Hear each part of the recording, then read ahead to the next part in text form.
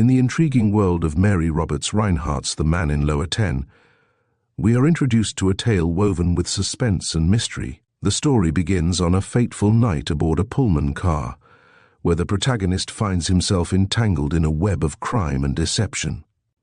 As he navigates through unexpected twists and turns, the reader is drawn into a thrilling journey filled with unexpected encounters and enigmatic characters. Prepare to embark on a captivating adventure that will keep you guessing until the very end. Chapter 1. I go to Pittsburg. McKnight is gradually taking over the criminal end of the business. I never liked it, and since the strange case of the man in Lower 10, I have been a bit squeamish. Given a case like that, where you can build up a network of clues that absolutely incriminate three entirely different people, only one of whom can be guilty, and your faith in circumstantial evidence dies of overcrowding.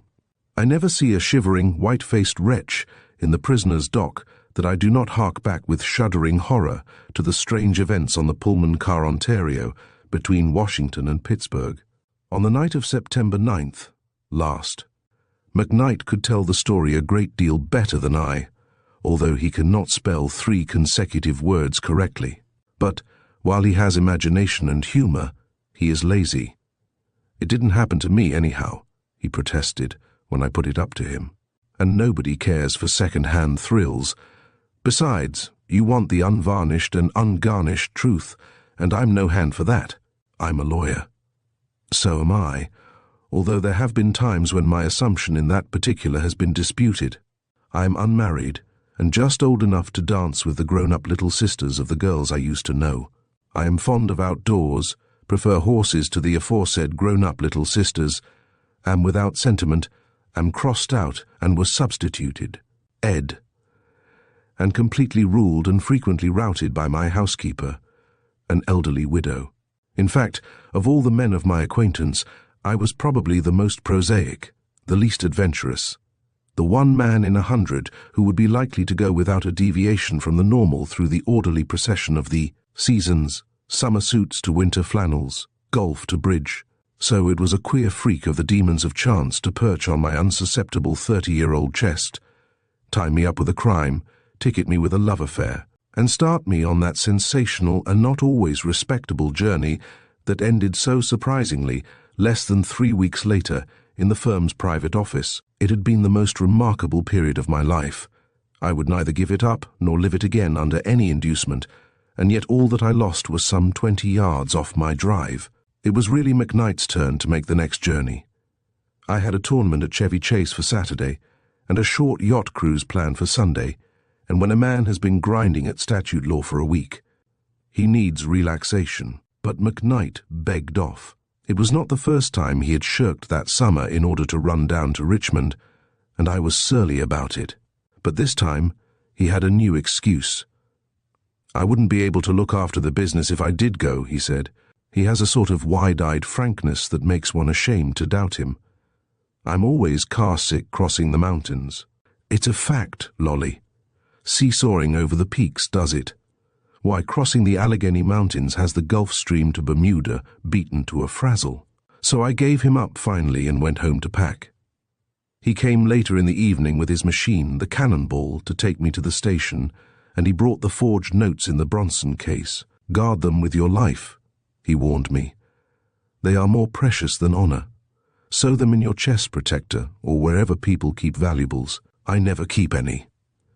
I'll not be happy until I see Gentleman Andy doing the lockstep. He sat down on my clean collars, found my cigarettes, and struck a match on the mahogany bedpost with one movement. Where's the pirate? He demanded. The pirate is my housekeeper, Mrs. Clopton, a very worthy woman, so labelled and libelled, because of a ferocious pair of eyes and what McKnight called a buccaneering nose. I quietly closed the door into the hall. Keep your voice down, Ricci, I said. She's looking for the evening paper to see if it is going to rain. She has my raincoat and an umbrella waiting in the hall.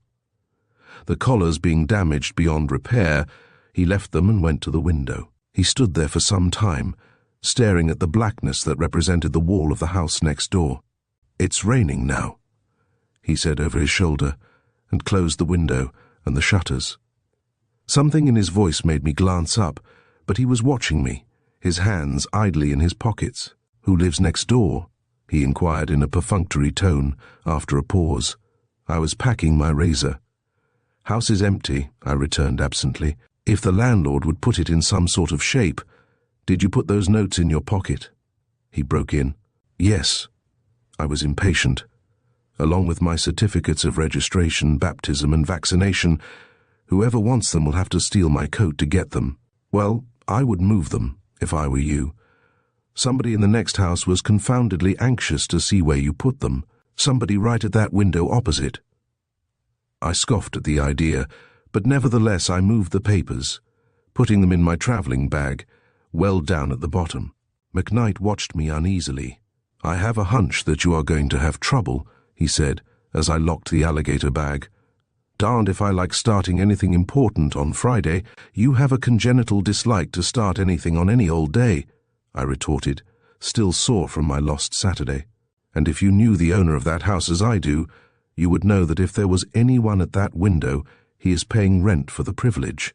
Mrs. Clopton rapped at the door and spoke discreetly from the hall. "Did Mr. McKnight bring the evening paper?" she inquired. "Sorry, but I didn't, Mrs. Clopton," McKnight called. "The Cubs won 3-0. He listened, grinning as she moved away with little irritated rustles of her black silk gown. I finished my packing, changed my collar, and was ready to go.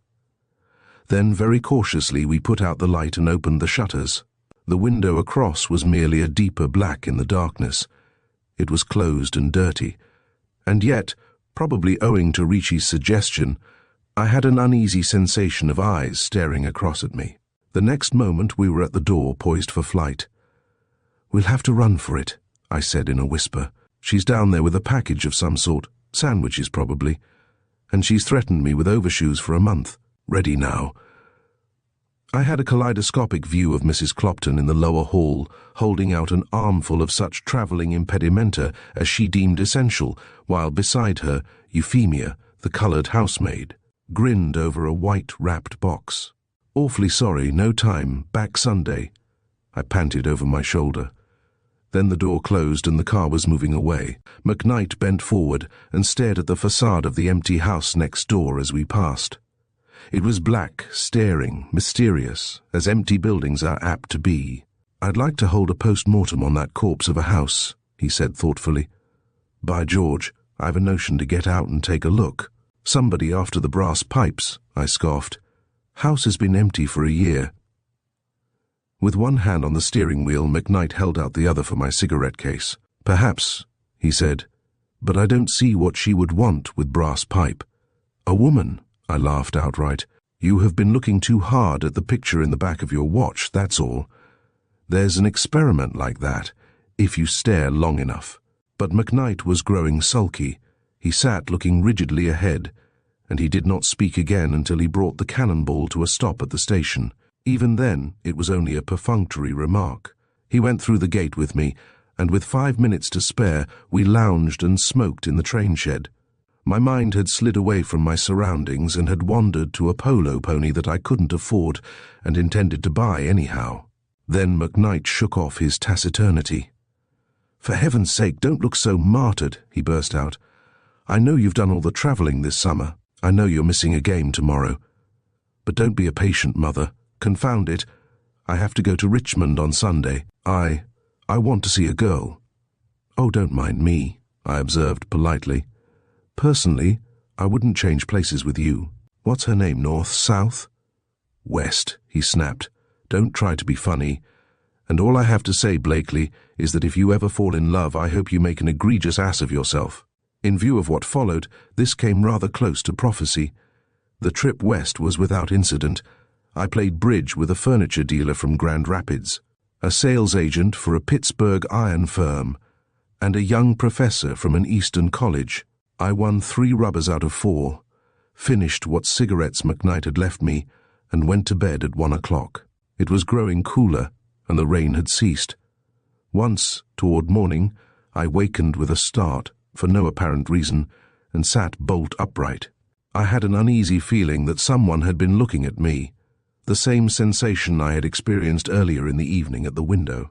But I could feel the bag with the notes between me and the window, and with my arm thrown over it for security, I lapsed again into slumber.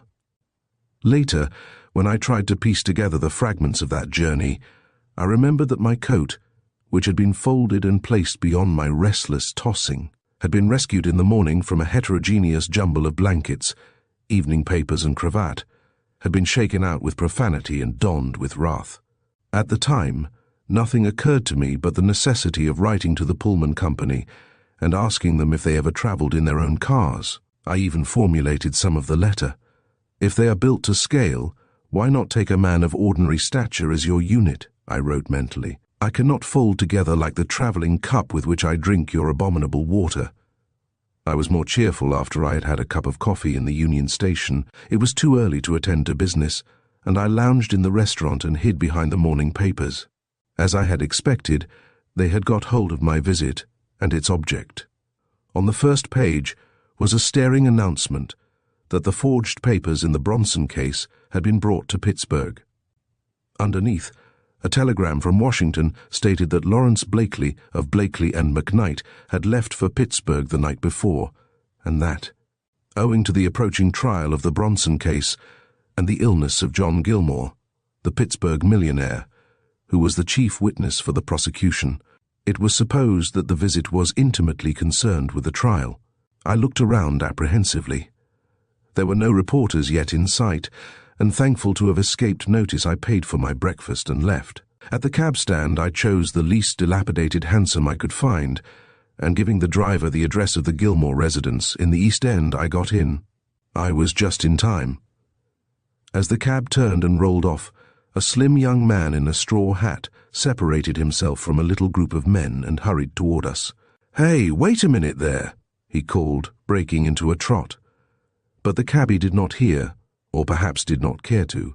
We jogged comfortably along, to my relief, leaving the young man far behind. I avoid reporters on principle, having learned long ago that I am an easy mark for a clever interviewer. It was perhaps 9 o'clock when I left the station.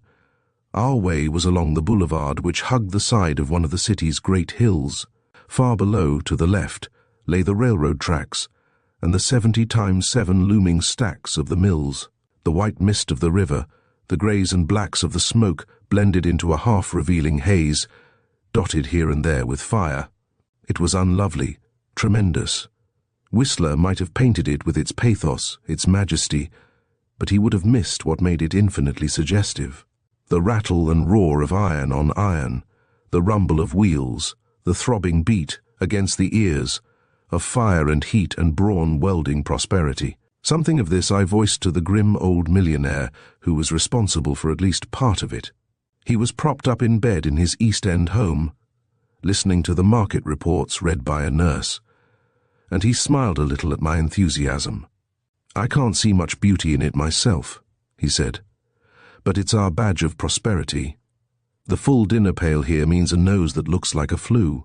Pittsburg without smoke wouldn't be Pittsburg, any more than New York without prohibition would be New York. Sit down for a few minutes, Mr. Blakely. Now, Miss Gardner, Westinghouse Electric." The nurse resumed her reading in a monotonous voice. She read literally and without understanding, using initials and abbreviations as they came, but the shrewd old man followed her easily. Once, however, he stopped her.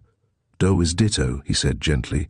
Not as the nurse droned along, I found myself looking curiously at a photograph in a silver frame on the bedside table. It was the picture of a girl in white, with her hands clasped loosely before her. Against the dark background, her figure stood out slim and young. Perhaps it was the rather grim environment. Possibly it was my mood, but although as a general thing photographs of young girls make no appeal to me, this one did. I found my eyes straying back to it. By a little finesse, I even made out the name written across the corner. Alison. Mr. Gilmore lay back among his pillows and listened to the nurse's listless voice. But he was watching me from under his heavy eyebrows, for when the reading was over and we were alone, he indicated the picture with a gesture. "I keep it there to remind myself that I am an old man," he said. "That is my granddaughter, Alison West." I expressed the customary polite surprise, at which, finding me responsive, he told me his age with a chuckle of pride. More surprise, this time genuine. From that we went to what he ate for breakfast and did not eat for luncheon, and then to his reserve power, which at 65 becomes a matter for thought. And so, in a wide circle, back to where we started, the picture. "Father was a rascal," John Gilmore said, picking up the frame. "The happiest day of my life was when I knew he was safely dead in bed and not hanged. If the child had looked like him, well, she doesn't. She's a Gilmore, every inch. Supposed to look like me." "Very noticeably," I agreed soberly. I had produced the notes by that time, and replacing the picture, Mr. Gilmore gathered his spectacles from beside it. He went over the 4 notes methodically, examining each carefully and putting it down before he picked up the next. Then he leaned back and took off his glasses. "They're not so bad," he said thoughtfully. "Not so bad, but I never saw them before. That's my unofficial signature. I'm inclined to think," he was speaking partly to himself, "to think that he has got hold of a letter of mine, probably to Alison. Bronson was a friend of her rapscallion of a father." I took Mr. Gilmore's deposition and put it into my travelling bag with the forged notes. When I saw them again, almost 3 weeks later, they were unrecognizable, a mass of charred paper on a copper ashtray. In the interval, other and bigger things had happened. The Bronson forgery case had shrunk beside the greater and more imminent mystery of the man in Lower 10, and Alison West had come into the story and into my life. Chapter 2. A Torn Telegram. I lunched alone at the Gilmore house and went back to the city at once. The sun had lifted the mists, and a fresh summer wind had cleared away the smoke pall. The boulevard was full of cars flying countryward for the Saturday half-holiday, toward golf and tennis, green fields and babbling girls. I gritted my teeth and thought of McKnight at Richmond, visiting the lady with a geographical name. And then, for the first time, I associated John Gilmore's granddaughter with the West that McKnight had irritably flung at me. I still carried my travelling bag, for McKnight's vision at the window of the empty house had not been without effect. I did not transfer the notes to my pocket, and if I had, it would not have altered the situation later. Only the other day McKnight put this very thing up to me. "I warned you," he reminded me. "I told you there were queer things coming, and to be on your guard. You ought to have taken your revolver."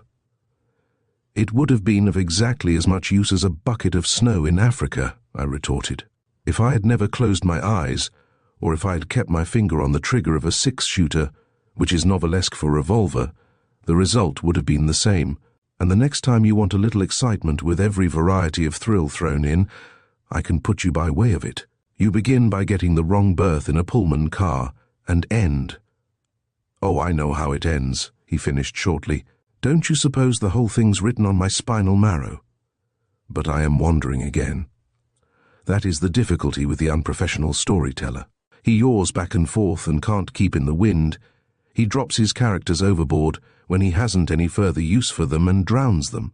He forgets the coffee pot and the frying pan and all the other small essentials, and if he carries a love affair, he mutters a fervent "Allah be praised" when he lands them, drenched with adventures. At the matrimonial dock at the end of the final chapter, I put in a thoroughly unsatisfactory afternoon. Time dragged eternally. I dropped in at a summer vaudeville and bought some ties at a haberdasher's. I was bored but unexpectant. I had no premonition of what was to come. Nothing unusual had ever happened to me. Friends of mine had sometimes sailed the high seas of adventure or skirted the coasts of chance, but all of the shipwrecks had occurred after a woman passenger had been taken on. I had always said no women. I repeated it to myself that evening almost savagely, when I found my thoughts straying back to the picture of John Gilmore's granddaughter. I even argued as I ate my solitary dinner at a downtown restaurant. "Haven't you troubles enough?" I reflected, without looking for more. "Hasn't bad news gone lame, with a matinee race booked for next week? Otherwise, aren't you comfortable? Isn't your house in order? Do you want to sell a pony in order to have the library done over in Mission, or the drawing room in gold? Do you want somebody to count the empty cigarette boxes lying around every morning? Lay it to the long idle afternoon, to the new environment, to anything you like. But I began to think that perhaps I did. I was confoundedly lonely. For the first time in my life, its even course began to waver. The needle registered warning marks on the matrimonial seismograph. Lines vague enough, but lines. My alligator bag lay at my feet, still locked. While I waited for my coffee, I leaned back and surveyed the people incuriously. There were the usual couples intent on each other. My new state of mind made me regard them with tolerance. But at the next table, where a man and woman dined together, a different atmosphere prevailed. My attention was first caught by the woman's face. She had been speaking earnestly across the table, her profile turned to me. I had noticed casually her earnest manner, her somber clothes, and the great mass of odd, bronze-colored hair on her neck. But suddenly she glanced toward me, and the utter hopelessness, almost tragedy of her expression struck me with a shock. She half closed her eyes and drew a long breath. Then she turned again to the man across the table. Neither one was eating. He sat low in his chair, his chin on his chest, ugly folds of thick flesh protruding over his collar. He was probably 50, bald, grotesque, sullen, and yet not without a suggestion of power. But he had been drinking. As I looked, he raised an unsteady hand and summoned a waiter with a wine list. The young woman bent across the table and spoke again quickly. She had unconsciously raised her voice. Not beautiful. In her earnestness and stress, she rather interested me. I had an idle inclination to advise the waiter to remove the bottled temptation from the table. I wonder what would have happened if I had. Suppose Harrington had not been intoxicated when he entered the Pullman car Ontario that night, for they were about to make a journey, I gathered, and the young woman wished to go alone. I drank 3 cups of coffee, which accounted for my wakefulness later, and shamelessly watched the tableau before me. The woman's protest evidently went for nothing. Across the table the man grunted monosyllabic replies, and grew more and more lowering and sullen. Once, during a brief, unexpected pianissimo in the music, her voice came to me sharply. "If I could only see him in time," she was saying. "Oh, it's terrible." In spite of my interest, I would have forgotten the whole incident at once, erased it from my mind, as one does the inessentials and clutterings of memory, had I not met them again later that evening. In the Pennsylvania station, the situation between them had not visibly altered. The same dogged determination showed in the man's face, but the young woman, daughter or wife, I wondered, had drawn down her veil, and I could only suspect what white misery lay beneath. I bought my berth after waiting in a line of some 8 or 10 people, when, step by step, I had almost reached the window. A tall woman, whom I had not noticed before, spoke to me from my elbow. She had a ticket and money in her hand. "Will you try to get me a lower when you buy yours?" she asked. "I have travelled for 3 nights in uppers." I consented, of course. Beyond that, I hardly noticed the woman. I had a vague impression of height and a certain amount of stateliness, but the crowd was pushing behind me, and someone was standing on my foot. I got 2 lowers easily, and turning with the change in berths, held out the tickets. "Which will you have?" I asked. "Lower 11 or lower 10? "It makes no difference," she said. "Thank you very much indeed." At random I gave her lower 11 and called a porter to help her with her luggage. I followed them leisurely to the train shed, and 10 minutes more saw us under way. I looked into my car, but it presented the peculiarly unattractive appearance common to sleepers. The berths were made up. The center aisle was a path between walls of dingy, breeze-repelling curtains, while the 2 seats at each end of the car were piled high with suitcases and umbrellas. The perspiring porter was trying to be 6 places at once. Somebody has said that Pullman porters are black, so they won't show the dirt, but they certainly show the heat. 9:15 was an outrageous hour to go to bed, especially since I sleep little or not at all on the train, so I made my way to the smoker and passed the time until nearly 11 with cigarettes and a magazine. The car was very close. It was a warm night, and before turning in I stood a short time in the vestibule. The train had been stopping at frequent intervals, and finding the brakeman there, I asked the trouble. It seemed that there was a hot box on the next car, and that not only were we late, but we were delaying the second section, just behind. I was beginning to feel pleasantly drowsy, and the air was growing cooler as we got into the mountains. I said good night to the brakeman and went back to my berth. To my surprise, lower 10 was already occupied. A suitcase projected from beneath, a pair of shoes stood on the floor, and from behind the curtains came the heavy, unmistakable breathing of deep sleep. I hunted out the porter, and together we investigated. "Are you asleep, sir?" asked the porter, leaning over deferentially. No answer forthcoming, he opened the curtains and looked in. Yes, the intruder was asleep, very much asleep, and an overwhelming odor of whiskey proclaimed that he would probably remain asleep until morning. I was irritated. The car was full, and I was not disposed to take an upper in order to allow this drunken interloper to sleep comfortably in my berth. "You'll have to get out of this," I said, shaking him angrily, but he merely grunted and turned over. As he did so, I saw his features for the first time. It was the quarrelsome man of the restaurant.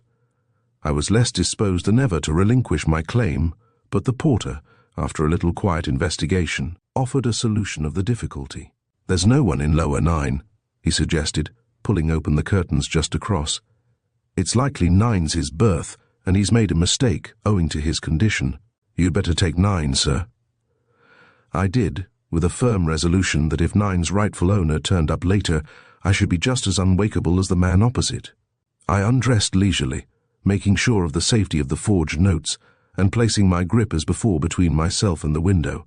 Being a man of systematic habits, I arranged my clothes carefully, putting my shoes out for the porter to polish, and stowing my collar and scarf in the little hammock swung for the purpose. At last, with my pillows so arranged that I could see out comfortably, and with the unhygienic-looking blanket turned back, I have always a distrust of those much-used affairs. I prepared to wait gradually for sleep, but sleep did not visit me. The train came to frequent, grating stops, and I surmised the hot box again. I am not a nervous man, but there was something chilling in the thought of the second section pounding along behind us. Once, as I was dozing, our locomotive whistled a shrill warning.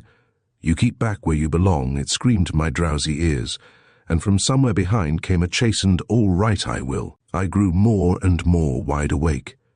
At Cresson, I got up on my elbow and blinked out at the station lights. Some passengers boarded the train there, and I heard a woman's low tones, a southern voice, rich and full. Then quiet again. Every nerve was tense. Time passed, perhaps 10 minutes, possibly half an hour. Then, without the slightest warning, as the train rounded a curve, a heavy body was thrown into my berth. The incident, trivial as it seemed, was startling in its suddenness, for although my ears were painfully strained and awake, I had heard no step outside. The next instant the curtain hung limp again, still without a sound. My disturber had slipped away into the gloom and darkness. In a frenzy of wakefulness I sat up, drew on a pair of slippers and fumbled for my bathrobe. From a berth across, probably lower 10, came that particular aggravating snore which begins lightly, delicately, faintly soprano, goes down the scale a note with every breath, and after keeping the listener tense with expectation, ends with an explosion that tears the very air. I was more and more irritable. I sat on the edge of the berth and hoped the snorer would choke to death. He had considerable vitality, however. He withstood one shock after another and survived to start again with new vigor. In desperation, I found some cigarettes and one match, piled my blankets over my grip, and drawing the curtains together as though the berth was still occupied, I made my way to the vestibule of the car. I was not clad for dress parade. Is it because the male is so restricted to gloom in his everyday attire that he blossoms into gaudy colors in his pajamas and dressing gowns? It would take a Turk to feel at home before an audience in my red and yellow bathrobe, a Christmas remembrance from Mrs. Clopton, with slippers to match. So, naturally, when I saw a feminine figure on the platform, my first instinct was to dodge. The woman, however, was quicker than I. She gave me a startled glance, wheeled and disappeared with a flash of 2 bronze-colored braids into the next car. Cigarette box in one hand, match in the other, I leaned against the uncertain frame of the door and gazed after her vanished figure. The mountain air flapped my bathrobe around my bare ankles.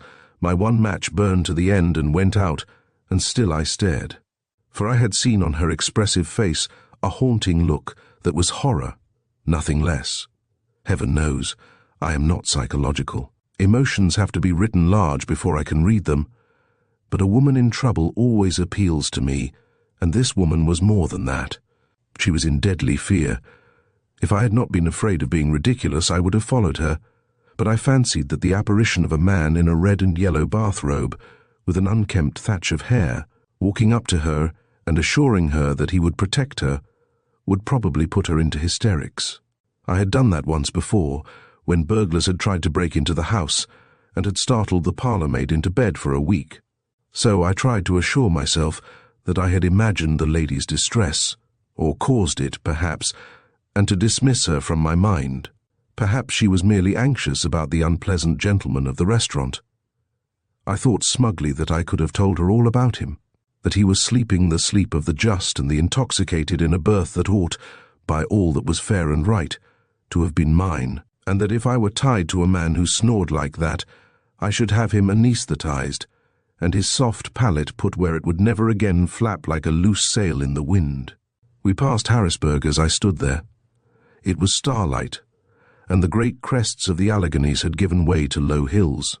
At intervals we passed smudges of grey-white, no doubt in daytime comfortable farms, which McKnight says is a good way of putting it, the farms being a lot more comfortable than the people on them. I was growing drowsy. The woman with the bronze hair and the horrified face was fading in retrospect. It was colder, too, and I turned with a shiver to go in. As I did so, a bit of paper fluttered into the air and settled on my sleeve, like a butterfly on a gorgeous red and yellow blossom. I picked it up curiously and glanced at it. It was part of a telegram that had been torn into bits. There were only parts of 4 words on the scrap, but it left me puzzled and thoughtful. It read, Hour 10, Car 7, Lower 10, Car 7, was my berth, the one I had bought and found preempted. Chapter 3. Across the aisle, no solution offering itself, I went back to my berth. The snorer across had apparently strangled or turned over, and so after a time I dropped asleep, to be awakened by the morning sunlight across my face. I felt for my watch, yawning prodigiously. I reached under the pillow and failed to find it, but something scratched the back of my hand. I sat up irritably and nursed the wound, which was bleeding a little. Still drowsy, I felt more cautiously for what I supposed had been my scarf pin, but there was nothing there. Wide awake now, I reached for my travelling bag, on the chance that I had put my watch in there. I had drawn the satchel to me and had my hand on the lock before I realized that it was not my own. Mine was of alligator hide. I had killed the beast in Florida, after the expenditure of enough money to have bought a house and enough energy to have built one. The bag I held in my hand was a black one, sealskin, I think. The staggering thought of what the loss of my bag meant to me put my finger on the bell and kept it there until the porter came. "Did you ring, sir?" he asked, poking his head through the curtains obsequiously. McKnight objects that nobody can poke his head through a curtain and be obsequious, but Pullman porters can and do. "No," I snapped. "It rang itself." "What in thunder do you mean by exchanging my valise for this one? You'll have to find it if you waken the entire car to do it. There are important papers in that grip." "Porter," called a feminine voice from an upper berth nearby. "Porter, am I to dangle here all day?" "Let her dangle," I said savagely. "You find that bag of mine." The porter frowned. Then he looked at me with injured dignity. "I brought in your overcoat, sir. You carried your own valise." The fellow was right. In an excess of caution I had refused to relinquish my alligator bag and had turned over my other traps to the porter. It was clear enough then. I was simply a victim of the usual sleeping car robbery. I was in a lather of perspiration by that time. The lady down the car was still dangling and talking about it. Still nearer, a feminine voice was giving quick orders in French, presumably to a maid. The porter was on his knees, looking under the berth. "Not there, sir," he said, dusting his knees. He was visibly more cheerful, having been absolved of responsibility. "Reckon it was taken while you was wandering around the car last night. I'll give you $50 if you find it," I said. "100. Reach up my shoes and I'll—" I stopped abruptly. My eyes were fixed in stupefied amazement on a coat that hung from a hook at the foot of my berth. From the coat they travelled, dazed, to the soft-bosomed shirt beside it, and from there to the collar and cravat in the net hammock across the windows. 100, the porter repeated, showing his teeth. But I caught him by the arm and pointed to the foot of the berth. What colour's that coat?" I asked unsteadily. "Grey, sir." His tone was one of gentle reproof. "And the trousers?" He reached over and held up one creased leg. "Grey, too," he grinned. "Grey!" I could not believe even his corroboration of my own eyes, but my clothes were blue. The porter was amused. He dived under the curtains and brought up a pair of shoes. "Your shoes, sir," he said with a flourish. "Reckon you've been dreaming, sir." Now there are two things I always avoid in my dress, possibly an idiosyncrasy of my bachelor existence. These tabooed articles are red neckties and tan shoes. And not only were the shoes the porter lifted from the floor of a gorgeous shade of yellow, but the scarf which was run through the turned-over collar was a gaudy red. It took a full minute for the real import of things to penetrate my dazed intelligence. Then I gave a vindictive kick at the offending ensemble. "They're not mine, any of them," I snarled. "They are some other fellow's. I'll sit here until I take root before I put them on." "They're nice-looking clothes," the porter put in, eyeing the red tie with appreciation. "Ain't everybody would have left you anything. Call the conductor," I said shortly. Then a possible explanation occurred to me. "Oh, porter, what's the number of this berth?" "7, sir." "If you can't wear those shoes, 7." In my relief, I almost shouted it. "Why, then it's simple enough. I'm in the wrong berth, that's all. My berth is 9. Only where the deuce is the man who belongs here?" "Likely in 9, sir." The darky was enjoying himself. "You and the other gentleman just got mixed in the night. That's all, sir." It was clear that he thought I had been drinking. I drew a long breath. Of course, that was the explanation. This was number 7's berth. That was his soft hat. This his umbrella, his coat, his bag. My rage turned to irritation at myself. The porter went to the next berth, and I could hear his softly insinuating voice. "Time to get up, sir. Are you awake? Time to get up." There was no response from number 9. I guessed that he had opened the curtains and was looking in. Then he came back. "Number 9's empty," he said. "Empty? Do you mean my clothes aren't there?" I demanded. "My valise? Why don't you answer me?" "You don't give me time," he retorted. "There ain't nothing there. But it's been slept in." The disappointment was the greater for my few moments of hope. I sat up in a white fury and put on the clothes that had been left me. Then, still raging, I sat on the edge of the berth and put on the obnoxious tan shoes. The porter, called to his duties, made little excursions back to me, to offer assistance and to chuckle at my discomfiture. He stood by, outwardly decorous, but with little irritating grins of amusement around his mouth, when I finally emerged with the red tie in my hand. "Bet the owner of those clothes didn't become them any more than you do," he said, as he plied the ubiquitous whisk-broom. "When I get the owner of these clothes," I retorted grimly, "he will need a shroud. Where's the conductor?" The conductor was coming, he assured me, also that there was no bag answering the description of mine on the car. I slammed my way to the dressing room, washed, choked my 15.5 neck into a 15 collar, and was back again in less than 5 minutes. The car, as well as its occupants, was gradually taking on a daylight appearance. I hobbled in, for one of the shoes was abominably tight, and found myself facing a young woman in blue with an unforgettable face. 3 women already. McKnight says, "That's going some, even if you don't count the Gilmore nurse." She stood half-turned toward me, one hand idly drooping, the other steadying her as she gazed out at the flying landscape. I had an instant impression that I had met her somewhere, under different circumstances, more cheerful ones, I thought, for the girl's dejection now was evident. Beside her, sitting down, a small dark woman, considerably older, was talking in a rapid undertone. The girl nodded indifferently now and then. I fancied, although I was not sure, that my appearance brought a startled look into the young woman's face. I sat down and, hands thrust deep into the other man's pockets, stared ruefully at the other man's shoes. The stage was set. In a moment the curtain was going up on the first act of the play, and for a while we would all say our little speeches and sing our little songs, and I, the villain, would hold center stage while the gallery hissed. The porter was standing beside lower 10. He had reached in and was knocking valiantly, but his efforts met with no response. He winked at me over his shoulder. Then he unfastened the curtains and bent forward. Behind him, I saw him stiffen, heard his muttered exclamation, saw the bluish pallor that spread over his face and neck. As he retreated a step, the interior of lower 10 lay open to the day. The man in it was on his back, the early morning sun striking full on his upturned face. But the light did not disturb him. A small stain of red dyed the front of his nightclothes and trailed across the sheet. His half-open eyes were fixed, without seeing, on the shining wood above.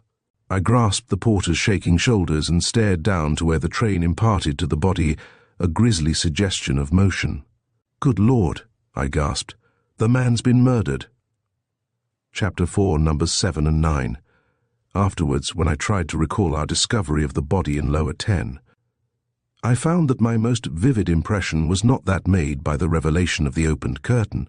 I had an instantaneous picture of a slender blue-gowned girl who seemed to sense my words rather than hear them, of two small hands that clutched desperately at the seat beside them. The girl in the aisle stood, bent toward us, perplexity and alarm fighting in her face. With twitching hands, the porter attempted to draw the curtains together. Then, in a paralysis of shock, he collapsed on the edge of my berth and sat there swaying. In my excitement, I shook him. "For heaven's sake, keep your nerve, man," I said brusquely. "You'll have every woman in the car in hysterics, and if you do, you'll wish you could change places with the man in there." He rolled his eyes. A man near, who had been reading last night's paper, dropped it quickly and tiptoed toward us. He peered between the partly open curtains, closed them quietly, and went back, ostentatiously solemn, to his seat. The very crackle with which he opened his paper added to the bursting curiosity of the car. For the passengers knew that something was amiss, I was conscious of a sudden tension. With the curtains closed, the porter was more himself. He wiped his lips with a handkerchief and stood erect. "It's my last trip in this car," he remarked heavily. "There's something wrong with that berth. Last trip the woman in it took an overdose of some sleeping stuff and we found her, Jezzy's like that, dead. And it ain't more'n 3 months now since there was twins born in that very spot. No, sir, it ain't natural." At that moment, a thin man with prominent eyes and a spare greyish goatee creaked up the aisle and paused beside me. "Porter sick?" he inquired, taking in with a professional eye the porter's horror-struck face, my own excitement, and the slightly gaping curtains of lower 10. He reached for the darkie's pulse and pulled out an old-fashioned gold watch. Only 50. What's the matter? Had a shock?" he asked shrewdly. "Yes," I answered for the porter. "We've both had one.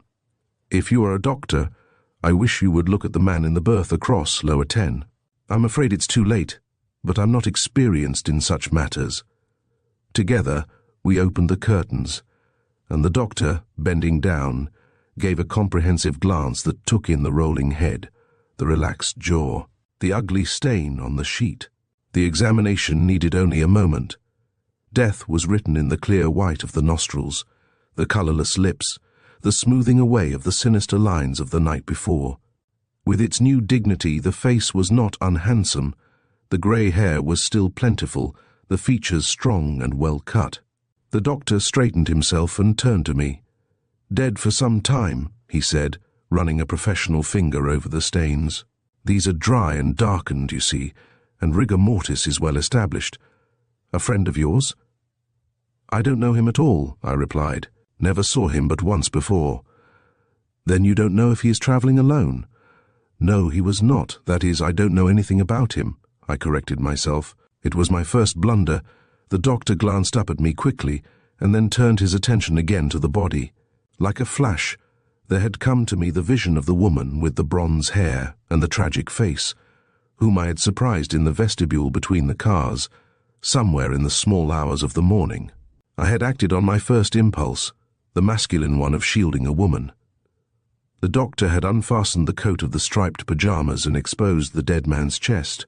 On the left side was a small punctured wound of insignificant size. "Very neatly done," the doctor said with appreciation. "Couldn't have done it better myself. Right through the intercostal space. No time even to grunt." "Isn't the heart around there somewhere?" I asked. The medical man turned toward me and smiled austerely. "That's where it belongs, just under that puncture, when it isn't gadding around in a man's throat or his boots." I had a new respect for the doctor, for anyone indeed who could crack even a feeble joke under such circumstances, or who could run an impersonal finger over that wound and those stains. Odd how a healthy, normal man holds the medical profession in half contemptuous regard, until he gets sick, or an emergency like this arises, and then turns meekly to the man who knows the ins and outs of his mortal tenement, takes his pills or his patronage, ties to him like a rudderless ship in a gale. "Suicide, is it, doctor?" I asked. He stood erect after drawing the bedclothing over the face, and taking off his glasses, he wiped them slowly. "No, it is not suicide," he announced decisively. "It is murder." Of course I had expected that, but the word itself brought a shiver. I was just a bit dizzy. Curious faces through the car were turned toward us, and I could hear the porter behind me breathing audibly. A stout woman in negligee came down the aisle and querulously confronted the porter. She wore a pink dressing jacket and carried portions of her clothing. "Porter," she began, in the voice of the lady who had dangled, "is there a rule of this company that will allow a woman to occupy the dressing room for 1 hour and curl her hair with an alcohol lamp while respectable? People haven't a place where they can hook there." She stopped suddenly and stared into lower 10. Her shining pink cheeks grew pasty, her jaw fell. I remember trying to think of something to say, and of saying nothing at all. Then, she had buried her eyes in the nondescript garments that hung from her arm and tottered back the way she had come. Slowly a little knot of men gathered around us, silent for the most part. The doctor was making a search of the berth when the conductor elbowed his way through, followed by the inquisitive man, who had evidently summoned him. I had lost sight for a time of the girl in blue. "Do it himself?" the conductor queried after a businesslike glance at the body. "No, he didn't," the doctor asserted. "There's no weapon here, and the window is closed. He couldn't have thrown it out, and he didn't swallow it. What on earth are you looking for, man?"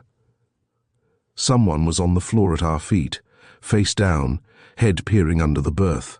Now he got up without apology, revealing the man who had summoned the conductor.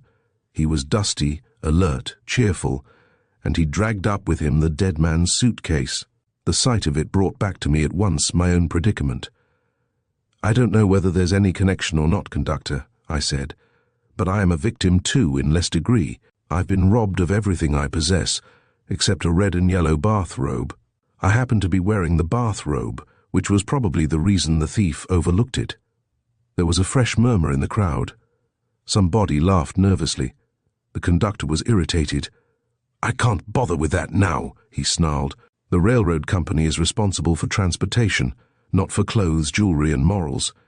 If people want to be stabbed and robbed in the company's cars, it's their affair. Why didn't you sleep in your clothes?" "I do." I took an angry step forward. Then somebody touched my arm, and I unclenched my fist. I could understand the conductor's position, and beside, in the law, I had been guilty myself of contributory negligence. "I'm not trying to make you responsible," I protested as amiably as I could, "and I believe the clothes the thief left are as good as my own. They are certainly newer. But my valise contained valuable papers, and it is to your interest as well as mine to find the man who stole it." "Why, of course," the conductor said shrewdly. "Find the man who skipped out with this gentleman's clothes, and you've probably got the murderer." "I went to bed in lower 9, I said, my mind full again of my lost papers, "and I wakened in number 7. I was up in the night prowling around, as I was unable to sleep, and I must have gone back to the wrong berth. Anyhow, until the porter wakened me this morning, I knew nothing of my mistake. In the interval, the thief, murderer too perhaps, must have come back, discovered my error, and taken advantage of it to further his escape." The inquisitive man looked at me from between narrowed eyelids, ferret-like. "Did anyone on the train suspect you of having valuable papers?" he inquired. The crowd was listening intently. "No one," I answered promptly and positively.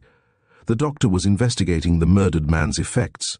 The pockets of his trousers contained the usual miscellany of keys and small change, while in his hip pocket was found a small pearl-handled revolver of the type women usually keep around.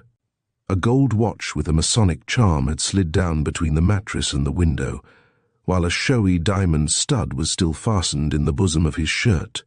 Taken as a whole, the personal belongings were those of a man of some means, but without any particular degree of breeding. The doctor heaped them together.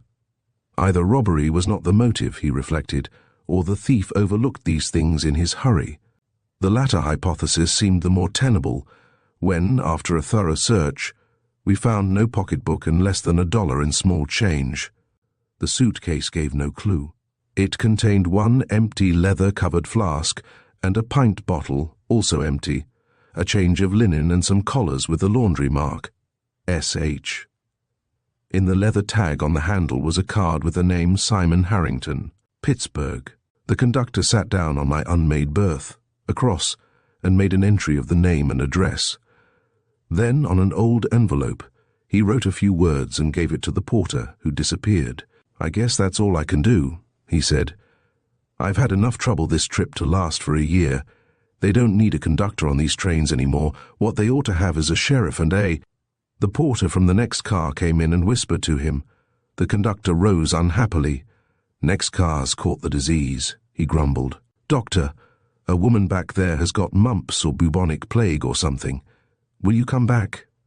The strange porter stood aside. "Lady about the middle of the car," he said. "In black, sir, with queer-looking hair. Sort of copper color, I think, sir." Chapter 5. The Woman in the Next Car. With the departure of the conductor and the doctor, the group around lower 10 broke up to reform in smaller knots through the car. The porter remained on guard. With something of relief, I sank into a seat. I wanted to think, to try to remember the details of the previous night, but my inquisitive acquaintance had other intentions.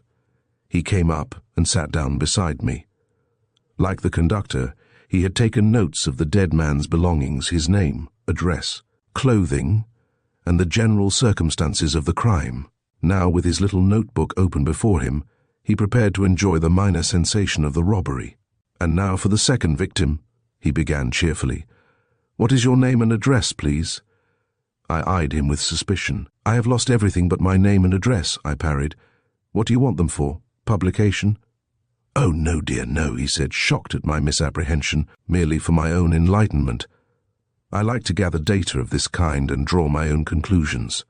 Most interesting and engrossing. Once or twice I have forestalled the results of police investigation, but entirely for my own amusement."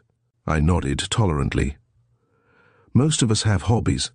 I knew a man once who carried his handkerchief up his sleeve and had a mania for old coloured prints cut out of Godey's Lady's Book. I use that inductive method, originated by Poe, and followed since with such success by Conan Doyle. Have you ever read Gaboriau? Ah, you have missed a treat indeed. And now, to get down to business, what is the name of our escaped thief and probable murderer?" "How on earth do I know?" I demanded impatiently. "He didn't write it in blood anywhere, did he?" The little man looked hurt and disappointed. "Do you mean to say," he asked, "that the pockets of those clothes are entirely empty?" The pockets. In the excitement, I had forgotten entirely the sealskin grip which the porter now sat at my feet, and I had not investigated the pockets at all. With the inquisitive man's pencil taking note of everything that I found, I emptied them on the opposite seat. Upper left-hand waistcoat, 2 lead pencils and a fountain pen, lower right waistcoat, matchbox and a small stamp book, right-hand pocket coat, pair of grey suede gloves, new, size 7½, left-hand pocket, gun-metal cigarette case studded with pearls, half full of Egyptian cigarettes. The trousers pockets contained a gold penknife, a small amount of money in bills and change, and a handkerchief with the initial S on it. Further search through the coat discovered a card case with cards bearing the name Henry Pinckney Sullivan, and a leather flask with gold mountings filled with what seemed to be very fair whiskey, and monogrammed H.P.S. "His name evidently is Henry Pinckney Sullivan," said the cheerful follower of Poe as he wrote it down. "Address as yet unknown. Blonde, probably. Have you noticed that it is almost always the blonde men who affect a very light grey, with a touch of red in the scarf? Fact, I assure you. I kept a record once of the summer attire of men, and 90% followed my rule. Dark men like you affect navy blue or brown." In spite of myself, I was amused at the man's shrewdness. "Yes, the suit he took was dark, a blue," I said. He rubbed his hands and smiled at me delightedly. "Then you wore black shoes, not tan," he said, with a glance at the aggressive yellow ones I wore. "Right again," I acknowledged. "Black low shoes and black embroidered hose. If you keep on, you'll have a motive for the crime and the murderer's present place of hiding. And if you come back to the smoker with me, I'll give you an opportunity to judge if he knew good whiskey from bad." I put the articles from the pockets back again and got up. "I wonder if there is a diner on," I said. "I need something sustaining after all this." I was conscious then of someone at my elbow. I turned to see the young woman whose face was so vaguely familiar. In the very act of speaking, she drew back suddenly and coloured. "Oh, I beg your pardon," she said hurriedly. "I thought you were someone else." She was looking in a puzzled fashion at my coat. I felt all the cringing guilt of a man who has accidentally picked up the wrong umbrella. My borrowed collar sat tight on my neck. "I'm sorry," I said idiotically. "I'm sorry, but I'm not." I have learned since that she has bright brown hair, with a loose wave in it that drops over her ears, and dark blue eyes with black lashes and... But what does it matter? One enjoys a picture as a whole, not as the sum of its parts. She saw the flask then, and her errand came back to her. "One of the ladies at the end of car has fainted," she explained. "I thought perhaps a stimulant." I picked up the flask at once and followed my guide down the aisle. 2 or 3 women were working over the woman who had fainted. They had opened her collar and taken out her hairpins, whatever good that might do. The stout woman was vigorously rubbing her wrists, with the idea, no doubt, of working up her pulse. The unconscious woman was the one for whom I had secured lower 11 at the station. I poured a little liquor in a bungling, masculine fashion between her lips as she leaned back. With closed eyes, she choked, coughed, and rallied somewhat. "Poor thing," said the stout lady. "As she lies back that way, I could almost think it was my mother. She used to faint so much." "It would make anybody faint," chimed in another. "Murder and robbery in one night and on one car. I'm thankful I always wear my rings in a bag around my neck, even if they do get under me and keep me awake." The girl in blue was looking at us with wide, startled eyes. I saw her pale a little, saw the quick, apprehensive glance which she threw at her travelling companion, the small woman I had noticed before. There was an exchange, almost a clash of glances. The small woman frowned. That was all. I turned my attention again to my patient. She had revived somewhat, and now she asked to have the window opened. The train had stopped again, and the car was oppressively hot. People around were looking at their watches and grumbling over the delay. The doctor bustled in with a remark about its being his busy day. The amateur detective and the porter together mounted guard over lower 10. Outside, the heat rose in shimmering waves from the tracks. The very wood of the car was hot to touch. A Camberwell beauty darted through the open door and made its way, in erratic plunges, great wings waving, down the sunny aisle. All around lay the peace of harvested fields, the quiet of the country. Chapter 6. The Girl in Blue. I was growing more and more irritable. The thought of what the loss of the notes meant was fast crowding the murder to the back of my mind. The forced inaction was intolerable. The porter had reported no bag answering the description of mine on the train, but I was disposed to make my own investigation. I made a tour of the cars, scrutinizing every variety of hand luggage, ranging from luxurious English bags with gold mountings to the wicker nondescripts of the day coach at the rear. I was not alone in my quest, for the girl in blue was just ahead of me. Car by car she preceded me through the train, unconscious that I was behind her, looking at each passenger as she passed. I fancied the proceeding was distasteful, but that she had determined on a course and was carrying it through. We reached the end of the train almost together, empty-handed, both of us. The girl went out to the platform. When she saw me, she moved aside, and I stepped out beside her. Behind us the track curved sharply. The early sunshine threw the train, in long black shadow, over the hot earth. Forward somewhere they were hammering. The girl said nothing, but her profile was strained and anxious. If you have lost anything, I began. I wish you would let me try to help. Not that my own success is anything to boast of. She hardly glanced at me. It was not flattering. I have not been robbed, if that is what you mean, she replied quietly. I am perplexed. That is all. There was nothing to say to that. I lifted my hat, the other fellow's hat, and turned to go back to my car. 2 or 3 members of the train crew, including the conductor, were standing in the shadow talking.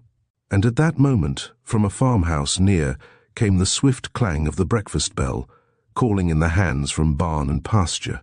I turned back to the girl. We may be here for an hour, I said, and there is no buffet car on. If I remember my youth, that bell means ham and eggs and country butter and coffee, if you care to run the risk. I am not hungry, she said, but perhaps a cup of coffee, dear me. I believe I am hungry, she finished. Only, she glanced back of her. I can bring your companion, I suggested without enthusiasm, but the young woman shook her head. She is not hungry, she objected, and she is very, well, I know she wouldn't come. Do you suppose we could make it if we run? I haven't any idea, I said cheerfully. Any old train would be better than this one, if it does leave us behind. Yes, any train would be better than this one, she repeated gravely. I found myself watching her changing expression. I had spoken 24 words to her, and already I felt that I knew the lights and shades in her voice. I, who had always known how a woman rode to hounds, and who never could have told the colour of her hair. I stepped down on the ties and turned to assist her, and together we walked back to where the conductor and the porter from our car were in close conversation. Instinctively my hand went to my cigarette pocket and came out empty. She saw the gesture. If you want to smoke, you may, she said. I have a big cousin who smokes all the time. He says I am kippered. I drew out the gunmetal cigarette case and opened it. But this most commonplace action had an extraordinary result. The girl beside me stopped dead still and stood staring at it with fascinated eyes. Where did you get that? She demanded with a catch in her voice, her gaze still fixed on the cigarette case. Then you haven't heard the rest of the tragedy? I asked, holding out the case. It's frightfully bad luck for me, but it makes a good story. You see, at that moment the conductor and porter ceased their colloquy. The conductor came directly toward me, tugging as he came at his bristling grey moustache. I would like to talk to you in the car, he said to me, with a curious glance at the young lady. Can't it wait? I objected. We are on our way to a cup of coffee and a slice of bacon. Be merciful as you are powerful. I'm afraid the breakfast will have to wait, he replied. I won't keep you long. There was a note of authority in his voice which I resented, but after all the circumstances were unusual. We'll have to defer that cup of coffee for a while, I said to the girl, but don't despair, there's breakfast somewhere. As we entered the car she stood aside, but I felt rather than saw that she followed us. I was surprised to see a half-dozen men gathered around the berth in which I had wakened, number 7. It had not yet been made up. As we passed along the aisle, I was conscious of a new expression on the faces of the passengers. The tall woman who had fainted was searching my face with narrowed eyes, while the stout woman of the kindly heart avoided my gaze and pretended to look out the window. As we pushed our way through the group, I fancied that it closed around me ominously. The conductor said nothing, but led the way without ceremony to the side of the berth. What's the matter? I inquired. I was puzzled, but not apprehensive. Have you some of my things? I'd be thankful even for my shoes. These are confoundedly tight. Nobody spoke, and I fell silent too, for one of the pillows had been turned over, and the underside of the white case was streaked with brownish stains. I think it was a perceptible time before I realized that the stains were blood, and that the faces around were filled with suspicion and distrust. Why, that looks like blood, I said vacuously. There was an incessant pounding in my ears, and the conductor's voice came from far off. "It is blood," he asserted grimly. I looked around with a dizzy attempt at nonchalance. "Even if it is," I remonstrated, "surely you don't suppose for a moment that I know anything about it?"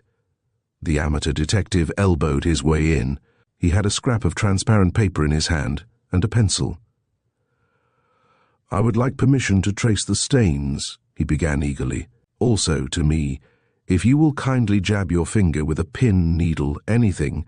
If you don't keep out of this," the conductor said savagely, "I will do some jabbing myself. As for you, sir," he turned to me. I was absolutely innocent, but I knew that I presented a typical picture of guilt. I was covered with cold sweat, and the pounding in my ears kept up dizzily. "As for you, sir," the irrepressible amateur detective made a quick pounce at the pillow and pushed back the cover. Before our incredulous eyes, he drew out a narrow steel dirk, which had been buried to the small cross that served as a head. There was a chorus of voices around, a quick surging forward of the crowd. So that was what had scratched my hand. I buried the wound in my coat pocket. "Well," I said, trying to speak naturally, "doesn't that prove what I have been telling you? The man who committed the murder belonged to this berth and made an exchange in some way after the crime. How do you know he didn't change the tag so I would come back to this berth?" This was an inspiration. I was pleased with it. "That's what he did. He changed the tags," I reiterated. There was a murmur of assent around. The doctor, who was standing beside me, put his hand on my arm. "If this gentleman committed this crime, and I for one feel sure he did not, then who is the fellow who got away? And why did he go?"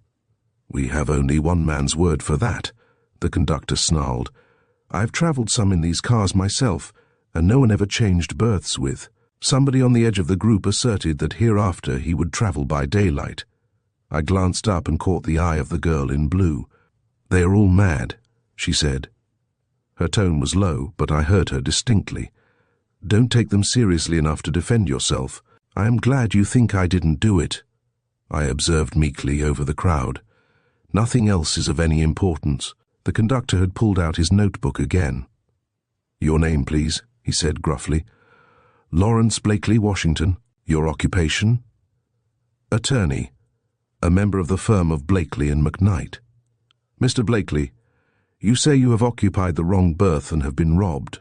Do you know anything of the man who did it?" "Only from what he left behind," I answered. "These clothes, they fit you," he said with quick suspicion. "Isn't that rather a coincidence? You are a large man." "Good heavens," I retorted, stung into fury. "Do I look like a man who would wear this kind of a necktie? Do you suppose I carry purple and green barred silk handkerchiefs? Would any man in his senses wear a pair of shoes a full size too small?" The conductor was inclined to hedge. "You will have to grant that I am in a peculiar position," he said. "I have only your word as to the exchange of berths, and you understand I am merely doing my duty. Are there any clues in the pockets?"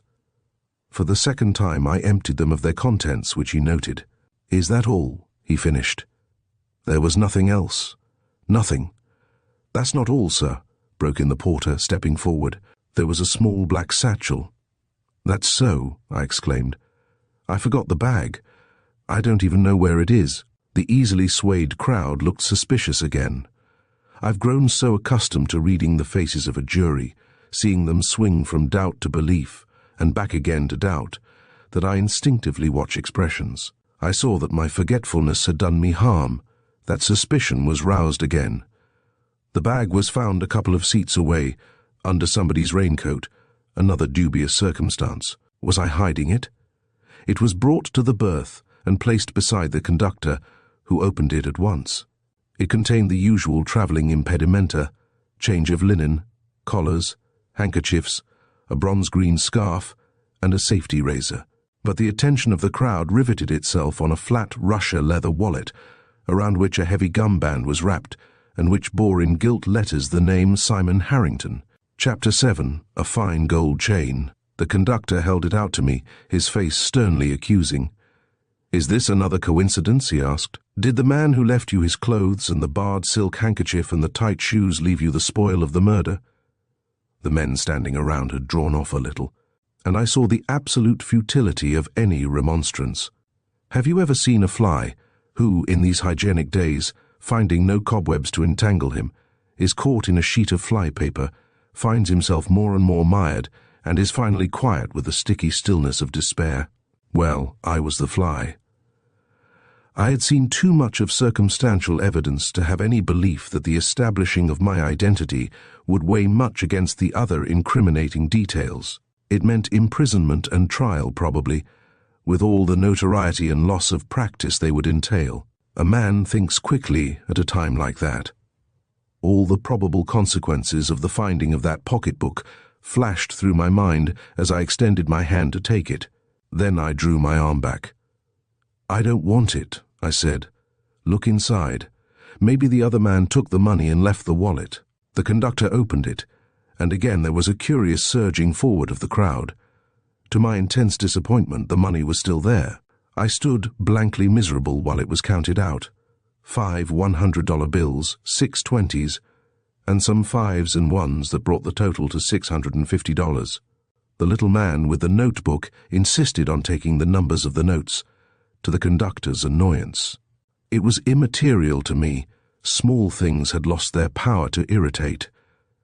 I was seeing myself in the prisoner's box, going through all the nerve-wracking routine of a trial for murder, the challenging of the jury, the endless cross-examinations, the alternate hope and fear. I believe I said before that I had no nerves, but for a few minutes that morning, I was as near as a man ever comes to hysteria. I folded my arms and gave myself a mental shake. I seemed to be the center of 100 eyes, expressing every shade of doubt and distrust, but I tried not to flinch.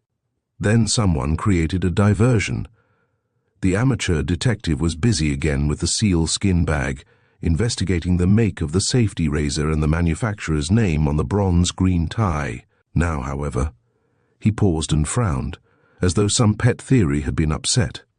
Then from a corner of the bag he drew out and held up for our inspection some 3 inches of fine gold chain, one end of which was blackened and stained with blood. The conductor held out his hand for it, but the little man was not ready to give it up. He turned to me. "You say no watch was left you. Was there a piece of chain like that?" "No chain at all," I said sulkily. "No jewelry of any kind except plain gold buttons in the shirt I am wearing." "Where are your glasses?" He threw at me suddenly. Instinctively my hand went to my eyes. My glasses had been gone all morning, and I had not even noticed their absence. The little man smiled cynically and held out the chain. "I must ask you to examine this," he insisted. "Isn't it a part of the fine gold chain you wear over your ear?" I didn't want to touch the thing. The stain at the end made me shudder, but with a baker's dozen of suspicious eyes, well, we'll say 14, there were no one-eyed men. I took the fragment in the tips of my fingers and looked at it helplessly. "Very fine chains are much alike," I managed to say. "For all I know, this may be mine, but I don't know how it got into that sealskin bag. I never saw the bag until this morning after daylight." "He admits that he had the bag," somebody said behind me. "How did you guess that he wore glasses anyhow?" To the amateur sleuth. That gentleman cleared his throat. "There were 2 reasons," he said, "for suspecting it. When you see a man with the lines of his face drooping, a healthy individual with a pensive eye, suspect astigmatism. Besides, this gentleman has a pronounced line across the bridge of his nose and a mark on his ear from the chain." After this remarkable exhibition of the theoretical as combined with the practical, he sank into a seat nearby, and still holding the chain, sat with closed eyes and pursed lips. It was evident to all the car that the solution of the mystery was a question of moments.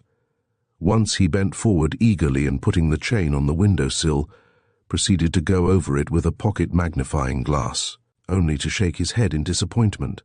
All the people around shook their heads too, although they had not the slightest idea what it was about. The pounding in my ears began again. The group around me seemed to be suddenly motionless in the very act of moving, as if a hypnotist had called rigid.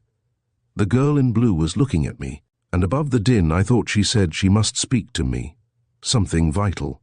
The pounding grew louder and merged into a scream. With a grinding and splintering, the car rose under my feet. Then it fell away into darkness. Chapter 8. The second section. Have you ever been picked up out of your 3 meals-a-day life, whirled around in a tornado of events, and landed in a situation so grotesque and yet so horrible that you laugh even while you are groaning? Straining at its hopelessness? McKnight says that is hysteria, and that no man worthy of the name ever admits to it. Also, as McKnight says, it sounds like a tank drama. Just as the revolving saw is about to cut the hero into stove lengths, the second villain blows up the sawmill. The hero goes up through the roof and alights on the bank of a stream at the feet of his lady love, who is making daisy chains. Nevertheless, when I was safely home again, with Mrs. Clopton brewing strange drinks that came in paper packets from the pharmacy and that smelled to heaven, I remember staggering to the door and closing it, and then going back to bed and howling out the absurdity and the madness of the whole thing. And while I laughed, my very soul was sick, for the girl was gone by that time, and I knew by all the loyalty that answers between men for honor that I would have to put her out of my mind. And yet, all the night that followed, filled as it was with the shrieking demons of pain, I saw her as I had seen her last, in the queer hat with green ribbons. I told the doctor this, guardedly, the next morning, and he said it was the morphia, and that I was lucky not to have seen a row of devils with green tails. I don't know anything about the wreck of September 9th last. You who swallowed the details with your coffee and digested the horrors with your chop probably know a great deal more than I do. I remember very distinctly that the jumping and throbbing in my arm brought me back to a world that at first was nothing but sky, a heap of clouds that I thought hazily were the meringue on a blue charlotte russe. As the sense of hearing was slowly added to vision, I heard a woman near me sobbing that she had lost her hat pin and she couldn't keep her hat on. I think I dropped back into unconsciousness again, for the next thing I remember was of my blue patch of sky clouded with smoke, of a strange roaring and crackling, of a rain of fiery sparks on my face, and of somebody beating at me with feeble hands. I opened my eyes and closed them again. The girl in blue was bending over me. With that imperviousness to big things and keenness to small that is the first effect of shock, I tried to be facetious. When a spark stung my cheek, "You will have to rouse yourself," the girl was repeating desperately. "You've been on fire twice already." A piece of striped ticking floated slowly over my head. As the wind caught it, its charring edges leaped into flame. "Looks like a kite, doesn't it?" I remarked cheerfully. And then, as my arm gave an excruciating throb, "Jove, how my arm hurts!" The girl bent over and spoke slowly, distinctly, as one might speak to a deaf person or a child. "Listen, Mr. Blakely," she said earnestly. "You must rouse yourself. There has been a terrible accident. The second section ran into us. The wreck is burning now, and if we don't move, we will catch fire. Do you hear?" Her voice and my arm were bringing me to my senses.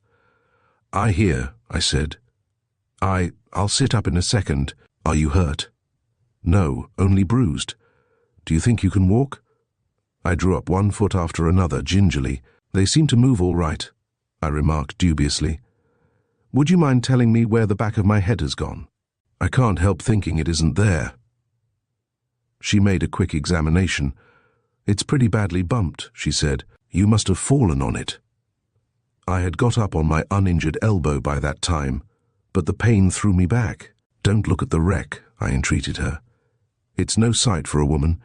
If there is any way to tie up this arm, I might be able to do something. There may be people under those cars." "Then it is too late to help," she replied solemnly. A little shower of feathers, each carrying its fiery lamp, blew over us from some burning pillow. A part of the wreck collapsed with a crash. In a resolute endeavor to play a man's part in the tragedy going on around, I got to my knees. Then I realized what I had not noticed before. The hand and wrist of the broken left arm were jammed through the handle of the sealskin grip. I gasped and sat down suddenly. "You must not do that," the girl insisted. I noticed now that she kept her back to the wreck, her eyes averted. The weight of the traveling bag must be agony. "Let me support the valise until we get back a few yards. Then you must lie down until we can get it cut off." "Will it have to be cut off?" I asked as calmly as possible. There were red-hot stabs of agony clear to my neck, but we were moving slowly away from the track. "Yes," she replied with dumbfounding coolness. "If I had a knife, I could do it myself. You might sit here and lean against this fence." By that time, my returning faculties had realized that she was going to cut off the satchel, not the arm. The dizziness was leaving, and I was gradually becoming myself. "If you pull, it might come," I suggested, "and with that weight gone, I think I will cease to be 5 feet 11 inches of baby." She tried gently to loosen the handle, but it would not move, and at last, with great drops of cold perspiration over me, I had to give up. "I'm afraid I can't stand it," I said, "but there's a knife somewhere around these clothes, and if I can find it, perhaps you can cut the leather." As I gave her the knife, she turned it over, examining it with a peculiar expression, bewilderment rather than surprise. But she said nothing. She set to work deftly, and in a few minutes the bag dropped free. "That's better," I declared, sitting up. "Now, if you can pin my sleeve to my coat, it will support the arm, so we can get away from here." "The pin might give," she objected, "and the jerk would be terrible." She looked around, puzzled. Then she got up, coming back in a minute with a draggled, partly scorched sheet. This she tore into a large square, and after she had folded it, she slipped it under the broken arm and tied it securely at the back of my neck. The relief was immediate, and picking up the sealskin bag, I walked slowly beside her, away from the track. The first act was over, the curtain fallen. The scene was struck. Chapter 9, The Halcyon Breakfast. We were still dazed, I think, for we wandered like two troubled children, our one idea at first to get as far away as we could from the horror behind us. We were both bareheaded, grimy, pallid through the grit. Now and then we met little groups of country folk, hurrying to the track. They stared at us curiously, and some wished to question us. But we hurried past them. We had put the wreck behind us. That way lay madness. Only once the girl turned and looked behind her. The wreck was hidden, but the smoke cloud hung heavy and dense. For the first time I remembered that my companion had not been alone on the train. "It is quiet here," I suggested. "If you will sit down on the bank, I will go back and make some inquiries. I've been criminally thoughtless." "Your traveling companion," she interrupted me, and something of her splendid poise was gone. "Please don't go back," she said. "I am afraid it would be of no use, and I don't want to be left alone." Heaven knows I did not want her to be alone. I was more than content to walk along beside her aimlessly, for any length of time. Gradually, as she lost the exaltation of the moment, I was gaining my normal condition of mind. I was beginning to realize that I had lacked the morning grace of a shave, that I looked like some lost hope of yesterday, and that my left shoe pinched outrageously. A man does not rise triumphant above such handicaps. The girl, for all her disordered hair and the crumpled linen of her waist, in spite of her missing hat and the small gold bag that hung forlornly from a broken chain, looked exceedingly lovely. "Then I won't leave you alone," I said manfully, and we stumbled on together. Thus far we had seen nobody from the wreck, but well up the lane we came across the tall, dark woman who had occupied lower 11. She was half crouching beside the road, her black hair about her shoulders, and an ugly bruise over her eye. She did not seem to know us, and refused to accompany us. We left her there at last, babbling incoherently and rolling in her hands a dozen pebbles she had gathered in the road. The girl shuddered as we went on. Once she turned and glanced at my bandage. "Does it hurt very much?" she asked. "It's growing rather numb, but it might be worse," I answered mendaciously. If anything in this world could be worse, I had never experienced it. And so we trudged on bareheaded under the summer sun, growing parched and dusty and weary, doggedly leaving behind us the pillar of smoke. I thought I knew of a trolley line somewhere in the direction we were going, or perhaps we could find a horse and trap to take us into Baltimore. The girl smiled when I suggested it. "We will create a sensation, won't we?" she asked. "Isn't it queer, or perhaps it's my state of mind, but I keep wishing for a pair of gloves, when I haven't even a hat." When we reached the main road, we sat down for a moment, and her hair, which had been coming loose for some time, fell over her shoulders in little waves that were most alluring. It seemed a pity to twist it up again. But when I suggested this, cautiously, She said it was troublesome and got in her eyes when it was loose. So she gathered it up, while I held a row of little shell combs and pins, and when it was done it was vastly becoming too. Funny about hair, a man never knows he has it until he begins to lose it, but it's different with a girl.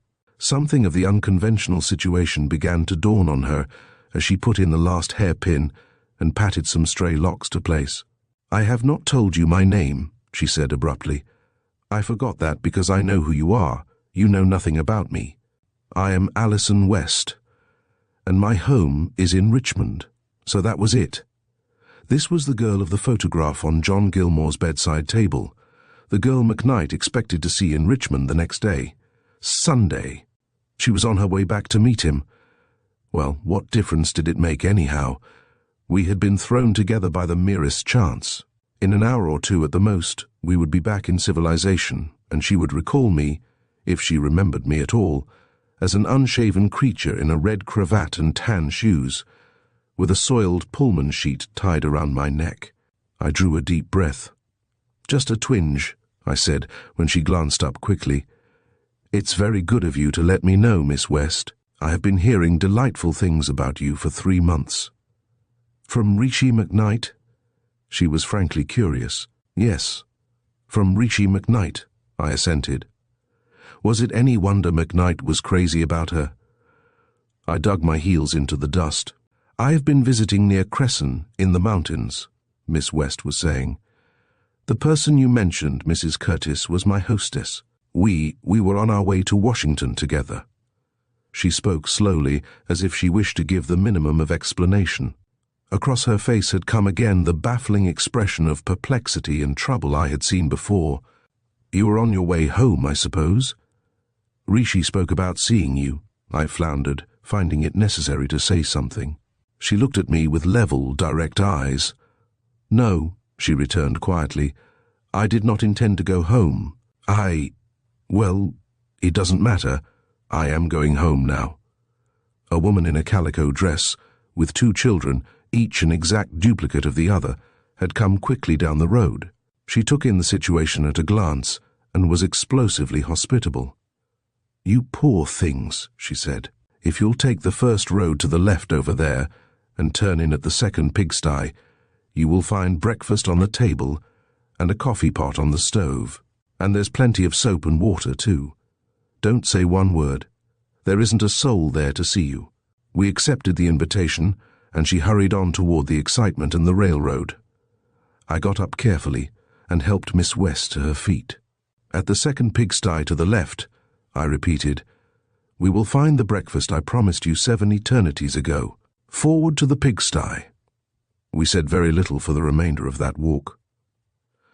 I had almost reached the limit of endurance. With every step the broken ends of the bone grated together. We found the farmhouse without difficulty, and I remember wondering if I could hold out to the end of the old stone walk that led between hedges to the door. "Allah be praised," I said with all the voice I could muster. "Behold the coffee pot." And then I put down the grip and folded up like a jackknife on the porch floor. When I came around, something hot was trickling down my neck, and a despairing voice was saying, "Oh, I don't seem to be able to pour it into your mouth. Please open your eyes." "But I don't want it in my eyes," I replied dreamily. "I haven't any idea what came over me. It was the shoes, I think. The left one is a red-hot torture." I was sitting by that time and looking across into her face. Never before or since have I fainted, but I would do it joyfully, 12 times a day, if I could waken again to the blissful touch of soft fingers on my face, the hot ecstasy of coffee spilled by those fingers down my neck. There was a thrill in every tone of her voice that morning. Before long, my loyalty to McKnight would step between me and the girl he loved. Life would develop new complexities. In those early hours after the wreck, full of pain as they were, there was nothing of the suspicion and distrust that came later. Shorn of our gourds and baubles, we were primitive man and woman. Together, our world for the hour was the deserted farmhouse, the slope of wheat field that led to the road, the woodland lot, the pasture. We breakfasted together across the homely table. Our cheerfulness, at first sheer reaction, became less forced as we ate great slices of bread from the granny oven back of the house. and drank hot fluid that smelled like coffee and tasted like nothing that I have ever swallowed. We found cream in stone jars, sunk deep in the chill water of the spring house. And there were eggs, great yellow-brown ones, a basket of them. So, like two children awakened from a nightmare, we chattered over our food, we hunted mutual friends, we laughed together at my feeble witticisms, but we put the horror behind us resolutely. After all, it was the hat with the green ribbons that brought back the strangeness of the situation. All along I had had the impression that Alison West was deliberately putting out of her mind something that obtruded now and then. It brought with it a return of the puzzled expression that I had surprised early in the day, before the wreck. I caught it once, when, breakfast over, she was tightening the sling that held the broken arm. I had prolonged the morning meal as much as I could, but when the wooden clock with the pink roses on the dial pointed to 10:30, and the mother with the duplicate youngsters had not come back, Miss West made the move I had dreaded. "If we are to get into Baltimore at all, we must start," she said, rising. "You ought to see a doctor as soon as possible." "Hush," I said warningly. "Don't mention the arm, please. It is asleep now. You may rouse it." If I only had a hat, she reflected. It wouldn't need to be much of one, but... She gave a little cry and darted to the corner. "Look," she said triumphantly, "the very thing, with the green streamers tied up in a bow. Like this. Do you suppose the child would mind? I can put $5 or so here. That would buy a dozen of them." It was a queer affair of straw, that hat, with a round crown and a rim that flopped dismally. With a single movement, she had turned it up at one side and fitted it to her head. Grotesque by itself, when she wore it, it was a thing of joy. Evidently the lack of head covering had troubled her, for she was elated at her find. She left me, scrawling a note of thanks and pinning it with a bill to the tablecloth, and ran upstairs to the mirror and the promised soap and water. I did not see her when she came down. I had discovered a bench with a tin basin outside the kitchen door, and was washing in a helpless, one-sided way. I felt, rather than saw, that she was standing in the doorway, and I made a final plunge into the basin. "How is it possible for a man with only a right hand to wash his left ear?" I asked from the roller towel. I was distinctly uncomfortable. Men are more rigidly creatures of convention than women, whether they admit it or not. There is so much soap on me still that if I laugh I will blow bubbles. Washing with rainwater and homemade soap is like motoring on a slippery road. I only struck the high places. Then, having achieved a brilliant polish with the towel, I looked at the girl. She was leaning against the frame of the door, her face perfectly colorless, her breath coming in slow, difficult respirations. The erratic hat was pinned to place, but it had slid rakishly to one side. When I realized that she was staring, not at me, but past me to the road along which we had come, I turned and followed her gaze. There was no one in sight. The lane stretched dust white in the sun. No moving figure on it. No sign of life. Chapter 10. Miss West's Request. The surprising change in her held me speechless. All the animation of the breakfast table was gone. There was no hint of the response with which, before, she had met my nonsensical sallies. She stood there, white-lipped, unsmiling, staring down the dusty road. One hand was clenched tight over some small object. Her eyes dropped to it from the distant road, and then closed with a quick, indrawn breath. Her color came back slowly.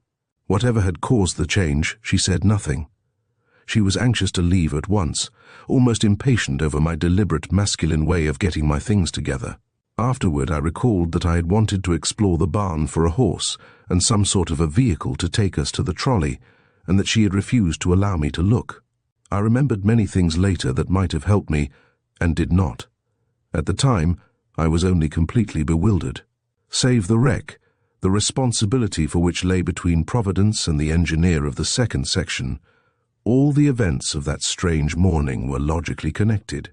They came from one cause, and tended unerringly to one end. But the cause was buried, the end not yet in view. Not until we had left the house well behind did the girl's face relax its tense lines.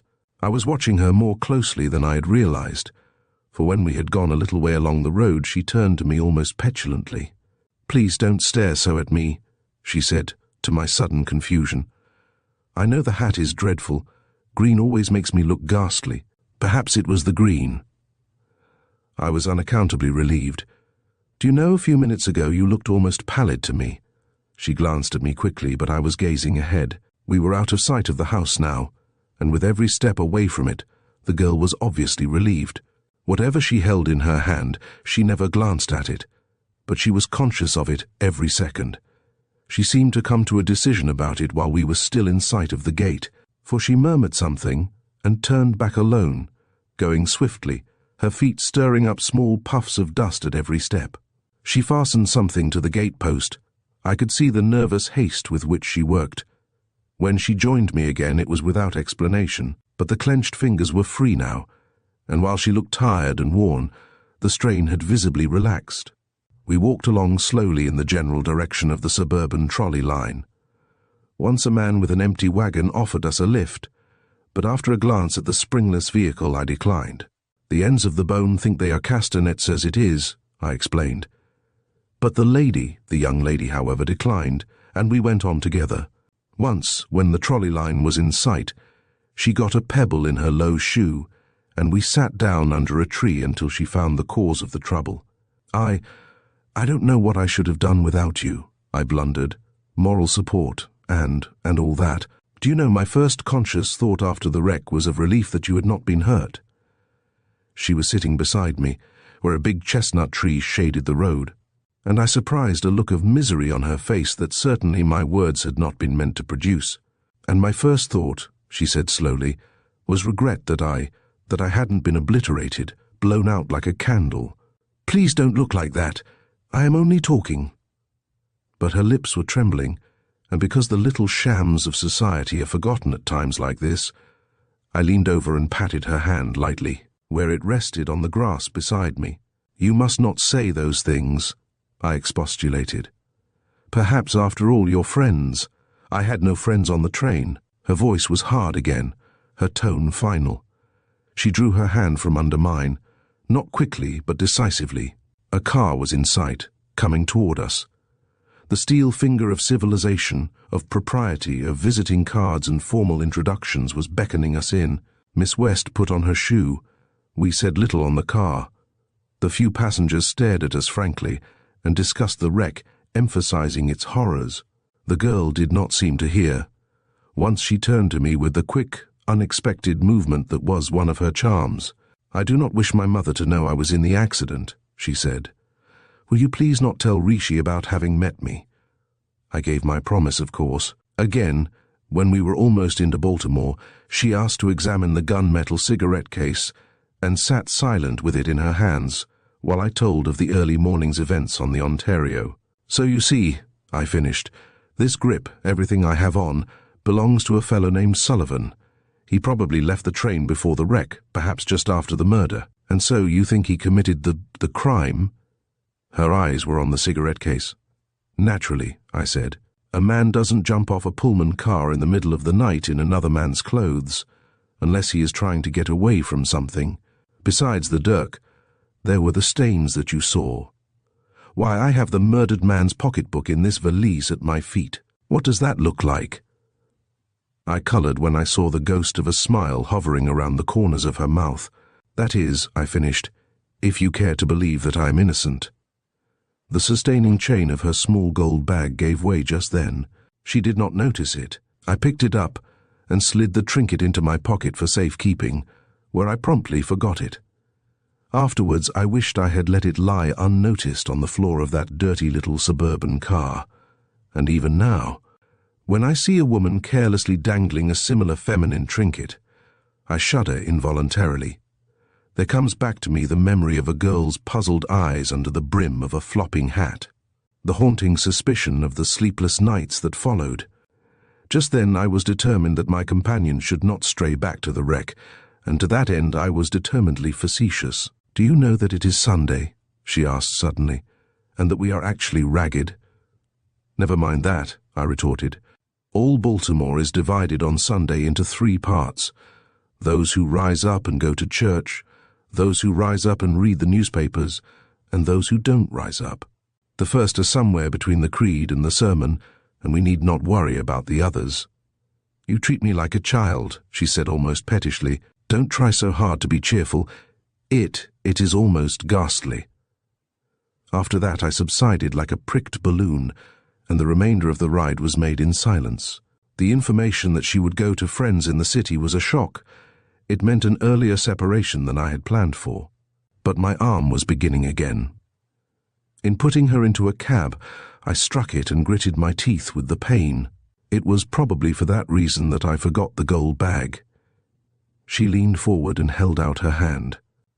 I may not have another chance to thank you, she said, and I think I would better not try anyhow. I cannot tell you how grateful I am. I muttered something about the gratitude being mine. Owing to the knock, I was seeing 2 cabs, and 2 girls were holding out 2 hands. Remember, they were both saying, you have never met me, Mr. Blakely, and if you ever hear anything about me, that is not pleasant. I want you to think the best you can of me. Will you?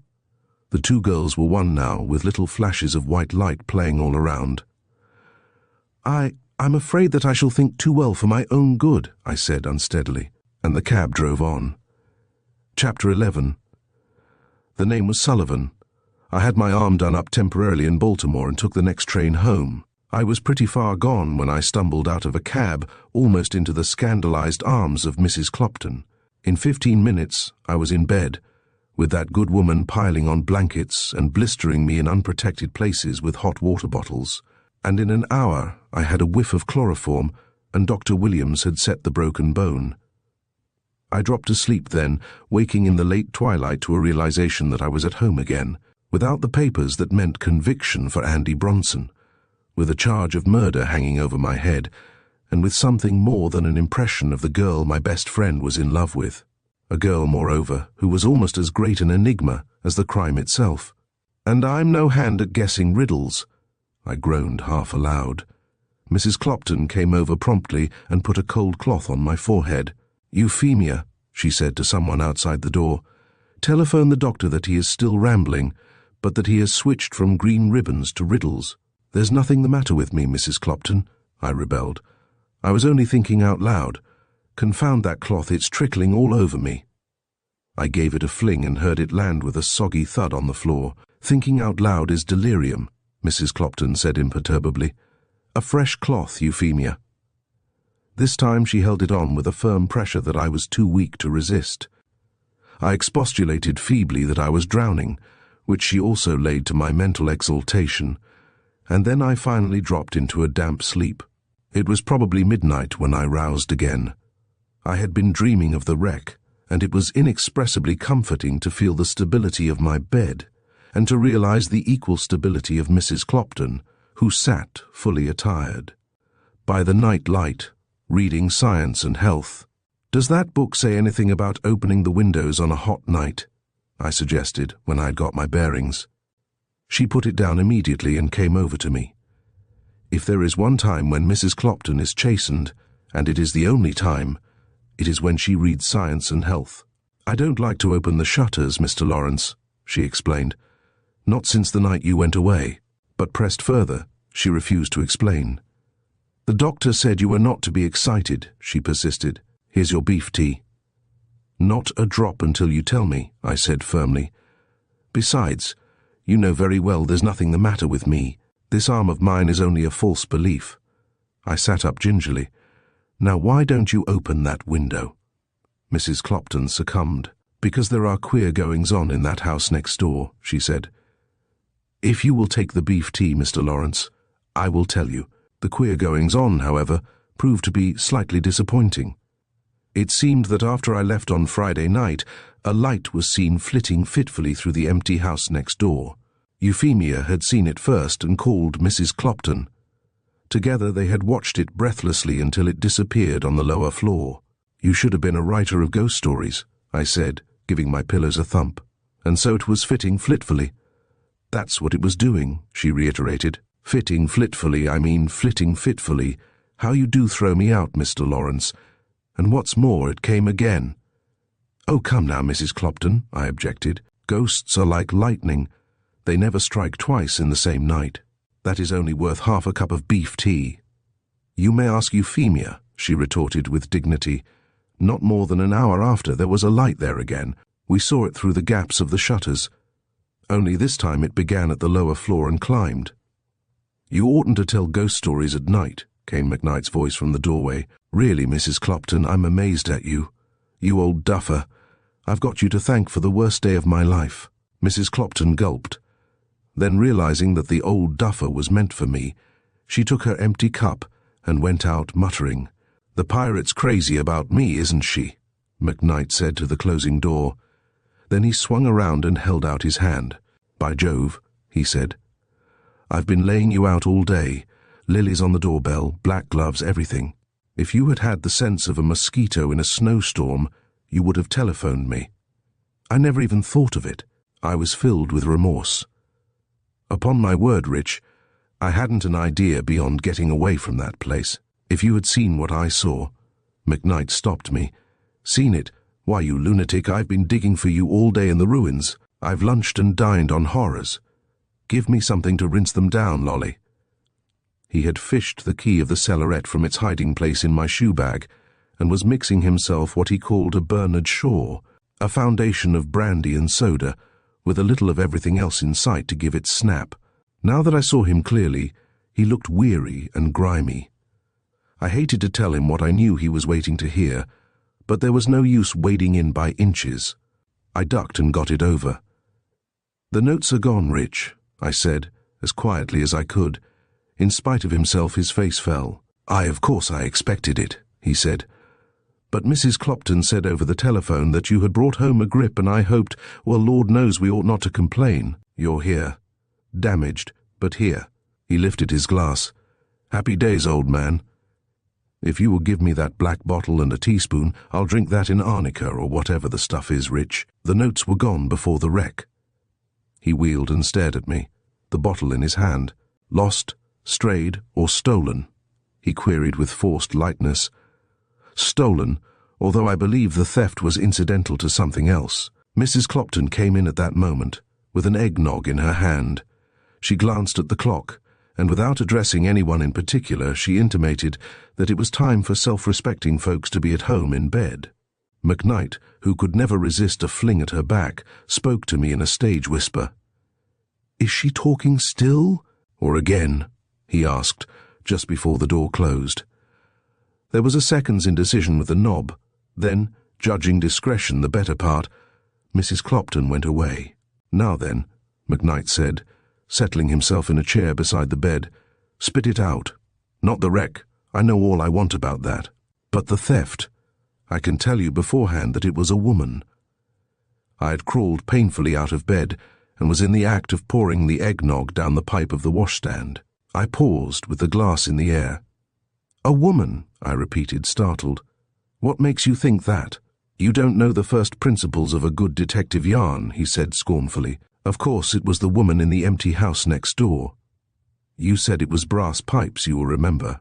Well, on with the dance. Let joy be unconfined." So I told the story. I had told it so many times that day that I did it automatically, and I told about the girl with the bronze hair and my suspicions. But I did not mention Alison West. McKnight listened to the end without interruption. When I had finished, he drew a long breath. "Well," he said, "that's something of a mess, isn't it? If you can only prove your mild and childlike disposition, they couldn't hold you for the murder, which is a regular 10/23 crime anyhow. But the notes, that's different. They are not burned anyhow. Your man wasn't on the train, therefore. He wasn't in the wreck. If he didn't know what he was taking, as you seem to think, he probably reads the papers, and unless he is a fathead, he's awake by this time to what he's got. He'll try to sell them to Bronson, probably." "Or to us," I put in. We said nothing for a few minutes. McKnight smoked a cigarette and stared at a photograph of Candida over the mantel. Candida is the best pony for a heavy mount in 7 states. "I didn't go to Richmond," he observed finally. The remark followed my own thoughts so closely that I started. "Miss West is not home yet from Seal Harbour."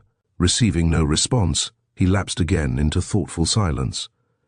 Mrs. Clopton came in just as the clock struck 1, and made preparation for the night by putting a large, gaudy comfortable into an armchair in the dressing-room, with a smaller, stiff-backed chair for her feet. She was wonderfully attired in a dressing-gown that was reminiscent in parts of all the ones she had given me for a half-dozen Christmases, and she had a purple veil wrapped around her head. To hide heaven knows what deficiency. She examined the empty eggnog glass, inquired what the evening paper had said about the weather, and then stalked into the dressing-room and prepared with much ostentatious creaking to sit up all night. We fell silent again, while McKnight traced a rough outline of the berths on the white table cover and puzzled it out slowly. It was something like this.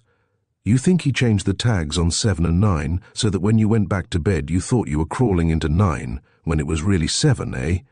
Probably, yes. Then, toward morning, when everybody was asleep, your theory is that he changed the numbers again and left the train. I can't think of anything else, I replied wearily. Jove, what a game of bridge that fellow would play. It was like finessing an 8 spot and winning out. They would scarcely have doubted your story had the tags been reversed in the morning. He certainly left you in a bad way. Not a jury in the country would stand out against the stains, the stiletto, and the murdered man's pocketbook in your possession. Then you think Sullivan did it? I asked. Of course, said McKnight confidently, unless you did it in your sleep. Look at the stains on his pillow and the dirks stuck into it. And didn't he have the man Harrington's pocketbook? But why did he go off without the money? I persisted. And where does the bronze-haired girl come in? Search me, McKnight retorted flippantly. Inflammation of the imagination on your part. Then there is the piece of telegram. It said, lower 10, car 7. It's extremely likely that she had it. That telegram was about me, Rishi. I'm getting a headache, he said, putting out his cigarette against the sole of his shoe. All I'm certain of just now is that if there hadn't been a wreck, by this time you'd be sitting in an 8x10 cell and feeling like the rhyme for it. But listen to this, I contended, as he picked up his hat. This fellow Sullivan is a fugitive, and he's a lot more likely to make advances to Bronson than to us.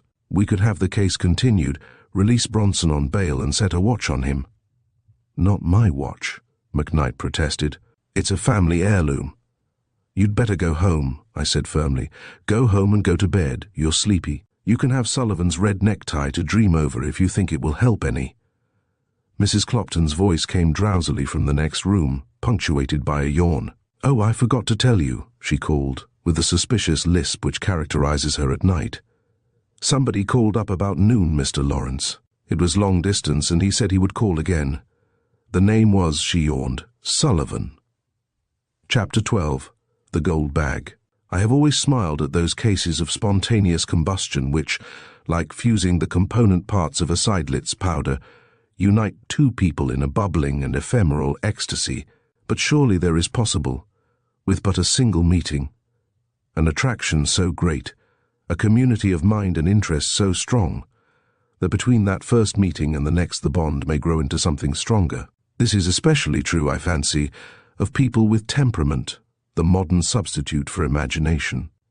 It is a nice question whether lovers begin to love when they are together or when they are apart. Not that I followed any such line of reasoning at the time. I would not even admit my folly to myself. But during the restless hours of that first night after the accident, when my back ached with lying on it, and any other position was torture, I found my thoughts constantly going back to Alison West. I dropped into a doze, to dream of touching her fingers again to comfort her, and awoke to find I had patted a teaspoonful of medicine out of Mrs. Clopton's indignant hand. What was it McKnight had said about making an egregious ass of myself? And that brought me back to Rishi, and I fancy I groaned. There is no use expatiating on the friendship between two men who have gone together through college, have quarrelled and made it up, fussed together over politics and debated creeds for years. Men don't need to be told, and women cannot understand. Nevertheless, I groaned. If it had been anyone but Rich. Some things were mine, however, and I would hold them. The Halcyon breakfast, the queer hat, the pebble in her small shoe, The gold bag with the broken chain. The bag. Why? It was in my pocket at that moment. I got up painfully and found my coat. Yes, there was the purse, bulging with an opulent suggestion of wealth inside. I went back to bed again, somewhat dizzy, between effort and the touch of the trinket, so lately hers. I held it up by its broken chain and gloated over it. By careful attention to orders, I ought to be out in a day or so. Then I could return it to her. I really ought to do that. It was valuable, and I wouldn't care to trust it to the mail. I could run down to Richmond and see her once. There was no disloyalty to Rich in that. I had no intention of opening the little bag. I put it under my pillow, which was my reason for refusing to have the linen slips changed, to Mrs. Clopton's dismay, and sometimes during the morning, while I lay under a virgin field of white, ornamented with strange flowers, my cigarettes hidden beyond discovery, and science and health on a table by my elbow. As if by the merest accident, I slid my hand under my pillow and touched it reverently. McKnight came in about 11. I heard his car at the curb, followed almost immediately by his slam at the front door and his usual clamour on the stairs. He had a bottle under his arm, rightly surmising that I had been forbidden stimulant, and a large box of cigarettes in his pocket, suspecting my deprivation. "Well," he said cheerfully, "how did you sleep after keeping me up half the night?" I slid my hand around. The purse was well covered. "Have it now, or wait till I get the cork out." He rattled on. "I don't want anything," I protested. "I wish you wouldn't be so darn cheerful, Richie." He stopped whistling to stare at me. "I am saddest when I sing," he quoted unctuously. "It's pure reaction, Lolly. Yesterday the sky was low. I was digging for my best friend. Today he lies before me, his peevish self. Yesterday I thought the notes were burned. Today I look forward to a good cross-country chase, and with luck we will draw." His voice changed suddenly. "Yesterday she was in Seal Harbor. Today she is here." "Here in Washington?" I asked as naturally as I could. "Yes. Going to stay a week or two." "Oh, I had a little hen and she had a wooden leg, and nearly every morning she used to lay an egg. Will you stop that racket, Rich? It's the real thing this time, I suppose." "She's the best little chicken that we have on the farm, and another little drink won't do us any harm," he finished, twisting out the corkscrew. Then he came over and sat down on the bed. "Well," he said judicially, "since you drag it from me, I think perhaps it is. You're such a confirmed woman-hater that I hardly knew how you would take it." "Nothing of the sort," I denied testily. "Because a man reaches the age of 30 without making maudlin love to every— I've taken to long country rides," he went on reflectively, without listening to me. "And yesterday I ran over a sheep, nearly went into the ditch. But there's a providence that watches over fools and lovers. And just now I know darned well that I'm one, and I have a sneaking idea I'm both." "You are both," I said with disgust. "If you can be rational for one moment, I wish you would tell me why that man Sullivan called me over the telephone yesterday morning. Probably hadn't yet discovered the Bronson notes, providing you hold to your theory that the theft was incidental to the murder. May have wanted his own clothes again, or to thank you for yours. Search me. I can't think of anything else." The doctor came in just then. As I said before, I think a lot of my doctor when I am ill. He is a young man, with an air of breezy self-confidence and good humour. He looked directly past the bottle, which is a very valuable accomplishment, and shook hands with McKnight until I could put the cigarettes under the bedclothes. He had interdicted tobacco. Then he sat down beside the bed and felt around the bandages with hands as gentle as a baby's. "Pretty good shape," he said. "How did you sleep?" "Oh, occasionally," I replied. "I would like to sit up, Doctor." "Nonsense. Take a rest while you have an excuse for it.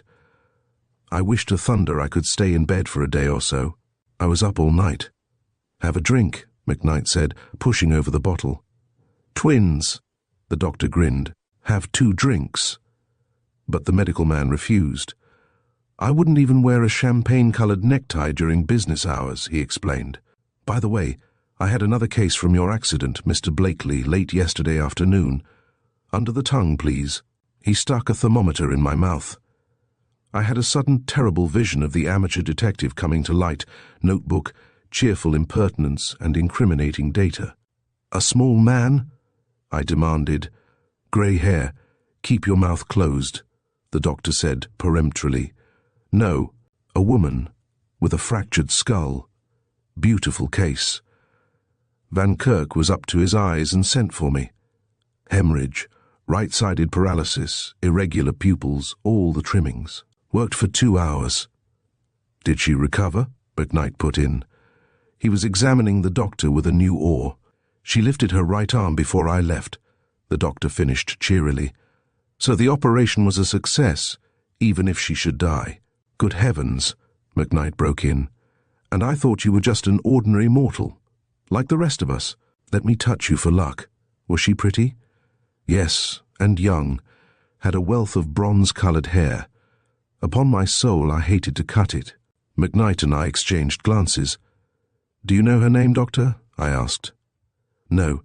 The nurses said her clothes came from a Pittsburg tailor. She is not conscious, I suppose?" "No, she may be, tomorrow or in a week." He looked at the thermometer, murmured something about liquid diet. Avoiding my eye, Mrs. Clopton was broiling a chop at the time, and took his departure, humming cheerfully as he went downstairs. McKnight looked after him wistfully. "Jove, I wish I had his constitution," he exclaimed. "Neither nerves nor heart. What a chauffeur he would make." But I was serious. "I have an idea," I said grimly, "that this small matter of the murder is going to come up again, and that your uncle will be in the deuce of a fix if it does. If that woman is going to die, somebody ought to be around to take her deposition. She knows a lot, if she didn't do it herself. I wish you would go down to the telephone and get the hospital. Find out her name, and if she is conscious." McKnight went under protest. "I haven't much time," he said, looking at his watch. "I'm to meet Mrs. West and Alison at 1. I want you to know them, Lolly. You would like the mother." "Why not the daughter?" I inquired. I touched the little gold bag under the pillow. "Well," he said judicially, "you've always declared against the immaturity and romantic nonsense of very young women." "I never said anything of the sort," I retorted furiously. "There is more satisfaction to be had out of a good saddle horse," he quoted me. "More excitement out of a polo pony, and as for the eternal matrimonial chase, give me instead a good stubble, a fox, some decent hounds and a hunter, and I'll show you the real joys of the chase." "For heaven's sake, go down to the telephone, you make my head ache," I said savagely. I hardly know what prompted me to take out the gold purse and look at it. It was an imbecile thing to do. Call it impulse, sentimentality, what you wish. I brought it out, one eye on the door, for Mrs. Clopton has a ready eye and a noiseless shoe. But the house was quiet. Downstairs McKnight was flirting with the telephone central, and there was an odour of boneset tea in the air. I think Mrs.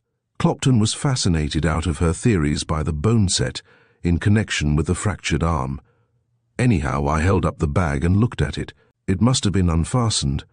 For the next instant, there was an avalanche on the snowfield of the counterpane, some money, a wisp of a handkerchief, a tiny booklet with thin leaves, covered with a powdery substance, and a necklace.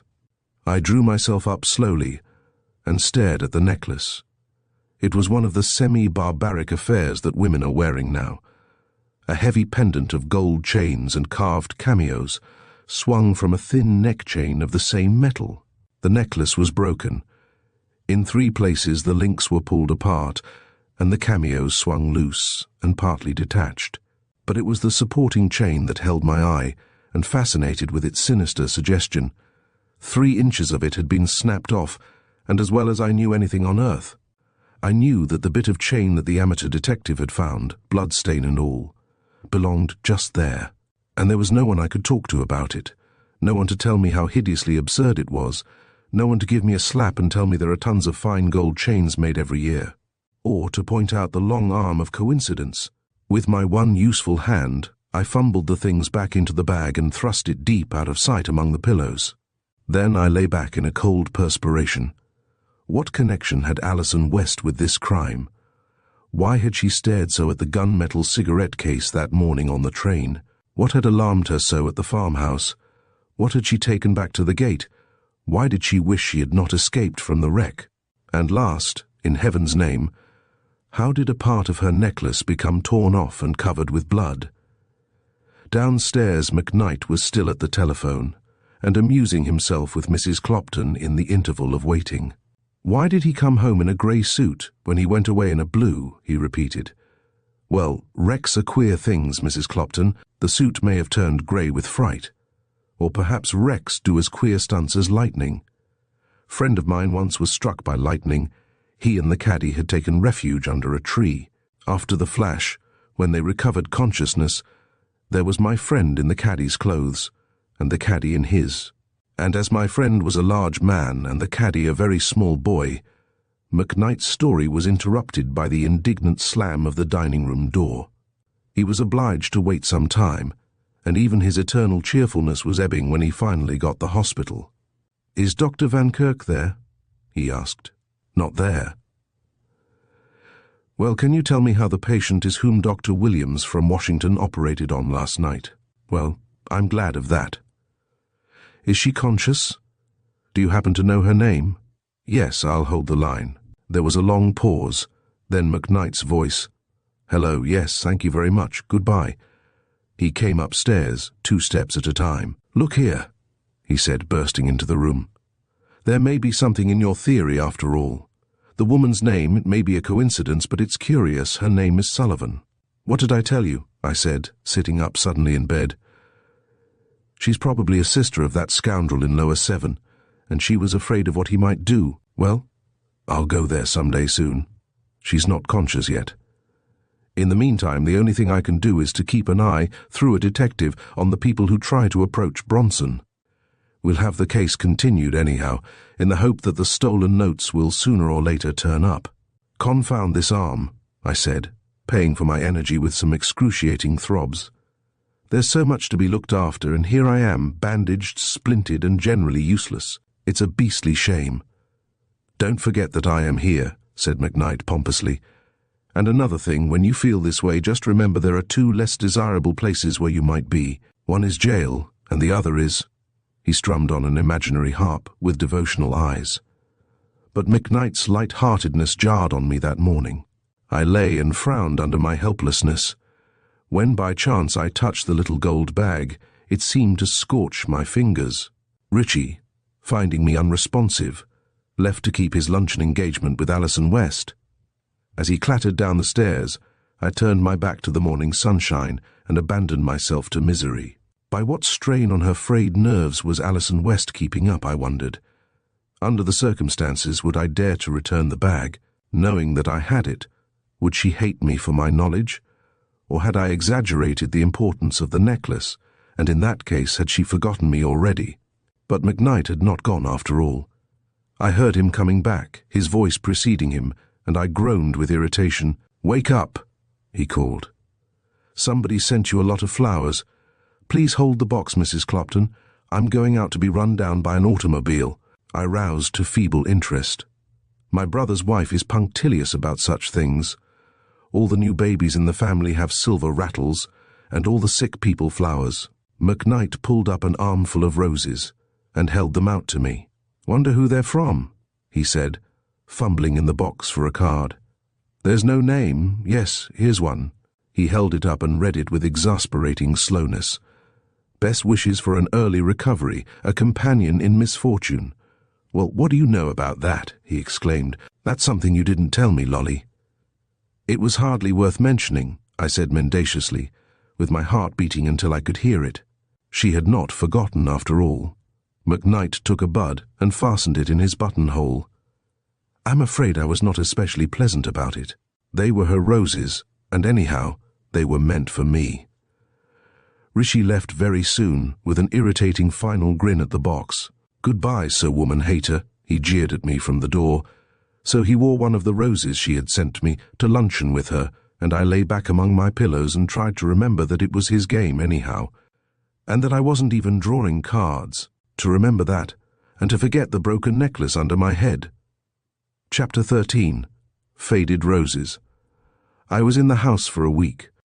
Much of that time I spent in composing and destroying letters of thanks to Miss West, and in growling at the doctor, McKnight dropped in daily, but he was less cheerful than usual. Now and then, I caught him eyeing me as if he had something to say, but whatever it was, he kept it to himself. Once during the week, he went to Baltimore and saw the woman in the hospital there. From the description, I had little difficulty in recognizing the young woman who had been with the murdered man in Pittsburg, but she was still unconscious. An elderly aunt had appeared, a gaunt person in black, who sat around like a buzzard on a fence, according to McKnight, and wept, in a mixed figure, into a damp handkerchief. On the last day of my imprisonment, he stopped in to thrash out a case that was coming up in court the next day, and to play a game of double solitaire with me. "Who won the ball game?" I asked. "We were licked. Ask me something pleasant. Oh, by the way, Bronson's out today. I'm glad I'm not on his bond," I said pessimistically. "He'll clear out." "Not he." McKnight pounced on my ace. "He's no fool. Don't you suppose he knows you took those notes to Pittsburg? The papers were full of it. And he knows you escaped with your life and a broken arm from the wreck. What do we do next? The Commonwealth continues the case. A deaf man on a dark night would know those notes are missing." "Don't play so fast," I remonstrated. "I have only one arm to your two. Who is trailing Bronson? Did you try to get Johnson?" "I asked for him, but he had some work on hand. The murder's evidently a dead issue," I reflected. "No, I'm not joking. The wreck destroyed all the evidence, but I'm firmly convinced those notes will be offered, either to us or to Bronson very soon. Johnson's a blackguard, but he's a good detective. He could make his fortune as a game dog. What's he doing?" McKnight put down his cards and, rising, went to the window. As he held the curtain back, his customary grin looked a little forced. "To tell you the truth, Lolly," he said, "for the last 2 days he's been watching a well-known Washington attorney named Lawrence Blakely. He's across the street now." It took a moment for me to grasp what he meant. "Why, it's ridiculous," I asserted. "What would they trail me for?" "Go over and tell Johnson to get out of there, or I'll pot at him with my revolver. You can tell him that yourself." McKnight paused and bent forward. "Hello, here's a visitor. Little man with string halt. I won't see him," I said firmly. "I've been bothered enough with reporters." We listened together to Mrs. Clopton's expostulating tones in the lower hall and the creak of the boards as she came heavily up the stairs. She had a piece of paper in her hand torn from a pocket account book, and on it was the name, Mr. Wilson Budd Hotchkiss. Important business. "Oh, well, show him up," I said resignedly. "You'd better put those cards away, Richie. I fancy it's the rector of the church around the corner." But when the door opened to admit a curiously alert little man, adjusting his glasses with nervous fingers, my face must have shown my dismay. It was the amateur detective of the Ontario. I shook hands without enthusiasm. Here was the one survivor of the wrecked car who could do me any amount of harm. There was no hope that he had forgotten any of the incriminating details. In fact, he held in his hand the very notebook which contained them. His manner was restrained, but it was evident he was highly excited. I introduced him to McKnight, who has the imagination I lack, and who placed him at once, mentally. "I only learned yesterday that you had been, saved," he said rapidly. "Terrible accident, unspeakable. Dream about it all night and think about it all day. Broken arm?" "No, he just wears the splint to be different from other people," McKnight drawled lazily. I glared at him. There was nothing to be gained by antagonizing the little man. "Yes, a fractured humerus, which isn't as funny as it sounds. Humerus, pretty good," he cackled. "I must say you keep up your spirits pretty well, considering everything. You seem to have escaped injury," I parried. He was fumbling for something in his pockets.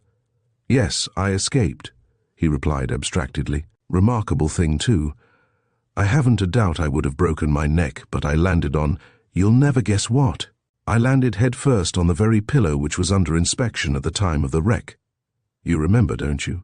Where did I put that package?" He found it finally and opened it on a table, displaying with some theatricalism a rectangular piece of muslin and a similar patch of striped ticking. "You recognize it?" he said. "The stains, you see, and the hole made by the dirk. I tried to bring away the entire pillow, but they thought I was stealing it and made me give it up." Rishi touched the pieces gingerly. "By George," he said, And you carry that around in your pocket. What if you should mistake it for your handkerchief? But Mr. Hotchkiss was not listening. He stood bent somewhat forward, leaning over the table, and fixed me with his ferret-like eyes. "Have you seen the evening papers, Mr. Blakely?" he inquired. I glanced to where they lay unopened and shook my head. "Then I have a disagreeable task," he said with evident relish. "Of course, you had considered the matter of the man Harrington's death closed after the wreck. I did myself. As far as I was concerned, I meant to let it remain so. There were no other survivors, at least none that I knew of, and in spite of circumstances, there were a number of points in your favor." "Thank you," I put in with a sarcasm that was lost on him. "I verified your identity, for instance, as soon as I recovered from the shock. Also, I found on inquiring of your tailor that you invariably wore dark clothing." McKnight came forward threateningly.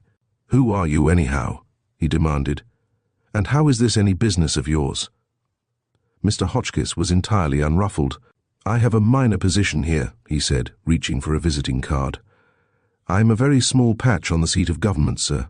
McKnight muttered something about certain offensive designs against the said patch and retired grumbling to the window. Our visitor was opening the paper with a tremendous expenditure of energy. "Here it is. Listen," he read rapidly aloud. "The Pittsburg police have sent to Baltimore 2 detectives who are looking up the survivors of the ill-fated Washington flyer. It has transpired that Simon Harrington, the Wood Street merchant of that city, was not killed in the wreck, but was murdered in his berth the night preceding the accident. Shortly before the collision, John Flanders, the conductor of the flyer, sent this telegram to the chief of police: Body of Simon Harrington found stabbed in his berth, Lower 10, Ontario, at 6:30 this morning. John Flanders, conductor. It is hoped that the survivors of the wrecked car Ontario will be found to tell what they know of the discovery of the crime. Mr. John Gilmore, head of the steel company for which Mr. Harrington was purchasing agent, has signified his intention of sifting the matter to the bottom. So you see," Hotchkiss concluded, "there's trouble brewing. You and I are the only survivors of that unfortunate car." I did not contradict him, but I knew of 2 others at least, Alison West and the woman we had left beside the road that morning, babbling incoherently, her black hair tumbling over her white face. "Unless we can find the man who occupied Lower 7, I suggested. "I have already tried and failed. To find him would not clear you, of course, unless we could establish some connection between him and the murdered man. It is the only thing I see, however. I have learned this much," Hotchkiss concluded. "Lower 7 was reserved from Cresson, where Alison West and Mrs. Curtis had taken the train." McKnight came forward and suddenly held out his hand. "Mr. Hotchkiss," he said, I'm sorry if I've been offensive. I thought when you came in that, like the Irishman and the government, you were forninst us. If you will put those cheerful relics out of sight somewhere, I should be glad to have you dine with me at the Incubator," his name for his bachelor apartment. "Compared with Johnson, you are the great original protoplasm." The strength of this was lost on Hotchkiss, but the invitation was clear. They went out together, and from my window I watched them get into McKnight's car. It was raining, and at the corner the cannonballs skidded. Across the street my detective, Johnson, looked after them with his crooked smile. As he turned up his collar he saw me, and lifted his hat. I left the window and sat down in the growing dusk. So the occupant of Lower 7 had got on the car at Cresson, probably with Alison West and her companion. There was someone she cared about enough to shield. I went irritably to the door and summoned Mrs. Clopton. "You may throw out those roses," I said without looking at her. "They are quite dead." "They have been quite dead for 3 days," she retorted spitefully. "Euphemia said you threatened to dismiss her if she touched them." Chapter 14. The Trapdoor. By Sunday evening, a week after the wreck, my inaction had goaded me to frenzy. The very sight of Johnson across the street or lurking, always within sight of the house, kept me constantly exasperated. It was on that day that things began to come to a focus, a burning glass of events that seemed to center on me. I dined alone that evening in no cheerful frame of mind. There had been a polo game the day before, and I had lent a pony, which is always a bad thing to do, and she had wrenched her shoulder, besides helping to lose the game. There was no one in town, the temperature was 90 and climbing, and my left hand persistently cramped under its bandage. Mrs. Clopton herself saw me served, my bread buttered and cut in tidbits, my meat ready for my fork. She hovered around me maternally, obviously trying to cheer me. "The paper says still warmer," she ventured. "The thermometer is 92 now." "And this coffee is 250, I said, putting down my cup. "Where is Euphemia? I haven't seen her around, or heard a dish smash all day." "Euphemia is in bed," Mrs. Clopton said gravely.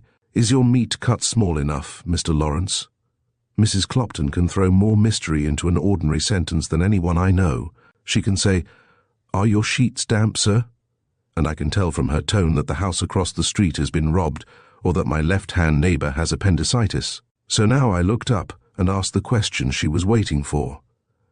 "What's the matter with Euphemia?" I inquired idly.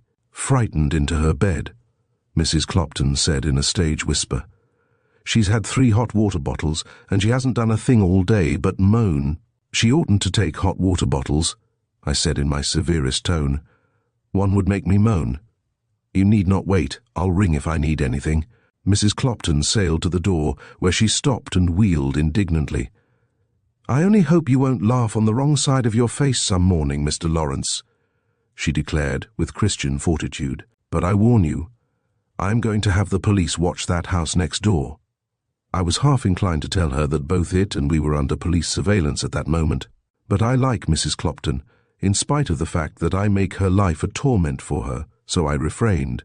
Last night, when the paper said it was going to storm, I sent Euphemia to the roof to bring the rugs in. Eliza had slipped out, although it was her evening in. Euphemia went up to the roof. It was 11 o'clock, and soon I heard her running downstairs crying. When she got to my room, she just folded up on the floor. She said there was a black figure sitting on the parapet of the house next door, the empty house, and that when she appeared, it rose and waved long black arms at her and spit like a cat. I had finished my dinner and was lighting a cigarette. "If there was anyone up there, which I doubt, they probably sneezed," I suggested. "But if you feel uneasy, I'll take a look around the roof tonight before I turn in. As far as Euphemia goes, I wouldn't be uneasy about her. Doesn't she always have an attack of some sort when Eliza rings in an extra evening on her?" So I made a superficial examination of the window locks that night, visiting parts of the house that I had not seen since I bought it. Then I went to the roof. Evidently it had not been intended for any purpose save to cover the house, for unlike the houses around, there was no staircase. A ladder and a trap door led to it, and it required some nice balancing on my part to get up with my useless arm.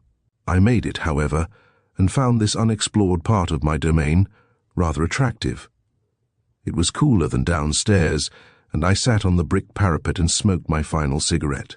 The roof of the empty house adjoined mine along the back wing, but investigation showed that the trap door across the low dividing wall was bolted underneath. There was nothing out of the ordinary anywhere, and so I assured Mrs. Clopton. Needless to say, I did not tell her that I had left the trap door open to see if it would improve the temperature of the house. I went to bed at midnight, merely because there was nothing else to do. I turned on the night lamp at the head of my bed and picked up a volume of Shaw at random. It was Arms and the Man, and I remember thinking grimly that I was a good bit of a chocolate cream soldier myself, and prepared to go to sleep. Shaw always puts me to sleep.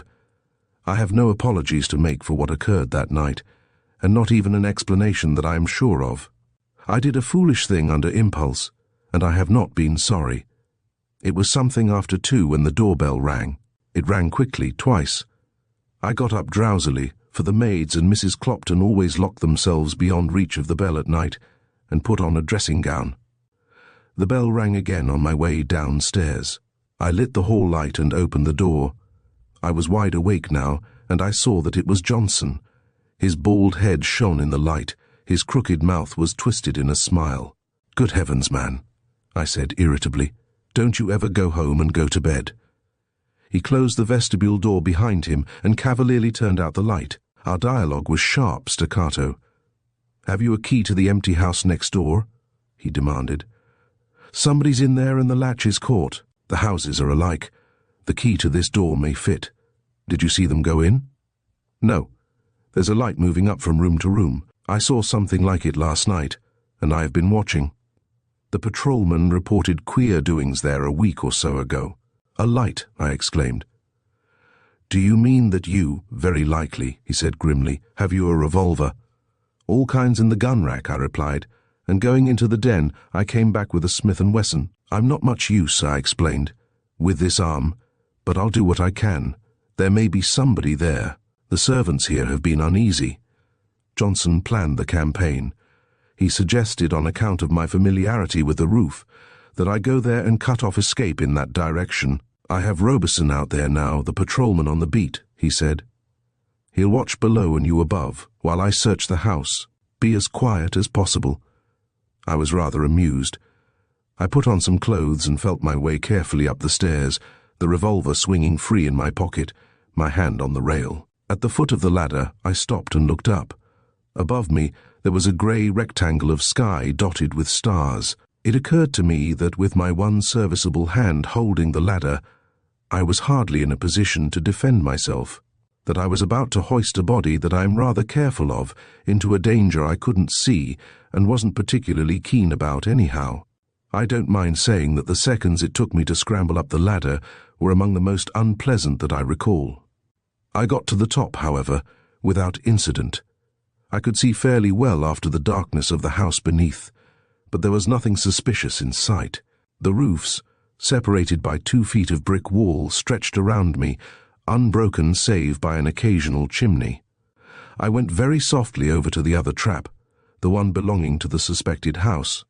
It was closed, but I imagined I could hear Johnson's footsteps ascending heavily. Then even that was gone.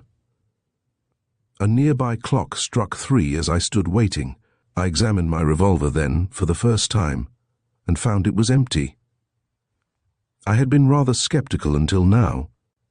I had had the usual tolerant attitude of the man who is summoned from his bed to search for burglars, combined with the artificial courage of firearms. With the discovery of my empty gun, I felt like a man on the top of a volcano in lively eruption. Suddenly I found myself staring incredulously at the trap door at my feet. I had examined it early in the evening and found it bolted. Did I imagine it, or had it raised about an inch? Wasn't it moving slowly as I looked? No, I am not a hero. I was startled almost into a panic. I had one arm, and whoever was raising that trap door had 2. My knees had a queer inclination to bend the wrong way.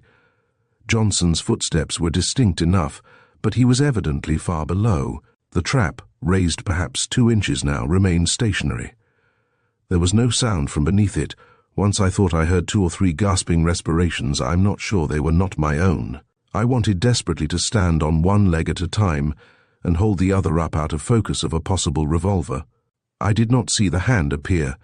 There was nothing there, and then it was there, clutching the frame of the trap. I did the only thing I could think of. I put my foot on it. There was not a sound from beneath. The next moment I was kneeling and had clutched the wrist just above the hand. After a second's struggle, the arm was still. With something real to face, I was myself again. "Don't move, or I'll stand on the trap and break your arm," I panted. What else could I threaten? I couldn't shoot. I couldn't even fight. "Johnson," I called, and then I realized the thing that stayed with me for a month, the thing I cannot think of even now without a shudder. The hand lay ice-cold, strangely quiescent. Under my fingers, an artery was beating feebly. The wrist was as slender as I held the hand to the light. Then I let it drop. "Good Lord," I muttered, and remained on my knees, staring at the spot where the hand had been. It was gone now. There was a faint rustle in the darkness below, and then silence. I held up my own hand in the starlight and stared at a long scratch in the palm. "A woman," I said to myself stupidly.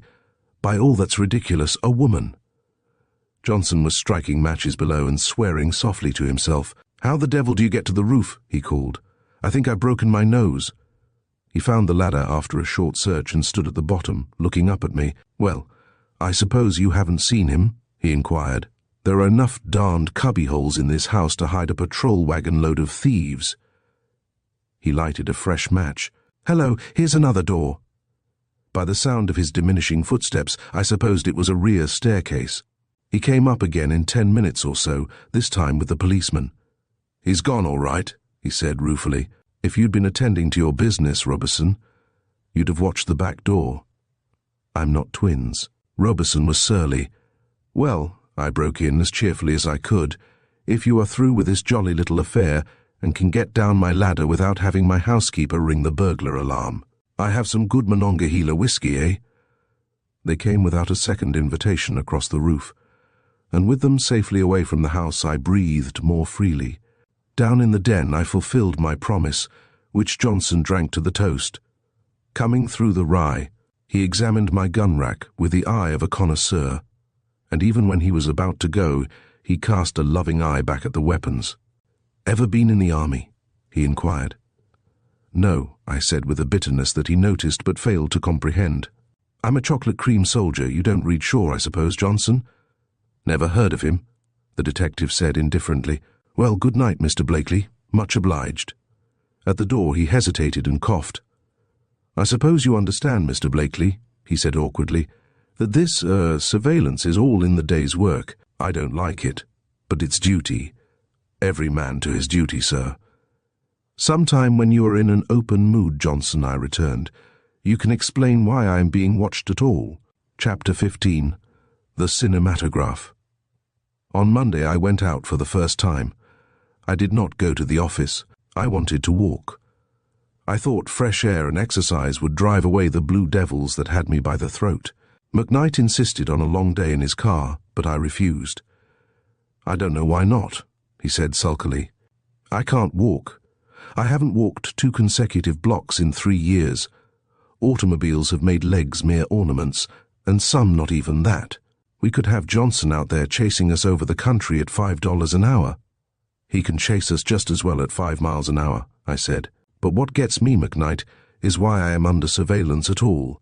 How do the police know I was accused of that thing? The young lady who sent the flowers, she isn't likely to talk, is she?" "No. That is, I didn't say it was a lady." I groaned as I tried to get my splinted arm into a coat. "Anyhow, she didn't tell." I finished with conviction, and McKnight laughed. It had rained in the early morning, and Mrs. Clopton predicted more showers.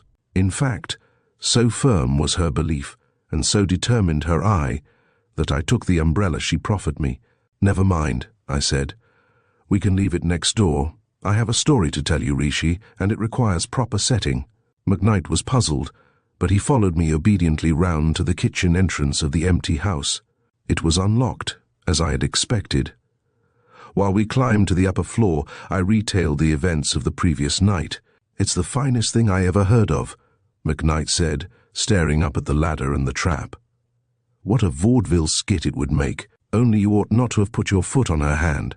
They don't do it in the best circles." I wheeled on him impatiently. "You don't understand the situation at all, Richie," I exclaimed. "What would you say if I tell you it was the hand of a lady? It was covered with rings." "A lady," he repeated. "Why, I'd say it was a darned compromising situation, and the less you say of it, the better. Look here, Lawrence. I think you dreamed it. You've been in the house too much. I take it all back. You do need exercise. She escaped through this door, I suppose," I said as patiently as I could. "Evidently down the back staircase. We might as well go down that way. According to the best precedents in these affairs, we should find a glove about here," he said as we started down. But he was more impressed than he cared to own. He examined the dusty steps carefully, and once, when a bit of loose plaster fell just behind him, he started like a nervous woman. "What I don't understand is why you let her go," he said, stopping once, puzzled. "You're not usually quixotic." "When we get out into the country, Richie," I replied gravely, "I am going to tell you another story, and if you don't tell me I'm a fool and a craven on the strength of it, you are no friend of mine." We stumbled through the twilight of the staircase into the blackness of the shuttered kitchen.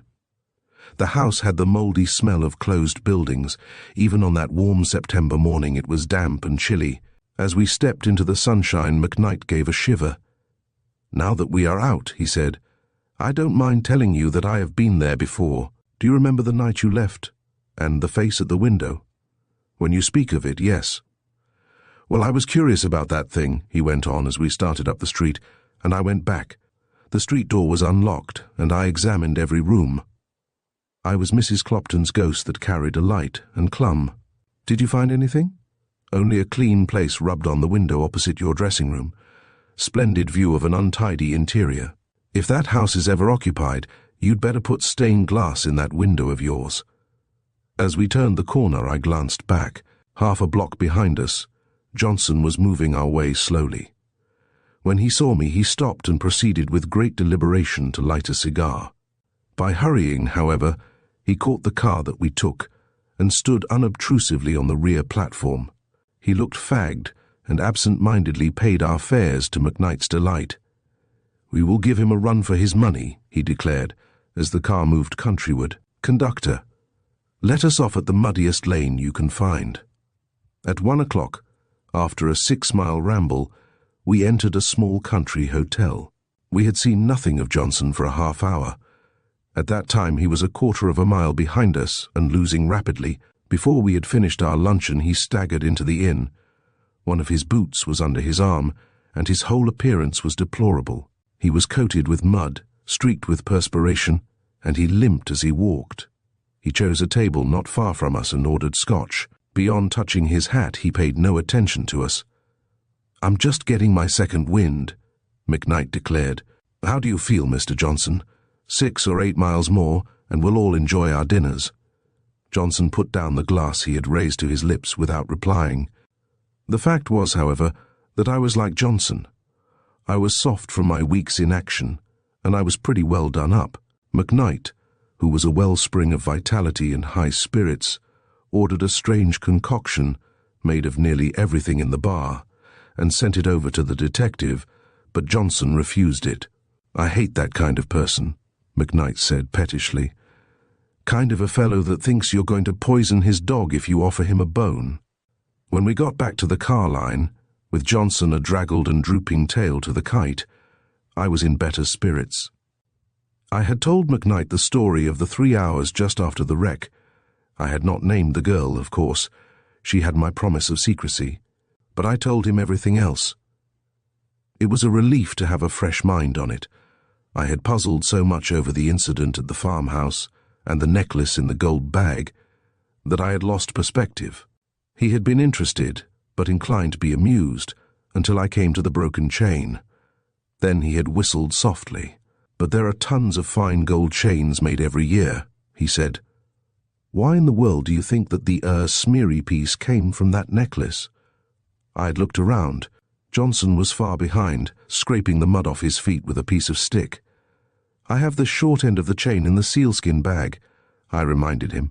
"When I couldn't sleep this morning, I thought I would settle it, one way or the other." It was hell to go along the way I had been doing. "And there's no doubt about it, Rich. It's the same chain." We walked along in silence until we caught the car back to town. "Well," he said finally, "you know the girl, of course, and I don't. But if you like her, and I think myself you're rather hard hit, old man, I wouldn't give a whoop about the chain in the gold purse.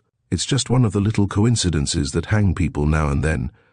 And as for last night, if she's the kind of a girl you say she is, and you think she had anything to do with that, you're addled, that's all. You can depend on it. The lady of the empty house last week is the lady of last night. And yet your train acquaintance was in Altoona at that time." Just before we got off the car, I reverted to the subject again. It was never far back in my mind.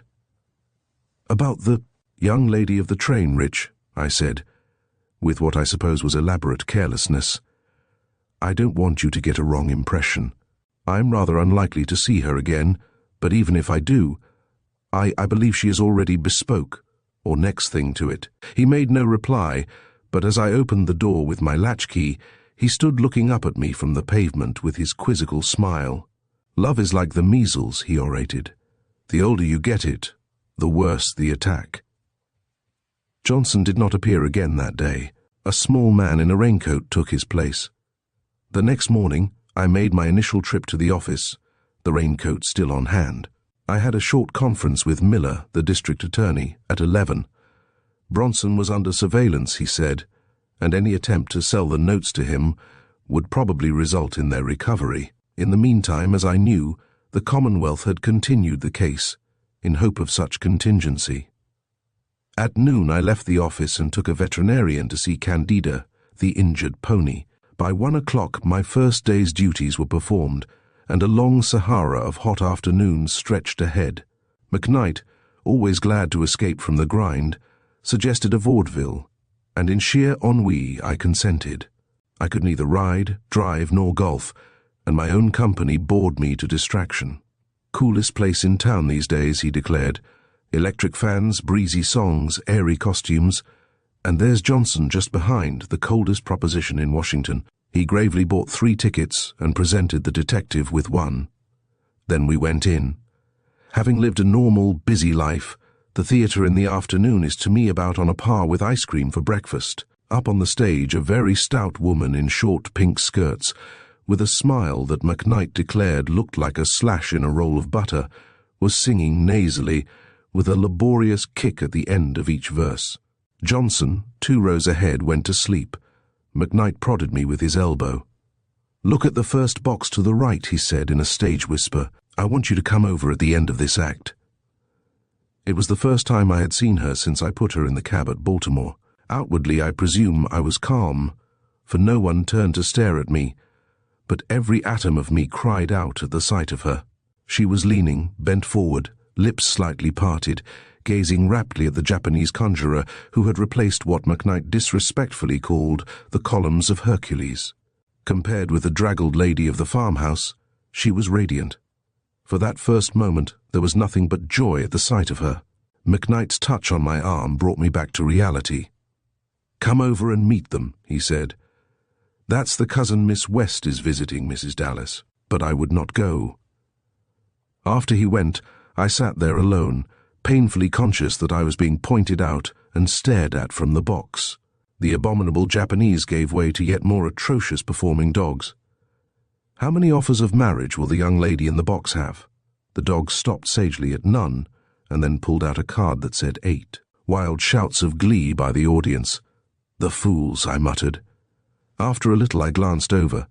Mrs. Dallas was talking to McKnight, but she was looking straight at me. She was flushed, but more calm than I, and she did not bow.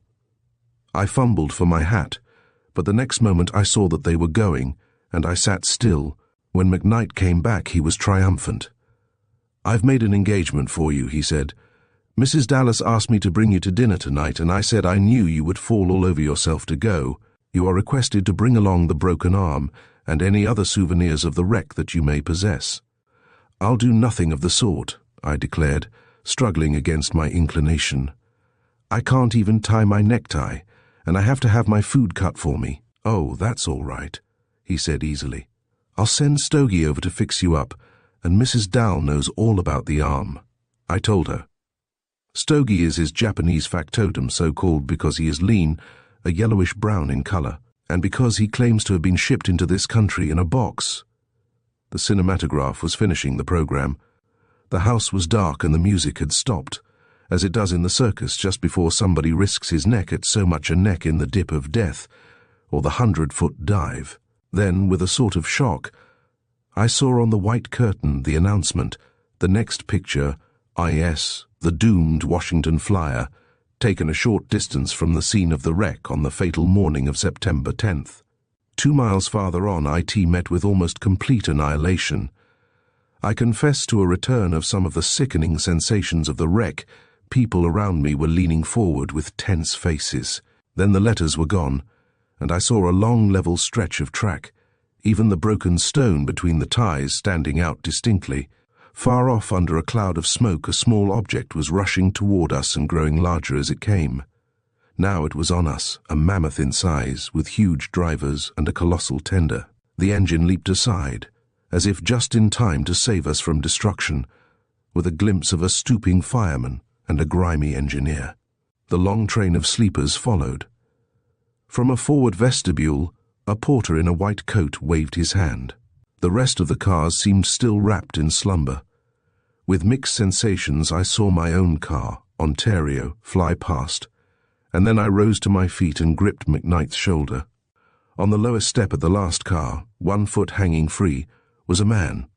His black derby hat was pulled well down to keep it from blowing away, and his coat was flying open in the wind. He was swung well out from the car, his free hand gripping a small valise, every muscle tense for a jump.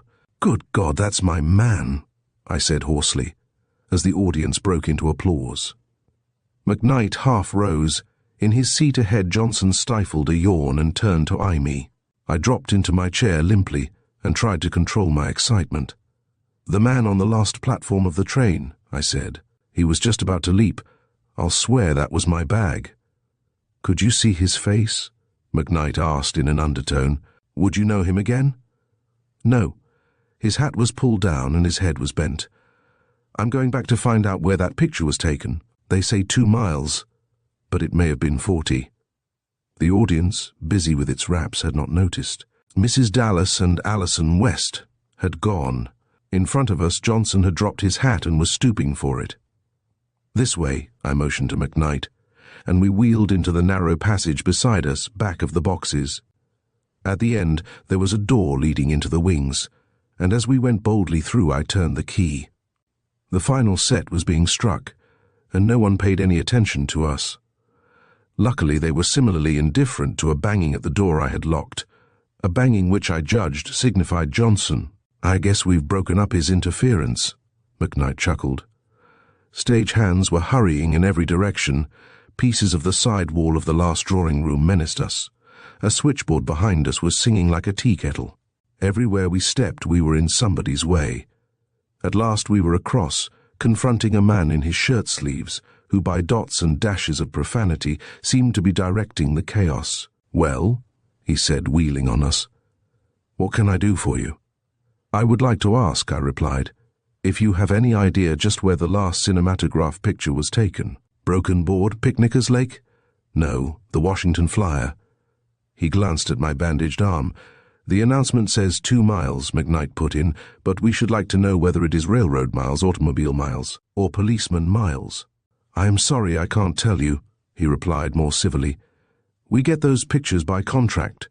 We don't take them ourselves. Where are the company's offices?" "New York." He stepped forward and grasped a super by the shoulder.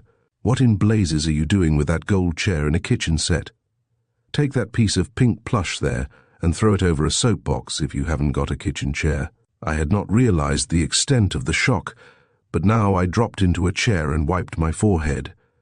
The unexpected glimpse of Alison West, followed almost immediately by the revelation of the picture, had left me limp and unnerved. McKnight was looking at his watch. "He says the moving picture people have an office downtown. We can make it if we go now." So he called a cab, and we started at a gallop. There was no sign of the detective. "Upon my word," Rishi said, "I feel lonely without him." The people at the downtown office of the Cinematograph company were very obliging.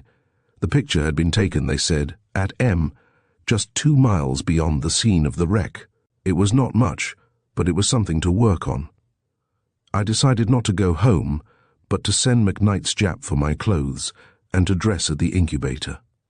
I was determined, if possible, to make my next day's investigations without Johnson.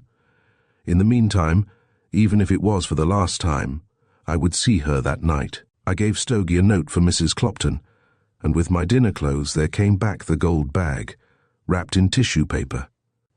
Chapter 16. The Shadow of a Girl. Certain things about the dinner at the Dallas house will always be obscure to me. Dallas was something in the fish commission, and I remember his reeling off fish eggs in billions while we ate our caviar.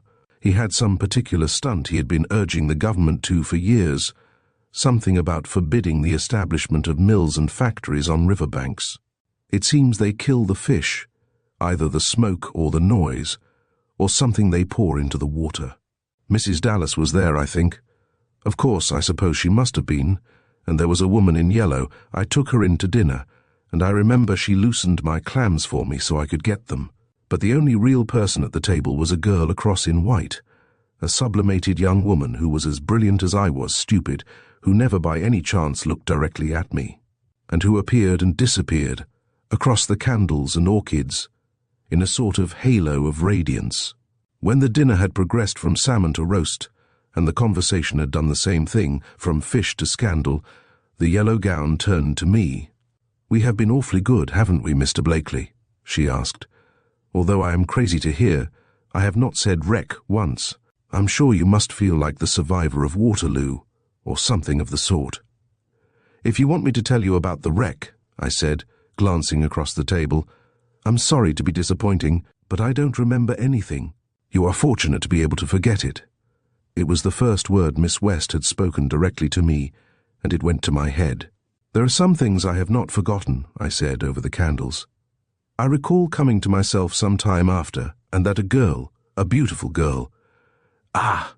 said the lady in yellow, leaning forward breathlessly. Miss West was staring at me coldly, but once started, I had to stumble on. "That a girl was trying to rouse me, and that she told me I had been on fire twice already." A shudder went around the table. "But surely that isn't the end of the story," Mrs. Dallas put in aggrievedly. "Why, that's the most tantalizing thing I ever heard." "I'm afraid that's all," I said.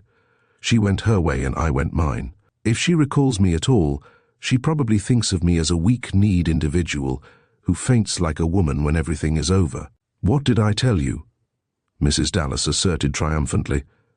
"He fainted, did you hear, when everything was over? He hasn't begun to tell it." I would have given a lot by that time if I had not mentioned the girl, but McKnight took it up there and carried it on. "Blakely is a regular geyser," he said. "He never spouts until he reaches the boiling point. And by that same token, although he hasn't said much about the lady of the wreck, I think he is crazy about her. In fact, I am sure of it. He thinks he has locked his secret in the caves of his soul, but I call you to witness that he has it nailed to his face." "Look at him!" I squirmed miserably and tried to avoid the startled eyes of the girl across the table. I wanted to choke McKnight and murder the rest of the party. "It isn't fair," I said as coolly as I could. "I have my fingers crossed. You are 5 against 1.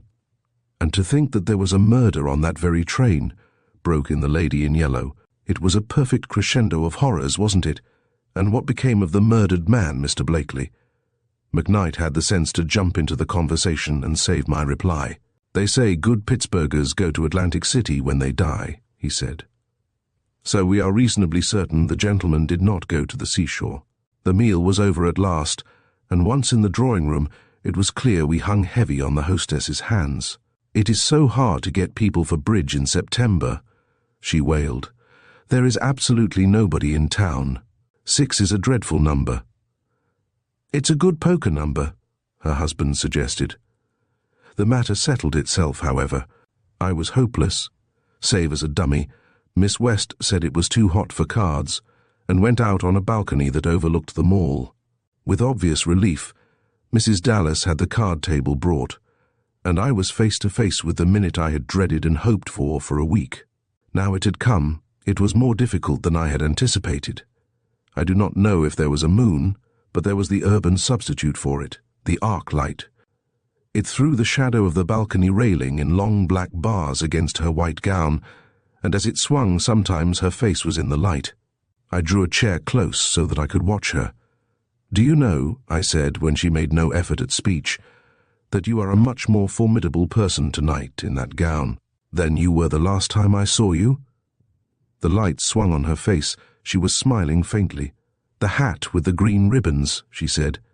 "I must take it back. I had almost forgotten." "I have not forgotten anything." I pulled myself up short. This was hardly loyalty to Rishi. His voice came through the window just then, and perhaps I was wrong, but I thought she raised her head to listen. "Look at this hand," he was saying. "Regular pianola, you could play it with your feet." "He's a dear, isn't he?" Alison said unexpectedly. "No matter how depressed and downhearted I am, I always cheer up when I see Rishi." "He's more than that," I returned warmly. "He is the most honourable fellow I know. If he wasn't so much that way, he would have a career before him. He wanted to put on the doors of our offices, Blakely and McKnight, PBH, which is poor but honest. from my comparative poverty to the wealth of the girl beside me, was a single mental leap. From that wealth to the grandfather who was responsible for it was another. "I wonder if you know that I had been to Pittsburg to see your grandfather when I met you," I said. "You?" She was surprised.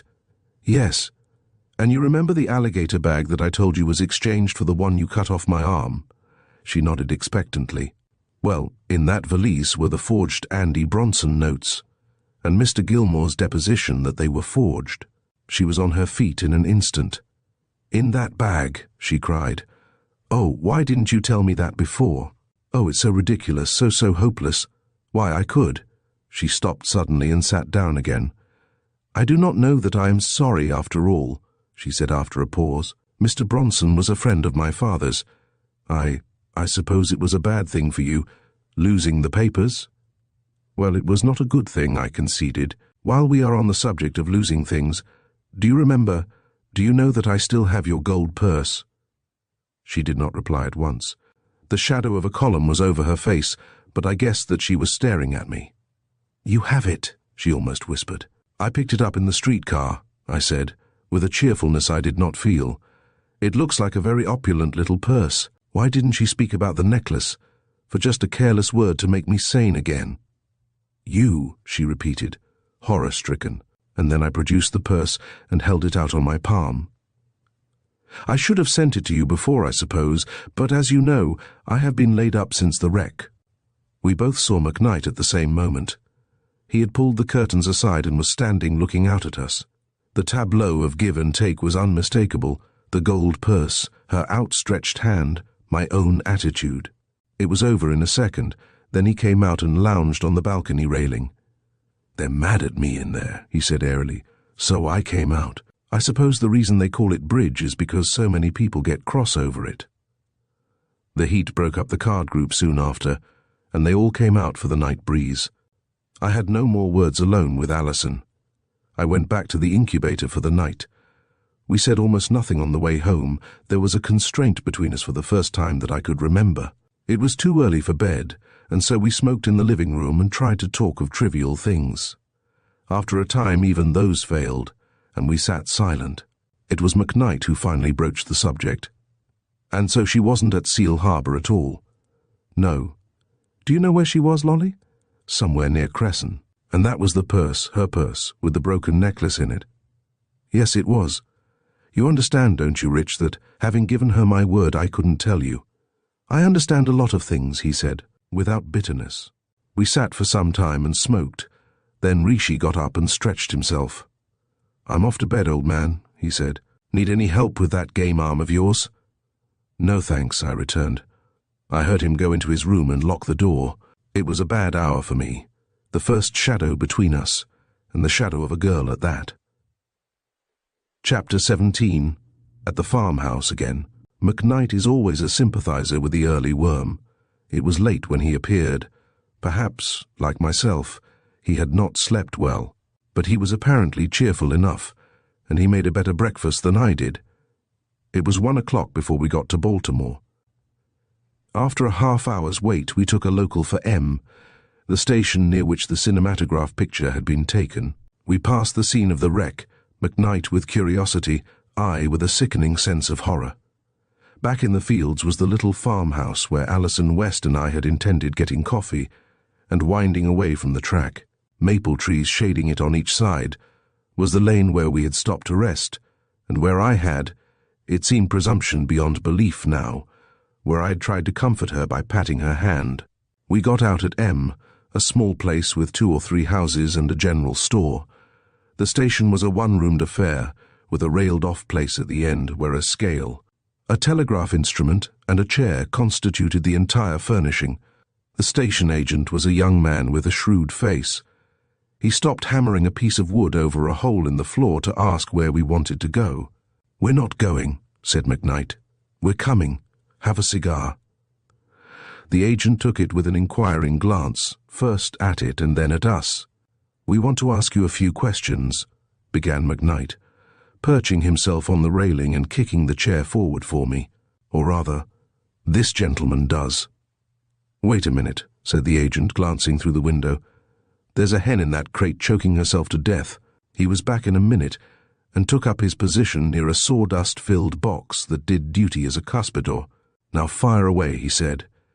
"In the first place," I began, "do you remember the day the Washington Flyer was wrecked below here?" "Do I?" he said. "Did Jonah remember the whale?" "Were you on the platform here when the first section passed?" "I was. Do you recall seeing a man hanging to the platform of the last car?" "There was no one hanging there when she passed here," he said with conviction. "I watched her out of sight."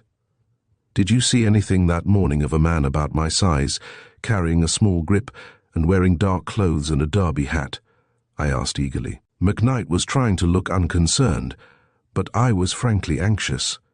It was clear that the man had jumped somewhere in the mile of track just beyond. "Well, yes, I did." The agent cleared his throat. "When the smash came, the operator at MX sent word along the wire both ways. I got it here, and I was pretty near crazy, though I knew it wasn't any fault of mine. I was standing on the track looking down, for I couldn't leave the office, when a young fellow with light hair limped up to me and asked me what that smoke was over there. "That's what's left of the Washington Flyer," I said, "and I guess there's souls going up in that smoke." "Do you mean the first section?" he said, getting kind of greenish-yellow. "That's what I mean," I said. "Split to kindling wood, because Rafferty on the second section didn't want to be late." He put his hand out in front of him, and the satchel fell with a bang.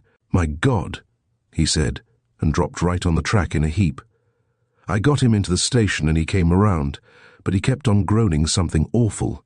He'd sprained his ankle, and when he got a little better, I drove him over in Carter's milk wagon to the Carter place, and I reckon he stayed there a spell. "That's all, is it?" I asked.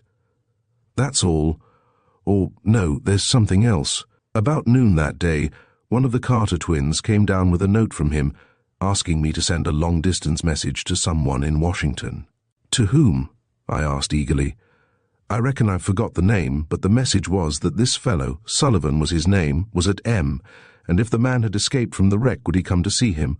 He wouldn't have sent that message to me," I said to McKnight, rather crestfallen. "He'd have every object in keeping out of my way." "There might be reasons," McKnight observed judicially. "He might not have found the papers then." "Was the name Blakely?" I asked. "It might have been, I can't say. But the man wasn't there, and there was a lot of noise. I couldn't hear well. Then, in half an hour down, came the other twin to say the gentleman was taking on awful and didn't want the message sent." "He's gone, of course?" "Yes.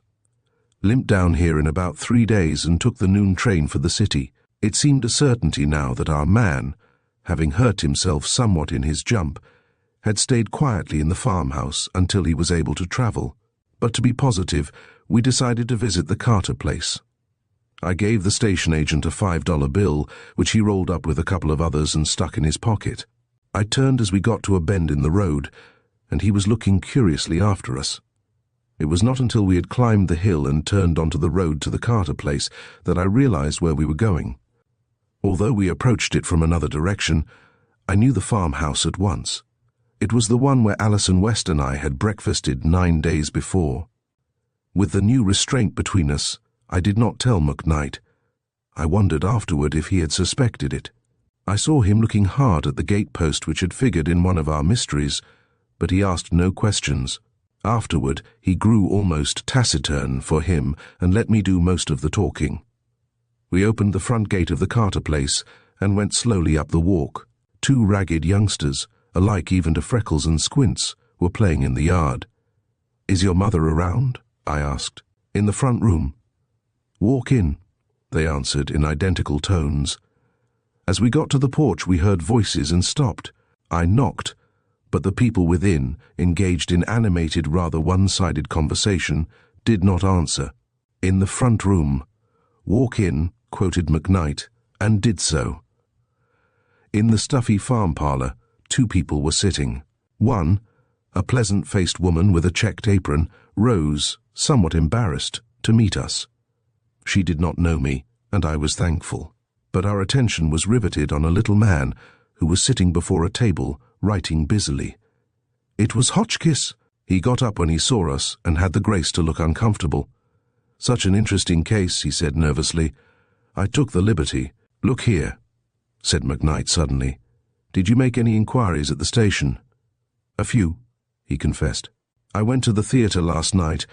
I felt the need of a little relaxation, and the sight of a picture there, a Cinematograph affair, started a new line of thought.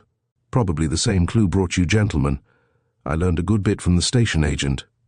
"The son of a gun," said McKnight. "And you paid him, I suppose?" "I gave him $5, was the apologetic answer. Mrs. Carter, hearing sounds of strife in the yard, went out, and Hotchkiss folded up his papers. "I think the identity of the man is established," he said. "What number of hat do you wear, Mr. Blakely?" 7 1/4, I replied. "Well, it's only piling up evidence," he said cheerfully. "On the night of the murder you wore light grey silk underclothing, with the second button of the shirt missing. Your hat had LB in gilt letters inside, and there was a very minute hole in the toe of one black sock." "Hush," McKnight protested.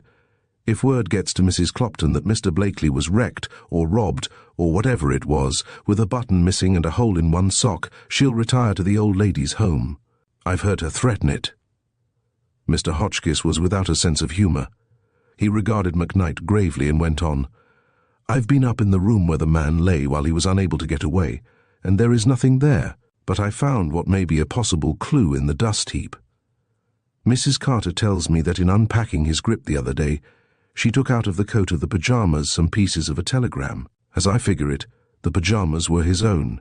He probably had them on when he effected the exchange." I nodded assent. All I had retained of my own clothing was the suit of pyjamas I was wearing and my bathrobe. "Therefore the telegram was his, not yours. I have pieces here, but some are missing. I am not discouraged, however." He spread out some bits of yellow paper, and we bent over them curiously. It was something like this: "Man with P, get, BR." We spelled it out slowly. "Now," Hotchkiss announced, "I make it something like this. The P is one of two things, Pistol. You remember the little pearl-handled affair belonging to the murdered man, or it is pocketbook. I am inclined to the latter view, as the pocketbook had been disturbed, and the pistol had not." I took the piece of paper from the table and scrawled 4 words on it. "Now," I said, rearranging them, "it happens, Mr. Hotchkiss, that I found one of these pieces of the telegram on the train. I thought it had been dropped by someone else, you see, but that's immaterial. Arranged this way, it almost makes sense. Fill out that P with the rest of the word as I imagine it, and it makes papers, and add this scrap and you have man with papers in lower 10, car 7. Get them," McKnight slapped Hotchkiss on the back. "You're a trump," he said. "BR is Bronson, of course. It's almost too easy. You see, Mr. Blakely here engaged lower 10, but found it occupied by the man who was later murdered there. The man who did the thing was a friend of Bronson's, evidently, and in trying to get the papers we have the motive for the crime. There are still some things to be explained." Mr. Hotchkiss wiped his glasses and put them on. "For one thing, Mr. Blakely, I am puzzled by that bit of chain." I did not glance at McKnight. I felt that the hand with which I was gathering up the bits of torn paper was shaking. It seemed to me that this astute little man was going to drag in the girl in spite of me. Chapter 18. A New World. Hotchkiss jotted down the bits of telegram and rose. "Well," he said, "we've done something. We've found where the murderer left the train, we know what day he went to Baltimore, and most important of all, we have a motive for the crime." "It seems the irony of fate," said McKnight, getting up, "that a man should kill another man for certain papers he is supposed to be carrying, find he hasn't got them after all, decide to throw suspicion on another man by changing berths and getting out, bag and baggage, and then, by the merest fluke of chance, take with him, in the valise he changed for his own, the very notes he was after. It was a bit of luck for him." "Then why," put in Hotchkiss doubtfully, "why did he collapse when he heard of the wreck?" "And what about the telephone message the station agent sent? You remember they tried to countermand it, and with some excitement. We will ask him those questions when we get him," McKnight said. We were on the unrailed front porch by that time, and Hotchkiss had put away his notebook. The mother of the twins followed us to the steps. "Dear me," she exclaimed volubly, "and to think I was forgetting to tell you. I put the young man to bed with a spice poultice on his ankle. My mother always was a firm believer in spice poultices. It's wonderful what they will do in croup. And then I took the children and went down to see the wreck. It was Sunday, and the mister had gone to church. Hasn't missed a day since he took the pledge 9 years ago. And on the way, I met 2 people, a man and a woman. They looked half dead, so I sent them right here for breakfast and some soap and water. I always say soap is better than liquor after a shock. Hotchkiss was listening absently. McKnight was whistling under his breath.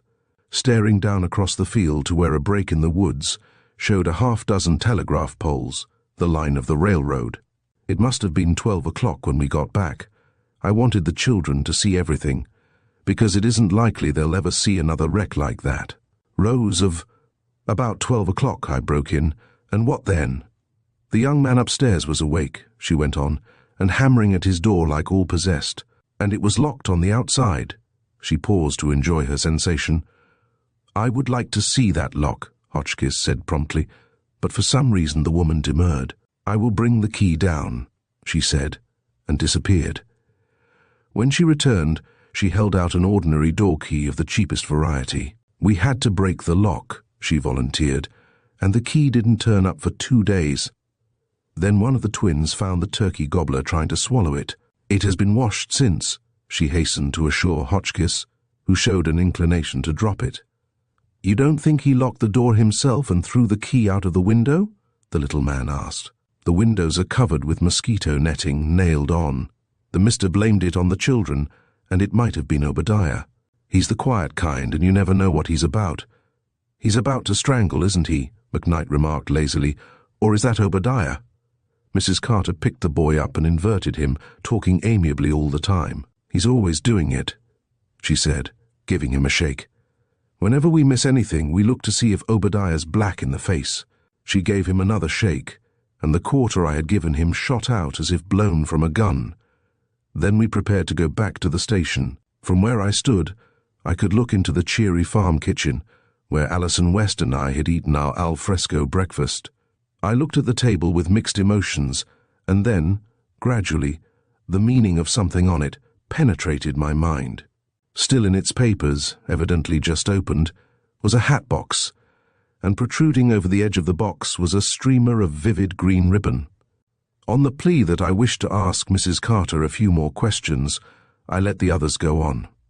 I watched them down the flagstone walk, saw McKnight stop and examine the gateposts, and saw, too, the quick glance he threw back at the house. Then I turned to Mrs. Carter. I would like to speak to the young lady upstairs, I said. She threw up her hands with a quick gesture of surrender. I've done all I could, she exclaimed. She won't like it very well, but she's in the room over the parlor.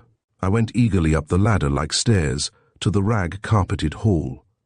2 doors were open, showing interiors of 4 poster beds and high bureaus. The door of the room over the parlor was almost closed. I hesitated in the hallway. After all, what right had I to intrude on her? But she settled my difficulty by throwing open the door and facing me. I beg your pardon, Miss West, I stammered. It has just occurred to me that I am unpardonably rude. I saw the hat downstairs, and I guessed. The hat, she said. I might have known. Does Rishi know I'm here? I don't think so. I turned to go down the stairs again. Then I halted. The fact is, I said, in an attempt at justification, I'm in rather a mess these days, and I'm apt to do irresponsible things. It is not impossible that I shall be arrested, in a day or so, for the murder of Simon Harrington. She drew her breath in sharply. Murder, she echoed. Then they have found you after all. I don't regard it as anything more than inconvenient, I lied. They can't convict me, you know. Almost all the witnesses are dead. She was not deceived for a moment. She came over to me and stood, both hands on the rail of the stair. I know just how grave it is, she said quietly. My grandfather will not leave one stone unturned, and he can be terrible, terrible. But, she looked directly into my eyes as I stood below her on the stairs, the time may come soon when I can help you. I'm afraid I shall not want to. I'm a dreadful coward, Mr. Blakely, but I will. She tried to smile. "I wish you would let me help," I said unsteadily. "Let us make it a bargain. Each help the other." The girl shook her head with a sad little smile. "I am only as unhappy as I deserve to be," she said. And when I protested and took a step toward her, she retreated with her hands out before her. "Why don't you ask me all the questions you are thinking?" she demanded, with a catch in her voice. "Oh, I know them. Or are you afraid to ask?" I looked at her, at the lines around her eyes, at the drawn look about her mouth. Then I held out my hand.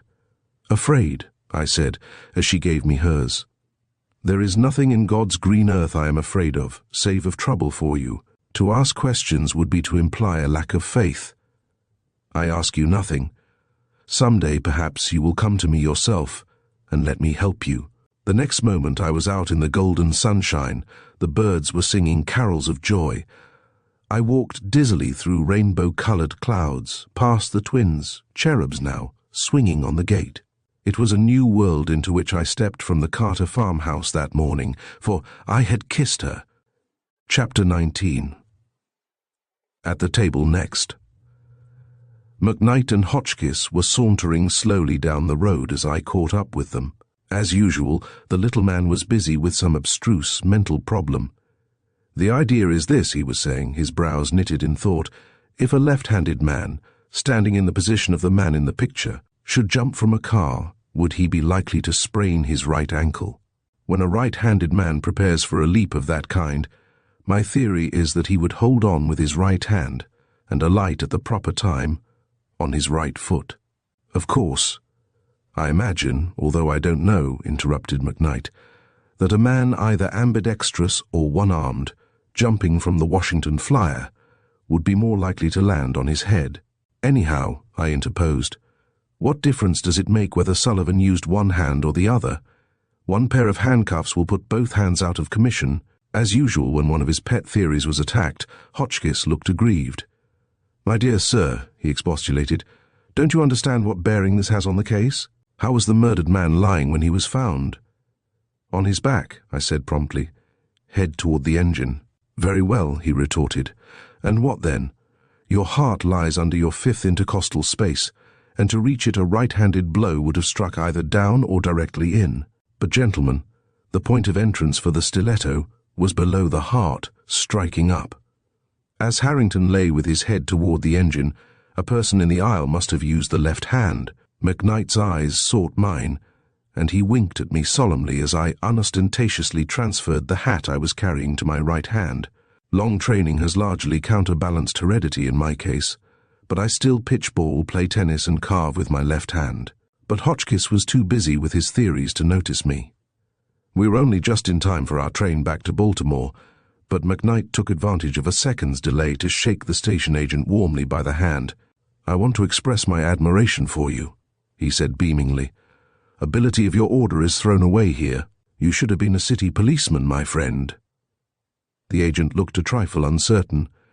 "The young lady was the one who told me to keep still," he said. McKnight glanced at me, gave the agent's hand a final shake, and climbed on board. But I knew perfectly that he had guessed the reason for my delay. He was very silent on the way home. Hotchkiss, too, had little to say. He was reading over his notes intently, stopping now and then to make a penciled addition. Just before we left the train, Rishi turned to me. "I suppose it was the key to the door that she tied to the gate?" "Probably. I did not ask her."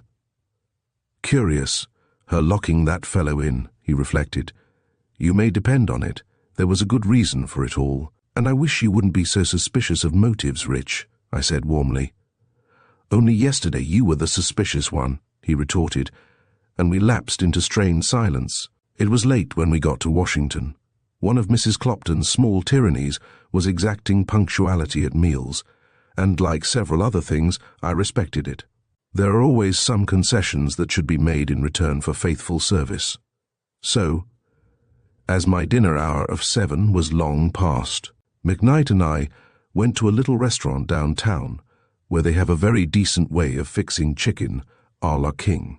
Hotchkiss had departed, economically bent, for a small hotel where he lived on the American plan. "I want to think some things over," he said in response to my invitation to dinner, "and anyhow, There's no use dining out when I pay the same, dinner or no dinner, where I am stopping. The day had been hot, and the first-floor dining room was sultry in spite of the palms and fans which attempted to simulate the verdure and breezes of the country. It was crowded, too, with a typical summer night crowd, and after sitting for a few minutes in a sweltering corner, we got up and went to the smaller dining room upstairs. Here it was not so warm, and we settled ourselves comfortably by a window. Over in a corner, half a dozen boys on their way back to school were ragging a perspiring waiter, a proceeding so exactly to McKnight's taste that he insisted on going over to join them. But their table was full, and somehow that kind of fun had lost its point for me. Not far from us a very stout, middle-aged man, apoplectic with the heat, was elephantinely jolly for the benefit of a bored-looking girl across the table from him. And at the next table, a newspaper woman ate alone, the last edition propped against the water bottle before her, her hat, for coolness, on the corner of the table. It was a motley bohemian crowd. I looked over the room casually while McKnight ordered the meal. Then my attention was attracted to the table next to ours. Two people were sitting there, so deep in conversation that they did not notice us. The woman's face was hidden under her hat as she traced the pattern of the cloth mechanically with her fork. But the man's features stood out clear in the light of the candles on the table. It was Bronson. "He shows the strain, doesn't he?" McKnight said, holding up the wine list as if he read from it. "Who's the woman?" "Search me," I replied in the same way. When the chicken came, I still found myself gazing now and then at the abstracted couple near me. Evidently the subject of conversation was unpleasant. Bronson was eating little, the woman not at all. Finally he got up, pushed his chair back noisily, thrust a bill at the waiter, and stalked out. The woman sat still for a moment. Then, with an apparent resolution to make the best of it, she began slowly to eat the meal before her. But the quarrel had taken away her appetite, for the mixture in our chafing dish was hardly ready to serve, before she pushed her chair back a little and looked around the room. I caught my first glimpse of her face then, and I confess it startled me. It was the tall, stately woman of the Ontario, the woman I had last seen cowering beside the road, rolling pebbles in her hand, blood streaming from a cut over her eye. I could see the scar now, a little affair, about an inch long, gleaming red through its layers of powder. And then, quite unexpectedly, she turned and looked directly at me. After a minute's uncertainty, she bowed, letting her eyes rest on mine with a calmly insolent stare. She glanced at McKnight for a moment, then back to me. When she looked away again, I breathed easier. "Who is it?" asked McKnight under his breath. "Ontario." I formed it with my lips rather than said it. McKnight's eyebrows went up, and he looked with increased interest at the black-gowned figure. I ate little after that. The situation was rather bad for me, I began to see. Here was a woman who could, if she wished, and had any motive for so doing, put me in jail under a capital charge. A word from her to the police, and polite surveillance would become active interference. Then, too, she could say that she had seen me, just after the wreck, with a young woman from the murdered man's car, and thus probably bring Alison West into the case. It is not surprising, then, that I ate little. The woman across seemed in no hurry to go. She loitered over a demi-tasse, and that finished, sat with her elbow on the table, her chin in her hand, looking darkly at the changing groups in the room. The fun at the table where the college boys sat began to grow a little noisy. The fat man, now a purplish shade, ambled away behind his slim companion. The newspaper woman pinned on her business-like hat and stalked out. Still the woman at the next table waited. It was a relief when the meal was over. We got our hats and were about to leave the room when a waiter touched me on the arm. "I beg your pardon, sir," he said, "but the lady at the table near the window, the lady in black, sir, would like to speak to you." I looked down between the rows of tables to where the woman sat alone, her chin still resting on her hand, her black eyes still insolently staring, this time at me. "I'll have to go," I said to McKnight hurriedly. "She knows all about that affair, and she'd be a bad enemy." "I don't like her lamps," McKnight observed, after a glance at her. "Better jolly her a little. Goodbye." Chapter 20. The Notes and a Bargain. I went back slowly to where the woman sat alone. She smiled rather oddly as I drew near, and pointed to the chair Bronson had vacated. "Sit down, Mr. Blakely," she said. "I am going to take a few minutes of your valuable time." "Certainly." I sat down opposite her and glanced at a cuckoo clock on the wall. "I am sorry, but I have only a few minutes. If you—" She laughed a little, not very pleasantly, and opening a small black fan covered with spangles, waved it slowly. "The fact is," she said, "I think we are about to make a bargain." "A bargain?" I asked incredulously. "You have a second advantage of me. You know my name." I paused suggestively, and she took the cue. "I am Mrs. Conway," she said, and flicked a crumb off the table with an over-manicured finger. The name was scarcely a surprise. I had already surmised that this might be the woman whom rumour credited as being Bronson's common-law wife.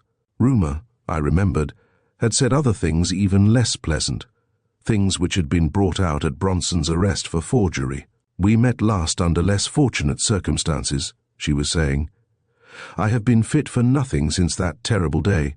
And you had a broken arm, I think." "I still have it," I said with a lame attempt at jocularity. "But to have escaped at all was a miracle. We have much indeed to be thankful for." "I suppose we have," she said carelessly, although sometimes I doubt it. She was looking somberly toward the door through which her late companion had made his exit. "You sent for me," I said. "Yes, I sent for you." She roused herself and sat erect. "Now, Mr. Blakely, have you found those papers?" "The papers? What papers?" I parried. I needed time to think. "Mr. Blakely," she said quietly, "I think we can lay aside all subterfuge. In the first place, let me refresh your mind about a few things. The Pittsburg police are looking for the survivors of the car Ontario. There are 3 that I know of. Yourself, the young woman with whom you left the scene of the wreck, and myself. The wreck, you will admit, was a fortunate one for you." I nodded without speaking. "At the time of the collision you were in rather a hole," she went on, looking at me with a disagreeable smile. "You were, if I remember, accused of a rather atrocious crime. There was a lot of corroborative evidence, was there not? I seem to remember a dirk and the murdered man's pocketbook in your possession, and a few other things that were, well, rather unpleasant." I was thrown a bit off my guard. "You remember also," I said quickly, "that a man disappeared from the car, taking my clothes, papers, and everything. I remember that you said so." Her tone was quietly insulting, and I bit my lip at having been caught. It was no time to make a defense. "You have missed one calculation," I said coldly, "and that is the discovery of the man who left the train. You have found him?" She bent forward, and again I regretted my hasty speech. "I knew it, I said so. We are going to find him," I asserted, with a confidence I did not feel. "We can produce at any time proof that a man left the flyer a few miles beyond the wreck, and we can find him. I am positive." "But you have not found him yet." She was clearly disappointed. "Well, so be it. Now for our bargain. You will admit that I am no fool." I made no such admission, and she smiled mockingly. "How flattering you are," she said. "Very well. Now for the premises. You take to Pittsburg 4 notes held by the Mechanics' National Bank to have Mr. Gilmore, who is ill, declare his endorsement of them forged. On the journey back to Pittsburg, 2 things happen to you. You lose your clothing, your valise and your papers, including the notes, and you are accused of murder. In fact, Mr. Blakely, the circumstances were most singular, and the evidence, well, almost conclusive." I was completely at her mercy, but I gnawed my lip with irritation. "Now for the bargain." She leaned over and lowered her voice. "A fair exchange, you know. The minute you put those 4 notes in my hand, that minute the blow to my head has caused complete forgetfulness as to the events of that awful morning. I am the only witness, and I will be silent. Do you understand? They will call off their dogs." My head was buzzing with the strangeness of the idea. "But," I said, striving to gain time, "I haven't the notes. I can't give you what I haven't got." "You have had the case continued," she said sharply. "You expect to find them. Another thing," she added slowly, watching my face, "if you don't get them soon, Bronson will have them, They have been offered to him already, but at a prohibitive price. But, I said, bewildered, what is your object in coming to me? If Bronson will get them anyhow. She shut her fan with a click, and her face was not particularly pleasant to look at. You are dense, she said insolently. I want those papers for myself, not for Andy Bronson. Then the idea is, I said, ignoring her tone, that you think you have me in a hole, and that if I find those papers and give them to you, you will let me out. As I understand it, our friend Bronson, under those circumstances, will also be in a hole. She nodded. The notes would be of no use to you for a limited length of time. I went on, watching her narrowly. If they are not turned over to the state's attorney within a reasonable time, there will have to be a nolle pros. That is, the case will simply be dropped for lack of evidence. A week would answer, I think, she said slowly. You will do it then? I laughed, although I was not especially cheerful. No, I'll not do it. I expect to come across the notes any time now, and I expect just as certainly to turn them over to the state's attorney when I get them. She got up suddenly, pushing her chair back with a noisy grating sound that turned many eyes toward us. You're more of a fool than I thought you, she sneered, and left me at the table. Chapter 21. McKnight's Theory. I confess I was staggered. The people at the surrounding tables, after glancing curiously in my direction, looked away again. I got my hat and went out in a very uncomfortable frame of mind. That she would inform the police at once of what she knew I never doubted, unless possibly she would give a day or two's grace in the hope that I would change my mind. I reviewed the situation as I waited for a car. Two passed me going in the opposite direction, and on the first one I saw Bronson, his hat over his eyes, his arms folded, looking moodily ahead. Was it imagination? Or was the small man huddled in the corner of the rear seat Hotchkiss? As the car rolled on, I found myself smiling. The alert little man was for all the world like a terrier, ever on the scent, and scouring about in every direction. I found McKnight at the incubator, with his coat off, working with enthusiasm and a manicure file over the horn of his auto. It's the worst horn I ever ran across, he groaned, without looking up as I came in. The blankety-blank thing won't blow. He punched it savagely, finally eliciting a faint throaty croak. Sounds like croup, I suggested. My sister-in-law uses camphor and goose grease for it. Or how about a spice poultice? But McKnight never sees any jokes but his own. He flung the horn clattering into a corner and collapsed sulkily into a chair. Now, I said, if you're through manicuring that horn, I'll tell you about my talk with the lady in black. What's wrong? Asked McKnight languidly. Police watching her too? Not exactly. The fact is, Rich, there's the mischief to pay. Stogie came in, bringing a few additions to our comfort. When he went out, I told my story. You must remember, I said, that I had seen this woman before the morning of the wreck. She was buying her Pullman ticket when I did. Then the next morning, when the murder was discovered, she grew hysterical, and I gave her some whiskey. The third and last time I saw her, until tonight, was when she crouched beside the road after the wreck. McKnight slid down in his chair until his weight rested on the small of his back and put his feet on the big reading table. It is rather a facer, he said. It's really too good a situation for a commonplace lawyer.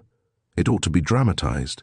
You can't agree, of course, and by refusing you run the chance of jail at least, and of having Alison brought into publicity, which is out of the question. You say she was at the Pullman window when you were? Yes, I bought her ticket for her. Gave her lower 11. And you took 10? Lower 10. McKnight straightened up and looked at me. Then she thought you were in lower 10. I suppose she did, if she thought at all. But listen, man. McKnight was growing excited. What do you figure out of this? The Conway woman knows you have taken the notes to Pittsburg. The probabilities are that she follows you there, on the chance of an opportunity to get them, either for Bronson or herself. Nothing doing during the trip over or during the day in Pittsburg, but she learns the number of your berth as you buy it at the Pullman ticket office in Pittsburg, and she thinks she sees her chance. No one could have foreseen that that drunken fellow would have crawled into your berth. Now I figure it out this way. She wanted those notes desperately, does still, not for Bronson, but to hold over his head for some purpose. In the night, when everything is quiet, she slips behind the curtains of lower 10, where the man's breathing shows he is asleep. "Didn't you say he snored?" "He did," I affirmed. "But I tell you, now keep still and listen." She gropes cautiously around in the darkness, finally discovering the wallet under the pillow. "Can't you see it yourself?" He was leaning forward excitedly, and I could almost see the gruesome tragedy he was depicting. She draws out the wallet.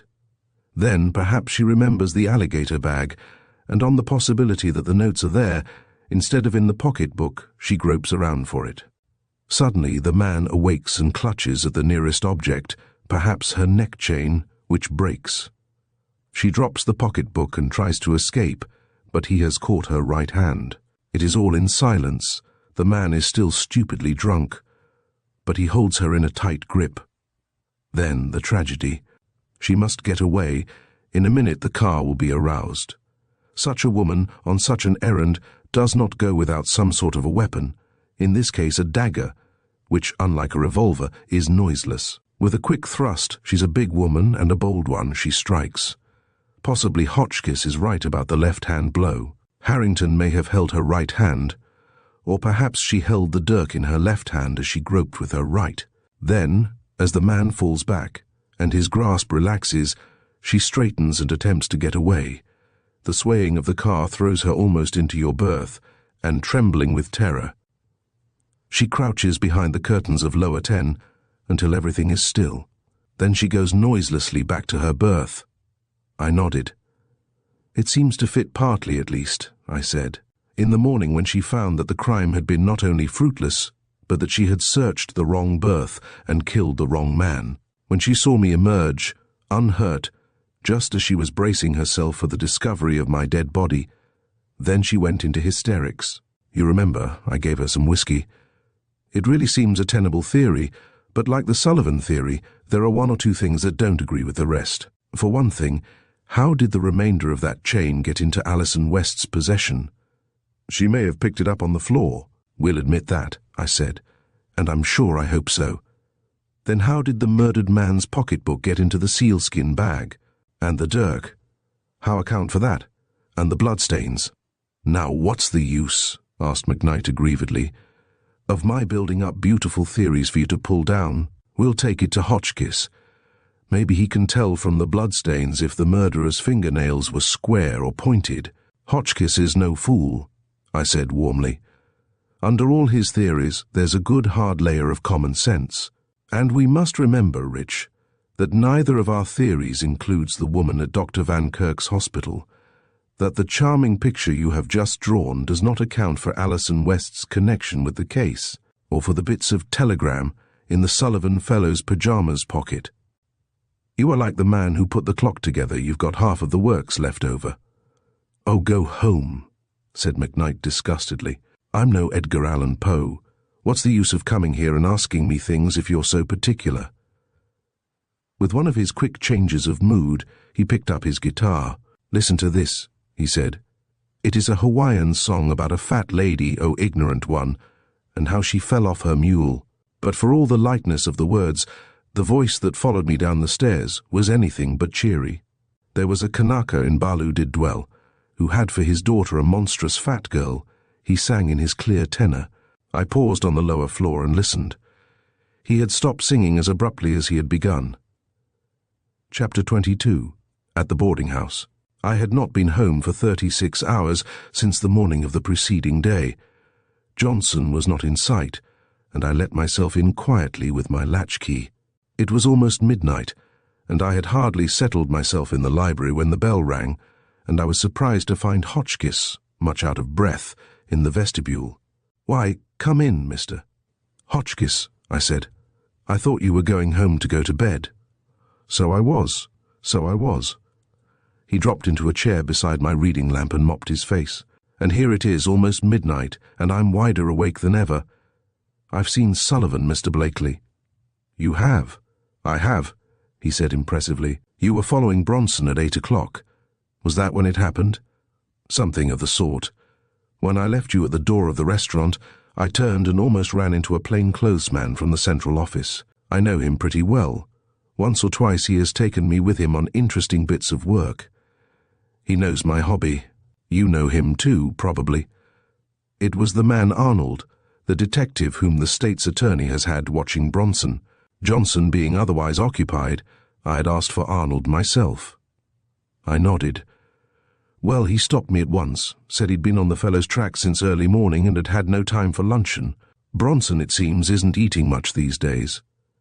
I had once jotted down the fact because it argued that he was being bothered by the man with the notes. It might point to other things, I suggested. Indigestion, you know. Hotchkiss ignored me. Well, Arnold had some reason for thinking that Bronson would try to give him the slip that night.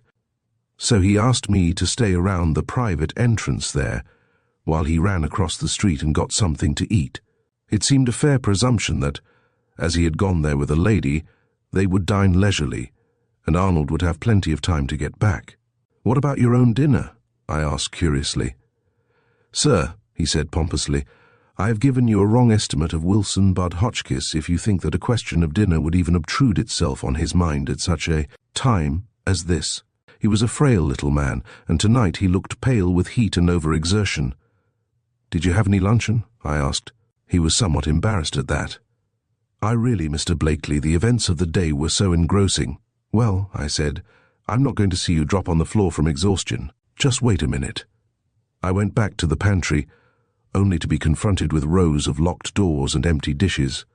Downstairs in the basement kitchen, however, I found 2 unattractive-looking cold chops, some dry bread and a piece of cake, wrapped in a napkin, and from its surreptitious and generally hangdog appearance, destined for the coachman in the stable at the rear.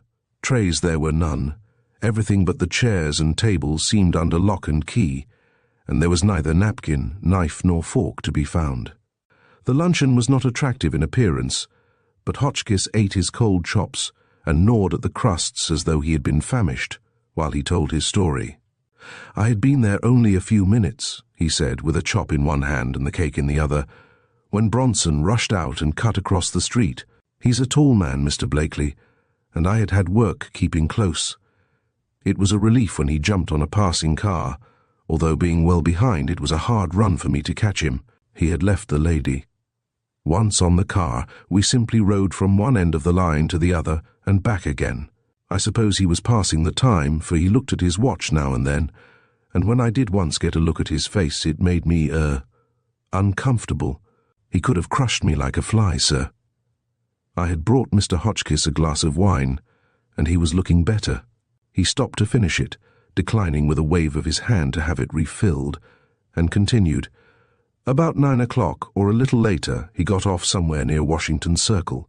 He went along one of the residence streets there, turned to his left a square or two, and rang a bell. He had been admitted when I got there, but I guessed from the appearance of the place that it was a boarding house. I waited a few minutes and rang the bell. When a maid answered it, I asked for Mr. Sullivan. Of course there was no Mr. Sullivan there. I said I was sorry, that the man I was looking for was a new boarder. She was sure there was no such boarder in the house. The only new arrival was a man on the 3rd floor. She thought his name was Stewart. My friend has a cousin by that name, I said. I'll just go up and see. She wanted to show me up, but I said it was unnecessary. So after telling me it was the bedroom and sitting room on the 3rd floor front, I went up. I met a couple of men on the stairs, but neither of them paid any attention to me. A boarding house is the easiest place in the world to enter. They're not always so easy to leave, I put in, to his evident irritation. When I got to the 3rd story, I took out a bunch of keys and posted myself by a door near the ones the girl had indicated. I could hear voices in one of the front rooms, but could not understand what they said. There was no violent dispute, but a steady hum. Then Bronson jerked the door open. If he had stepped into the hall, he would have seen me fitting a key into the door before me. But he spoke before he came out. "You're acting like a maniac," he said. "You know I can get those things some way. I'm not going to threaten you. It isn't necessary, you know me." "It would be no use," the other man said. "I tell you, I haven't seen the notes for 10 days. "But you will," Bronson said savagely. "You're standing in your own way, that's all."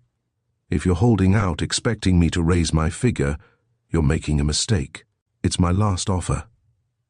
"I couldn't take it if it was for $1 million," said the man inside the room. "I'd do it, I expect, if I could. The best of us have our price."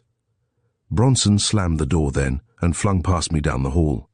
After a couple of minutes I knocked at the door, and a tall man about your size, Mr. Blakely, opened it. He was very blond, with a smooth face and blue eyes, what I think you would call a handsome man. "I beg your pardon for disturbing you," I said. "Can you tell me which is Mr. Johnson's room?" "Mr. Francis Johnson?" "I cannot say," he replied civilly. "I've only been here a few days." I thanked him and left, but I had a good look at him, and I think I'd know him readily any place. I sat for a few minutes thinking it over. But what did he mean by saying he hadn't seen the notes for 10 days? And why is Bronson making the overtures? I think he was lying, Hotchkiss reflected. Bronson hasn't reached his figure. It's a big advance, Mr. Hotchkiss, and I appreciate what you have done more than I can tell you, I said. And now, if you can locate any of my property in this fellow's room, we'll send him up for larceny and at least have him where we can get at him. I'm going to Cresson tomorrow to try to trace him a little from there. But I'll be back in a couple of days, and we'll begin to gather in these scattered threads. Hotchkiss rubbed his hands together delightedly. That's it, he said. That's what we want to do, Mr. Blakely. We'll gather up the threads ourselves. If we let the police in too soon, they'll tangle it up again. I'm not vindictive by nature, but when a fellow like Sullivan not only commits a murder, but goes to all sorts of trouble to put the burden of guilt on an innocent man, I say hunt him down, sir. You are convinced, of course, that Sullivan did it? Who else? He looked over his glasses at me with the air of a man whose mental attitude is unassailable. Well, listen to this, I said. Then I told him at length of my encounter with Bronson in the restaurant, of the bargain proposed by Mrs. Conway, and finally of McKnight's new theory. But, although he was impressed, he was far from convinced. It's a very vivid piece of imagination, he said dryly. But while it fits the evidence as far as it goes, it doesn't go far enough. How about the stains in lower 7, the dirk and the wallet? Haven't we even got motive in that telegram from Bronson? Yes, I admitted, but that bit of chain, pooh, he said shortly. Perhaps, like yourself, Sullivan wore glasses with a chain. Our not finding them does not prove they did not exist. And there I made an error. Half-confidences are always mistakes. I could not tell of the broken chain in Alison West's gold purse. It was 1 o'clock when Hotchkiss finally left. We had by that time arranged a definite course of action. Hotchkiss to search Sullivan's rooms and if possible find evidence to have him held for larceny, while I went to Cresson. Strangely enough, however, when I entered the train the following morning, Hotchkiss was already there. He had bought a new notebook and was sharpening a fresh pencil. I changed my plans, you see, he said, bustling his newspaper aside for me. It is no discredit to your intelligence, Mr. Blakely, but you lack the professional eye, the analytical mind. You legal gentlemen call a spade, although it may be a shovel. A primrose by the river's brim, a yellow primrose was to him, and nothing more, I quoted as the train pulled out. Chapter 23. A Night at the Laurels. I slept most of the way to Cresson, to the disgust of the little detective. Finally he struck up an acquaintance with a kindly-faced old priest on his way home to his convent school, armed with a roll of dance music and surreptitious bundles that looked like boxes of candy. From scraps of conversation I gleaned that there had been mysterious occurrences at the convent, ending in the theft of what the Reverend Father called vaguely a quantity of undermuslins. I dropped asleep at that point, and when I roused a few moments later, the conversation had progressed. Hotchkiss had a diagram on an envelope. With this window bolted and that one inaccessible, and if, as you say, the garments were in a tub here at X, then as you hold the key to the other door. I think you said the convent dog did not raise any disturbance? Pardon a personal question, but do you ever walk in your sleep? The priest looked bewildered.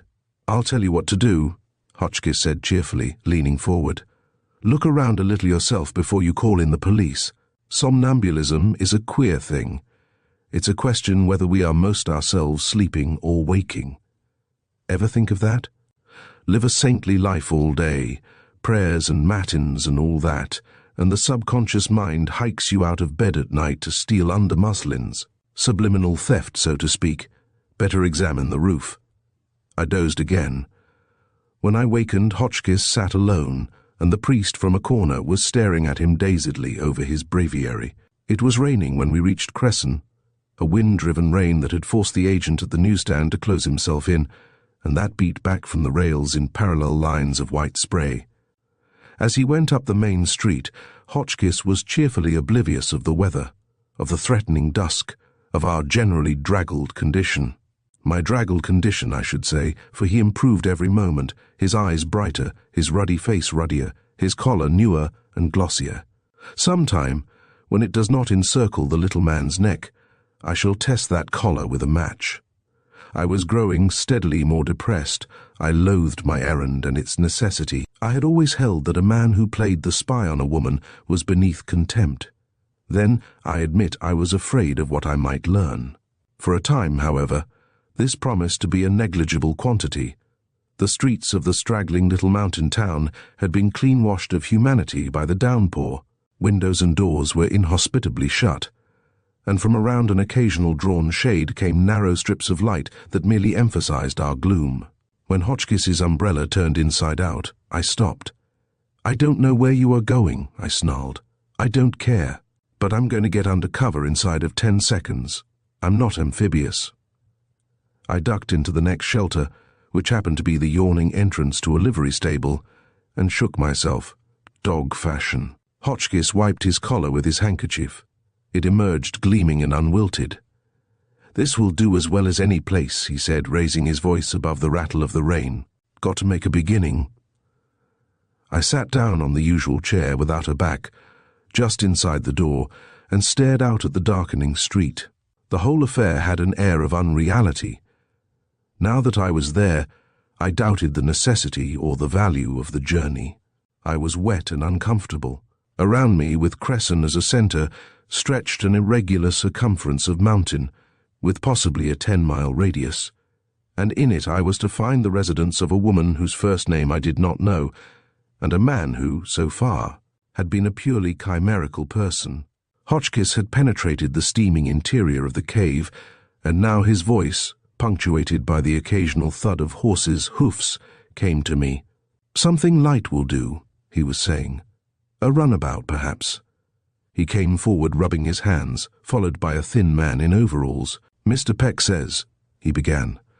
"This is Mr. Peck of Peck and Peck, says that the place we are looking for is about 7 miles from the town. It's clearing, isn't it?" "It is not," I returned savagely. "And we don't want a runabout, Mr. Peck. What we require is an hermetically sealed diving suit. I suppose there isn't a machine to be had." Mr. Peck gazed at me. In silence, machine to him meant other things than motors. "Automobile," I supplemented. His face cleared. "None but private affairs. I can give you a good buggy with a rubber apron. Mike, is the doctor's horse in?" I am still uncertain as to whether the raw-boned roan we took out that night over the mountains was the doctor's horse or not. If it was, the doctor may be a good doctor, but he doesn't know anything about a horse. And furthermore, I hope he didn't need the beast that miserable evening. While they harnessed the horse, Hotchkiss told me what he had learned. 6 Curtises in the town and vicinity, he said. Sort of family name around here. One of them is telegraph operator at the station. Person we are looking for was a wealthy widow with a brother named Sullivan, both supposed to have been killed on the flyer. Her brother, I repeated stupidly. You see, Hotchkiss went on, 3 people in one party took the train here that night, Miss West, Mrs. Curtis, and Sullivan. The 2 women had the drawing room. Sullivan had lower 7. What we want to find out is just who these people were, where they came from, if Bronson knew them, and how Miss West became entangled with them. She may have married Sullivan, for one thing. I fell into gloom after that. The roan was led unwillingly into the weather, Hotchkiss and I in eclipse behind the blanket. The liveryman stood in the doorway and called directions to us. You can't miss it, he finished. Got the name over the gate anyhow, the Laurels. The servants are still there, leastways we didn't bring them down. He even took a step into the rain as Hotchkiss picked up the lines. "If you're going to settle the estate," he bawled, "don't forget us, Peck and Peck. A half bushel of name and a bushel of service." Hotchkiss could not drive. Born a clerk, he guided the roan much as he would drive a bad pen. And the roan spattered through puddles and splashed ink, mud, that is, until I was in a frenzy of irritation. "What are we going to say when we get there?" I asked after I had finally taken the reins in my one useful hand. "Get out there at midnight and tell the servants we have come to ask a few questions about the family. It's an idiotic trip anyhow. I wish I had stayed at home." The roan fell just then, and we had to crawl out and help him up. By the time we had partly unharnessed him, our matches were gone, and the small bicycle lamp on the buggy was wavering only too certainly. We were covered with mud, panting with exertion, and even Hotchkiss showed a disposition to be surly. The rain, which had lessened for a time, came on again, the lightning flashes doing more than anything else to reveal our isolated position. Another mile saw us, if possible, more despondent. The water in our clothes had had time to penetrate. The roan had sprained his shoulder and drew us along in a series of convulsive jerks. And then, through the rain-spattered window of the blanket, I saw a light. It was a small light, rather yellow, and it lasted perhaps 30 seconds. Hotchkiss missed it and was inclined to doubt me. But in a couple of minutes the roan hobbled to the side of the road and stopped, and I made out a break in the pines and an arched gate. It was a small gate, too narrow for the buggy. I pulled the horse into as much shelter as possible under the trees, and we got out. Hotchkiss tied the beast, and we left him there, head down against the driving rain, drooping and dejected. Then we went toward the house. It was a long walk. The path bent and twisted, and now and then we lost it. We were climbing as we went. Oddly, there were no lights ahead, although it was only 10 o'clock, not later. Hotchkiss kept a little ahead of me, knocking into trees now and then, but finding the path in half the time I should have taken. Once, as I felt my way around a tree in the blackness, I put my hand unexpectedly on his shoulder and felt a shudder go down my back. "What do you expect me to do?" he protested when I remonstrated. "Hang out a red lantern? What was that?" "Listen." We both stood peering into the gloom. The sharp patter of the rain on leaves had ceased, and from just ahead there came back to us the stealthy padding of feet in wet soil. My hand closed on Hotchkiss's shoulder, and we listened together, warily. The steps were close by, unmistakable. The next flash of lightning showed nothing moving. The house was in full view now, dark and uninviting, looming huge above a terrace, with an Italian garden at the side. Then the blackness again. Somebody's teeth were chattering. I accused Hotchkiss, but he denied it. "Although I'm not very comfortable, I'll admit," he confessed. "There was something breathing right at my elbow here a moment ago." "Nonsense." I took his elbow and steered him in what I made out to be the direction of the steps of the Italian garden. "I saw a deer just ahead by the last flash. That's what you heard. By Jove, I hear wheels." We paused to listen, and Hotchkiss put his hand on something close to us. "Here's your deer," he said. "Bronze." As we neared the house, the sense of surveillance we had had in the park gradually left us. Stumbling over flower beds, running afoul of a sundial, groping our way savagely along hedges and thorny banks, we reached the steps finally and climbed the terrace. It was then that Hotchkiss fell over one of the 2 stone urns which, with tall boxwood trees in them, mounted guard at each side of the door. He didn't make any attempt to get up. He sat in a puddle on the brick floor of the terrace and clutched his leg and swore softly in government English. The occasional relief of the lightning was gone. I could not see an outline of the house before me. We had no matches, and an instant's investigation showed that the windows were boarded and the house closed. Hotchkiss, still recumbent, was ascertaining the damage, tenderly peeling down his stocking. "Upon my soul," he said finally, "I don't know whether this moisture is blood or rain. I think I've broken a bone." "Blood is thicker than water," I suggested. "Is it sticky? See if you can move your toes." There was a pause. Hotchkiss moved his toes. By that time I had found a knocker and was making the night hideous, but there was no response save the wind that blew sodden leaves derisively in our faces. Once Hotchkiss declared he heard a window sash lifted, but renewed violence with the knocker produced no effect. "There's only one thing to do," I said finally. "I'll go back and try to bring the buggy up for you. You can't walk, can you?" Hotchkiss sat back in his puddle and said he didn't think he could stir, but for me to go back to town and leave him, that he didn't have any family dependent on him, and that if he was going to have pneumonia, he had probably got it already. I left him there and started back to get the horse. If possible, it was worse than before. There was no lightning, and only by a miracle did I find the little gate again. I drew a long breath of relief, followed by another equally long of dismay. For I had found the hitching strap, and there was nothing at the end of it. In a lull of the wind I seemed to hear, far off, the eager thud of stable-bound feet.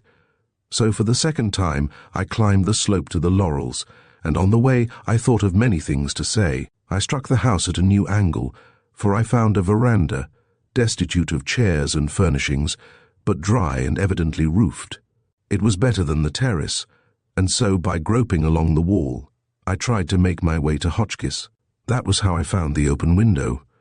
I had passed perhaps 6, all closed, and to have my hand grope for the next one, and to find instead the soft drapery of an inner curtain, was startling, to say the least. I found Hotchkiss at last around an angle of the stone wall, and told him that the horse was gone. He was disconcerted, but not abased, maintaining that it was a new kind of knot that couldn't slip, and that the horse must have chewed the halter through. He was less enthusiastic than I had expected about the window. "It looks uncommonly like a trap," he said. "I tell you, there was someone in the park below when we were coming up. Man has a sixth sense that scientists ignore, a sense of the nearness of things. And all the time you have been gone, someone has been watching me." "Couldn't see you," I maintained. "I can't see you now. And your sense of contiguity didn't tell you about that flower crock." In the end, of course, he consented to go with me. He was very lame, and I helped him around to the open window. He was full of moral courage, the little man. It was only the physical in him that quailed, and as we groped along, he insisted on going through the window first.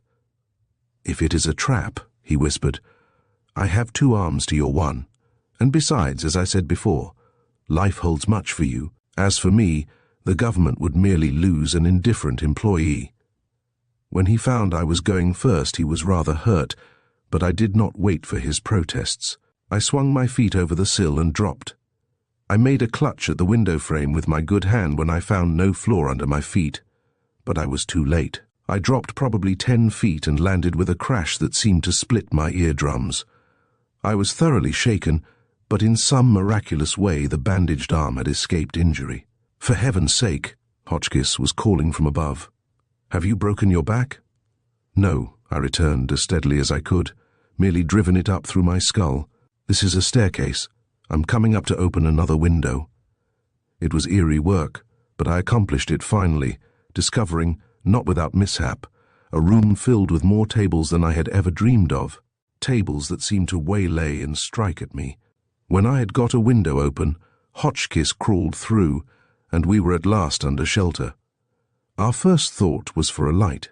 The same laborious investigation that had landed us where we were revealed that the house was lighted by electricity, and that the plant was not in operation. By accident I stumbled across a tabouret with smoking materials and found a half-dozen matches. The first one showed us the magnitude of the room we stood in, and revealed also a brass candlestick by the open fireplace. A candlestick almost 4 feet high, supporting a candle of similar colossal proportions. It was Hotchkiss who discovered that it had been recently lighted. He held the match to it and peered at it over his glasses. "Within 10 minutes, he announced impressively, "this candle has been burning. Look at the wax and the wick, both soft." "Perhaps it's the damp weather," I ventured, moving a little nearer to the circle of light. A gust of wind came in just then, and the flame turned over on its side and threatened demise. There was something almost ridiculous in the haste with which we put down the window and nursed the flicker to life. The peculiarly ghost-like appearance of the room added to the uncanniness of the situation. The furniture was swathed in white covers for the winter, even the pictures wore shrouds, and in a niche between 2 windows, a bust on a pedestal, similarly wrapped, One arm extended under its winding sheet, made a most lifelike ghost, if any ghost can be lifelike. In the light of the candle we surveyed each other, and we were objects for mirth. Hotchkiss was taking off his sodden shoes and preparing to make himself comfortable, while I hung my muddy raincoat over the ghost in the corner. Thus habited, he presented a rakish but distinctly more comfortable appearance. "When these people built," Hotchkiss said, surveying the huge dimensions of the room, "they must have bought a mountain and built all over it. What a room!" It seemed to be a living room, although Hotchkiss remarked that it was much more like a dead one. It was probably 50 feet long and 25 feet wide. It was very high too, with a domed ceiling, and a gallery ran around the entire room about 15 feet above the floor. The candlelight did not penetrate beyond the dim outlines of the gallery rail, but I fancied the wall there hung with smaller pictures. Hotchkiss had discovered a fire laid in the enormous fireplace, and in a few minutes we were steaming before a cheerful blaze. Within the radius of its light and heat, we were comfortable again. But the brightness merely emphasized the gloom of the ghostly corners. We talked in subdued tones, and I smoked, a box of Russian cigarettes which I found in a table drawer. We had decided to stay all night, there being nothing else to do. I suggested a game of double-dummy bridge, but did not urge it when my companion asked me if it resembled euchre. Gradually, as the ecclesiastical candle paled in the firelight, we grew drowsy. I drew a divan into the cheerful area and stretched myself out for sleep.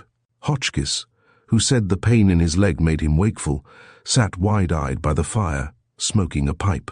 I have no idea how much time had passed when something threw itself violently on my chest. I roused with a start and leaped to my feet, and a large Angora cat fell with a thump to the floor. The fire was still bright, and there was an odor of scorched leather through the room, from Hotchkiss's shoes. The little detective was sound asleep, his dead pipe in his fingers. The cat sat back on its haunches and wailed. The curtain at the door into the hallway bellied slowly out into the room and fell again.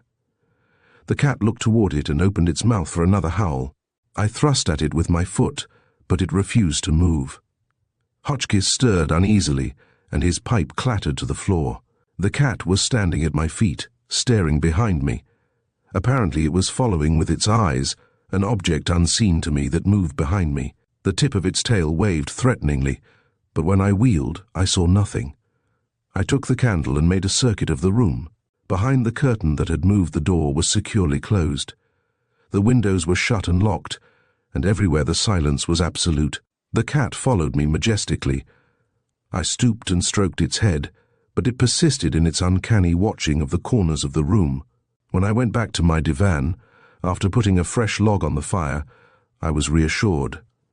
I took the precaution and smiled at myself for doing it, to put the fire tongs within reach of my hand. But the cat would not let me sleep.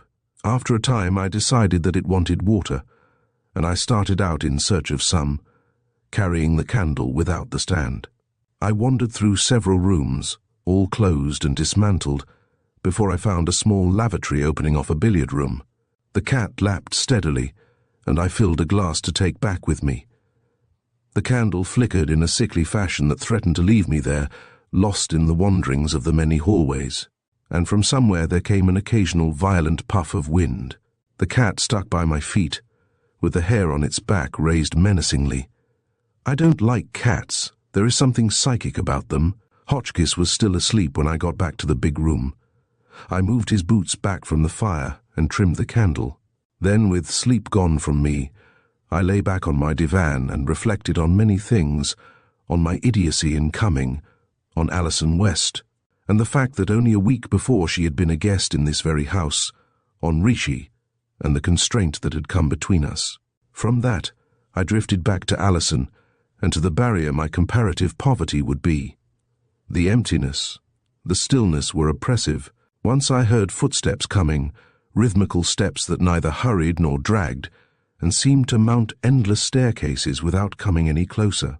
I realized finally that I had not quite turned off the tap, and that the lavatory, which I had circled to reach, must be quite close. The cat lay by the fire, its nose on its folded paws, content in the warmth and companionship. I watched it idly. Now and then the green wood hissed in the fire, but the cat never batted an eye. Through an unshuttered window the lightning flashed. Suddenly the cat looked up. It lifted its head and stared directly at the gallery above. Then it blinked and stared again. I was amused. Not until it had got up on its feet, eyes still riveted on the balcony, tail waving at the tip, the hair on its back a bristling brush, did I glance casually over my head. From among the shadows a face gazed down at me, a face that seemed a fitting tenant of the ghostly room below. I saw it as plainly as I might see my own face in a mirror. While I stared at it with horrified eyes, the apparition faded. The rail was there, the Bokhara rug still swung from it, but the gallery was empty. The cat threw back its head and wailed. Chapter 24. His wife's father.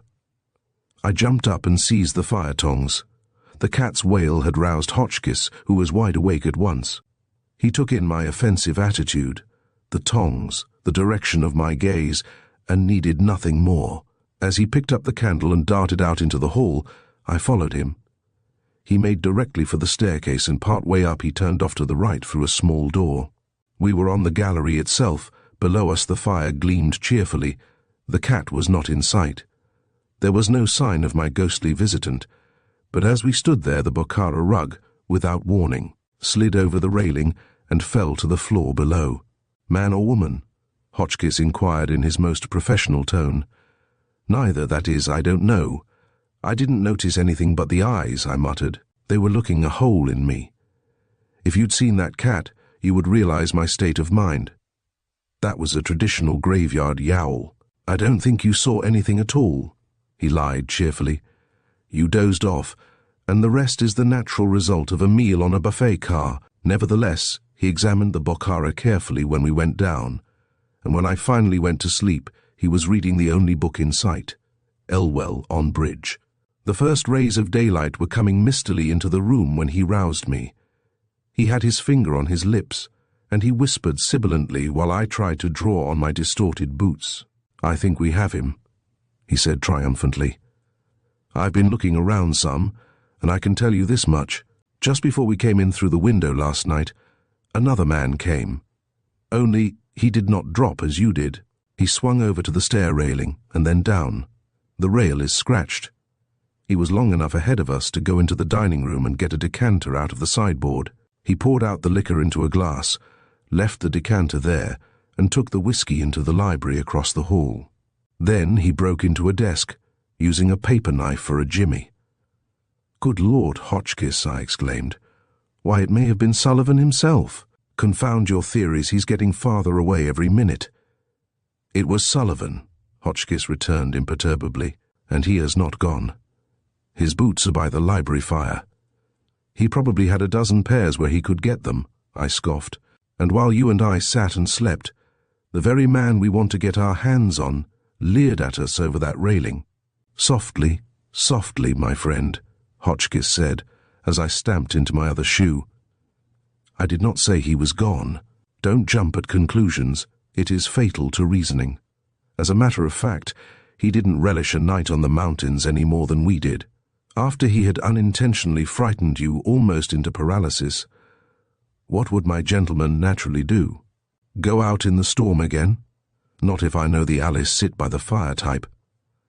He went upstairs, well up near the roof, locked himself in and went to bed. And he is there now. He is there now. We had no weapons. I am aware that the traditional hero is always armed, and that Hotchkiss as the low comedian should have had a revolver that missed fire. As a fact, we had nothing of the sort. Hotchkiss carried the fire tongs, but my sense of humor was too strong for me. I declined the poker. "All we want is a little peaceable conversation with him," I demurred. "We can't brain him first and converse with him afterward. And anyhow, while I can't put my finger on the place, I think your theory is weak. If he wouldn't run 100 miles through fire and water to get away from us, then he is not the man we want." Hotchkiss, however, was certain. He had found the room and listened outside the door to the sleeper's heavy breathing, and so we climbed past luxurious suites revealed in the deepening daylight, past long vistas of hall and boudoir, and we were both badly winded when we got there. It was a tower room, reached by narrow stairs, and well above the roof level. Hotchkiss was glowing. "It is partly good luck, but not all," he panted in a whisper. "If we had persisted in the search last night, he would have taken alarm and fled. Now we have him. Are you ready?" He gave a mighty rap at the door with the fire tongs and stood expectant. Certainly he was right. Someone moved within. "Hello, hello there," Hotchkiss bawled. "You might as well come out. We won't hurt you if you'll come peaceably." "Tell him we represent the law," I prompted. "That's the customary thing, you know." But at that moment, a bullet came squarely through the door and flattened itself with a sharp PST against the wall of the tower staircase. We ducked unanimously, dropped back out of range, and Hotchkiss retaliated with a spirited bang at the door with the tongs. This brought another bullet. It was a ridiculous situation. Under the circumstances, no doubt, we should have retired, at least until we had armed ourselves, but Hotchkiss had no end of fighting spirit, and as for me, my blood was up.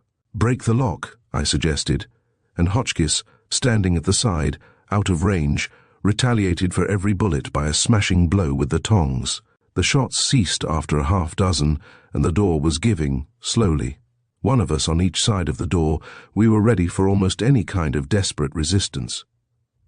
As it swung open, Hotchkiss poised the tongs. I stood, bent forward, my arm drawn back for a blow. Nothing happened. There was not a sound.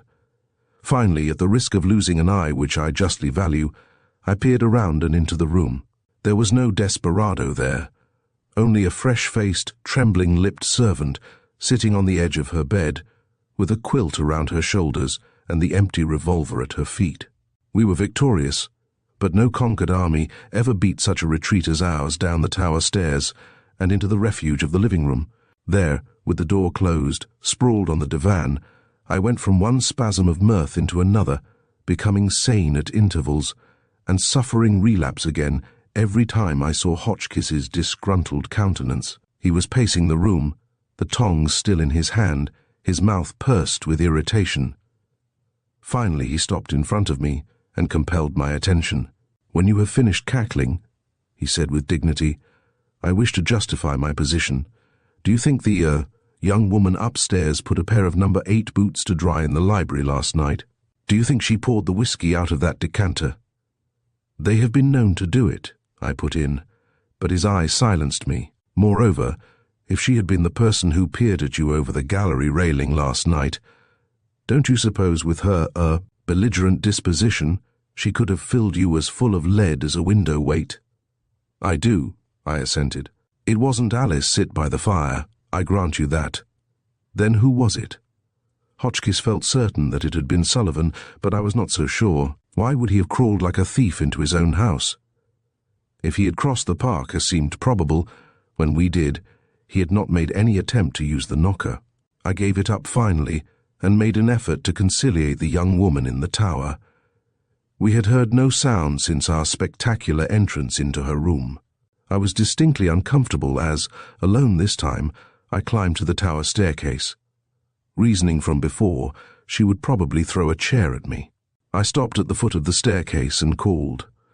"Hello up there," I said, in as debonair a manner as I could summon. "Good morning." "Wie geht es bei Ihnen?" No reply. "Bonjour, mademoiselle," let's try it again. This time there was a movement of some sort from above, but nothing fell on me. We want to apologize for rousing you so, unexpectedly this morning," I went on.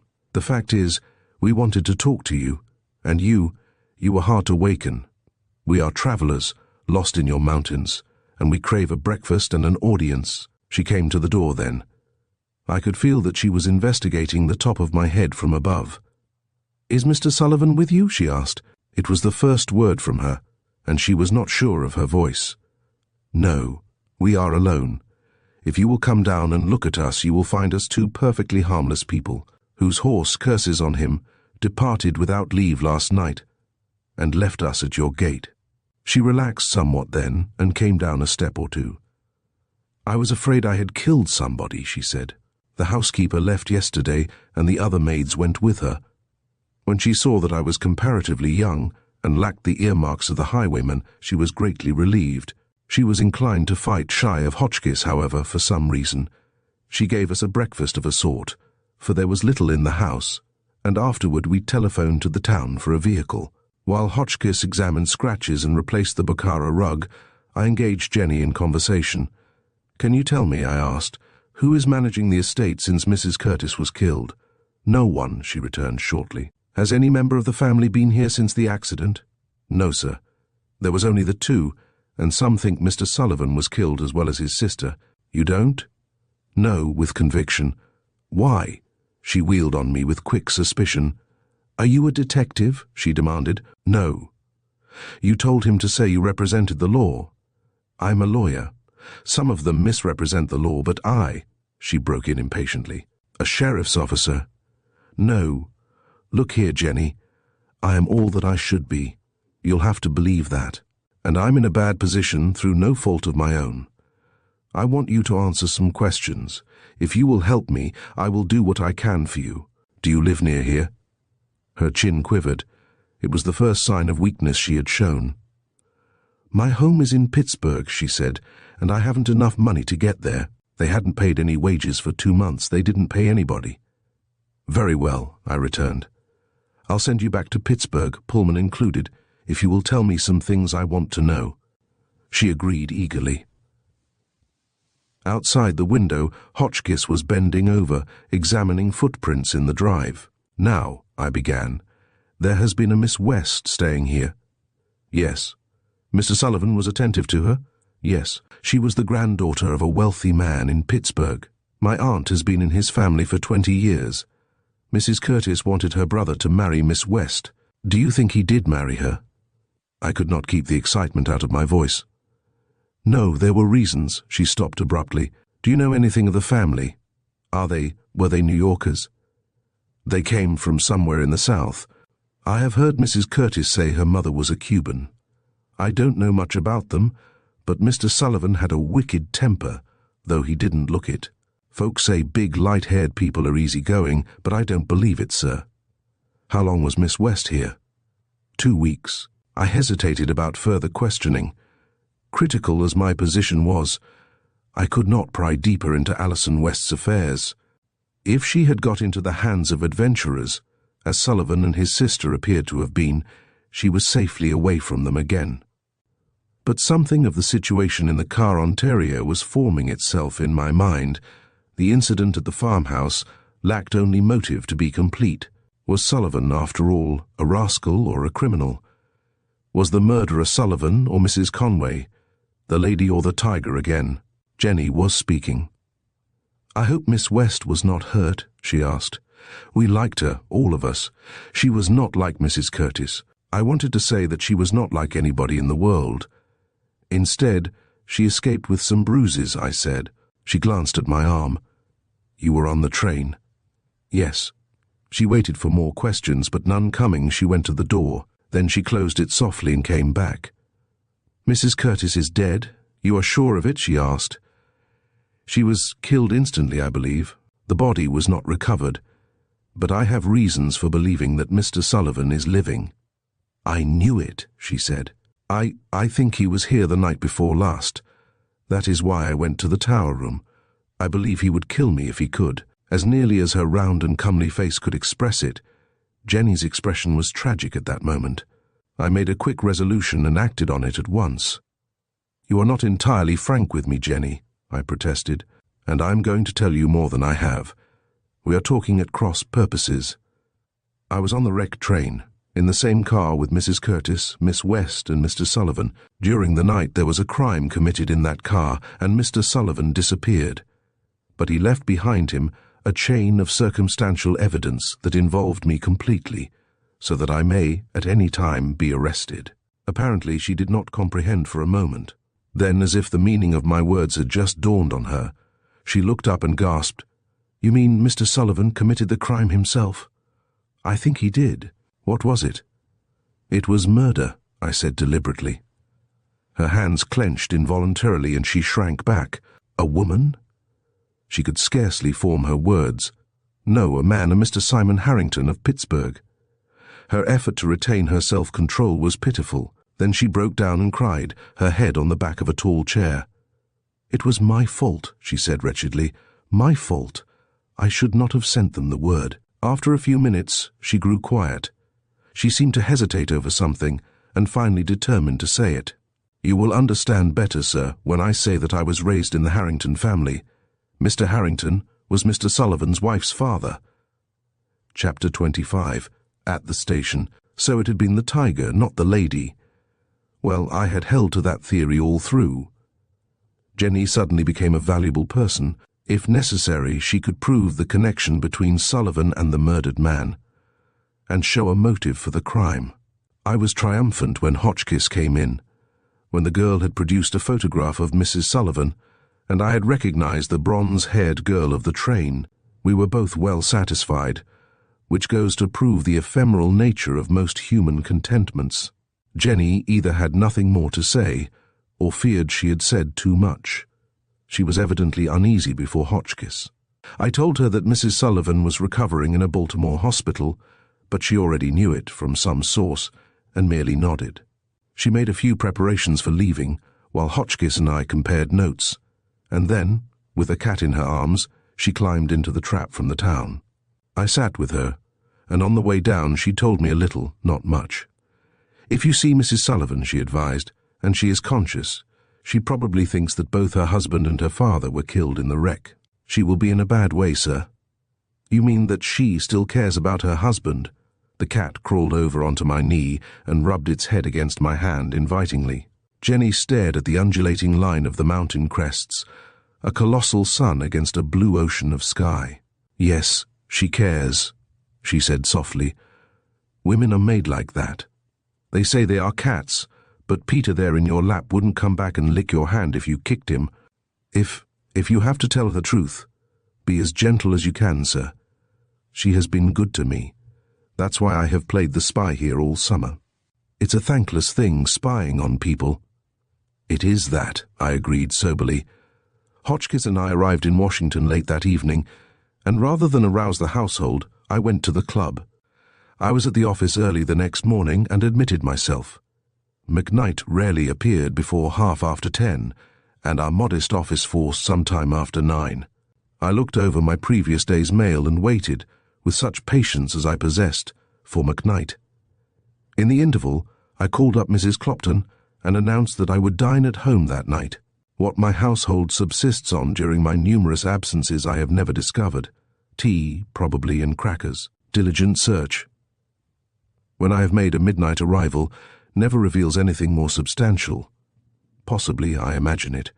But the announcement that I am about to make a journey always seems to create a general atmosphere of depression throughout the house, as though Euphemia and Eliza and Thomas, the stableman, were already subsisting, in imagination, on Mrs. Clopton's meagre fare. So I called her up and announced my arrival. There was something unusual in her tone, as though her throat was tense with indignation, always shrill. Her elderly voice rasped my ear painfully through the receiver. "I have changed the butcher, Mr. Lawrence," she announced portentously. "The last roast was a pound short, and his mutton chops, any self-respecting sheep would refuse to acknowledge them. As I said before, I can always tell from the voice in which Mrs. Clopton conveys the most indifferent matters, if something of real significance has occurred. Also, through long habit, I have learned how quickest to bring her to the point. "You are pessimistic this morning," I returned. "What's the matter, Mrs. Clopton? You haven't used that tone since Euphemia baked a pie for the Iceman. What is it now? Somebody poisoned the dog?" She cleared her throat. "The house has been broken into, Mr. Lawrence," she said.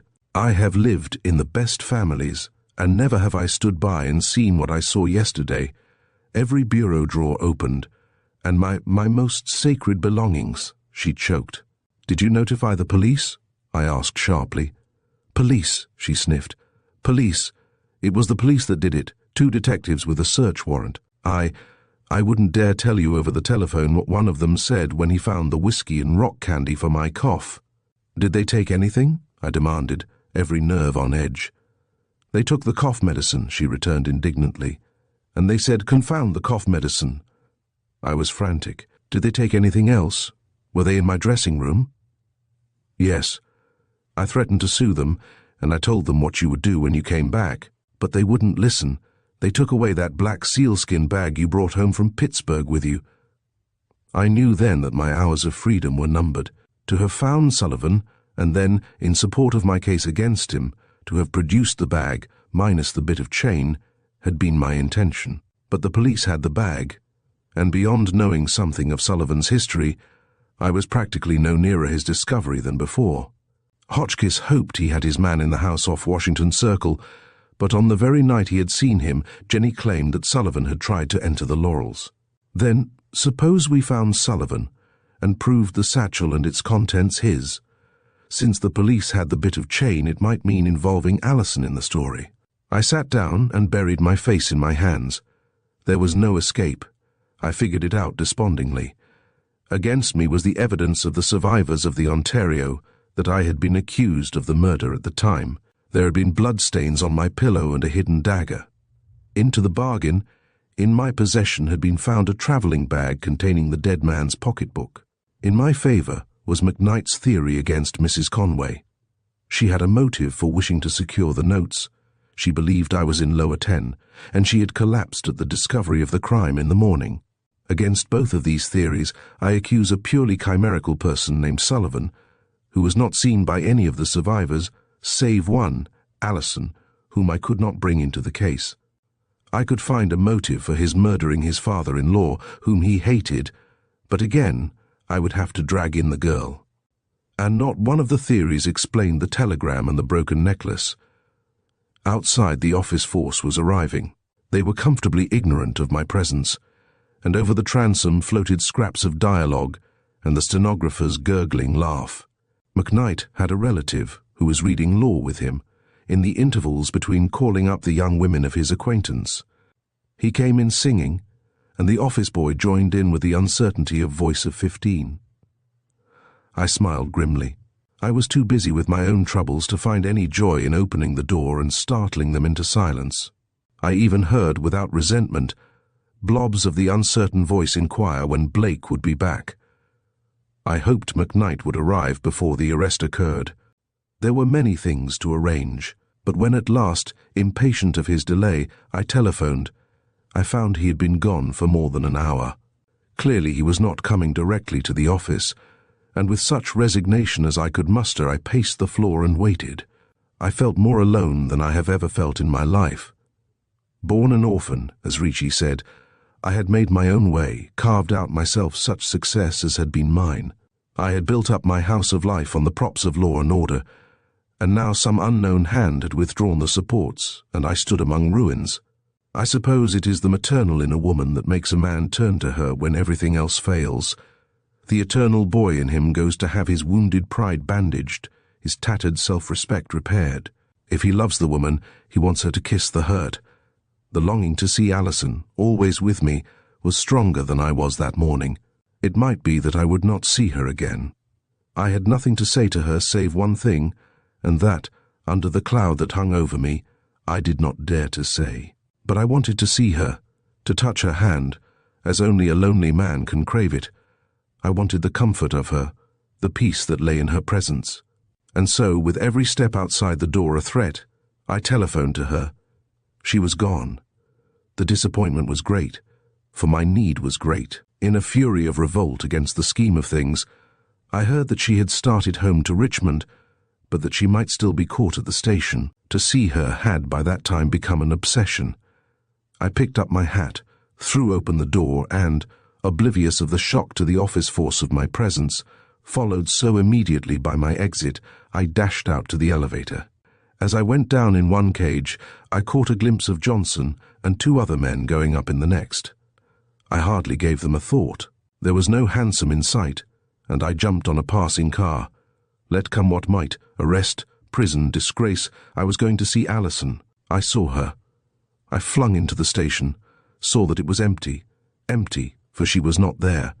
Then I hurried back to the gates. She was there, a familiar figure in blue, the very gown in which I always thought of her, the one she had worn when, heaven help me, I had kissed her at the Carter farm. And she was not alone. Bending over her, talking earnestly with all his boyish heart in his face, was Rishi. They did not see me, and I was glad of it. After all, it had been McKnight's game first. I turned on my heel and made my way blindly out of the station. Before I lost them, I turned once and looked toward them, standing apart from the crowd, absorbed in each other. They were the only two people on earth that I cared about, and I left them there together. Then I went back miserably to the office and awaited arrest. Chapter 26. On to Richmond. Strangely enough, I was not disturbed that day. McKnight did not appear at all. I sat at my desk and transacted routine business all afternoon, working with feverish energy.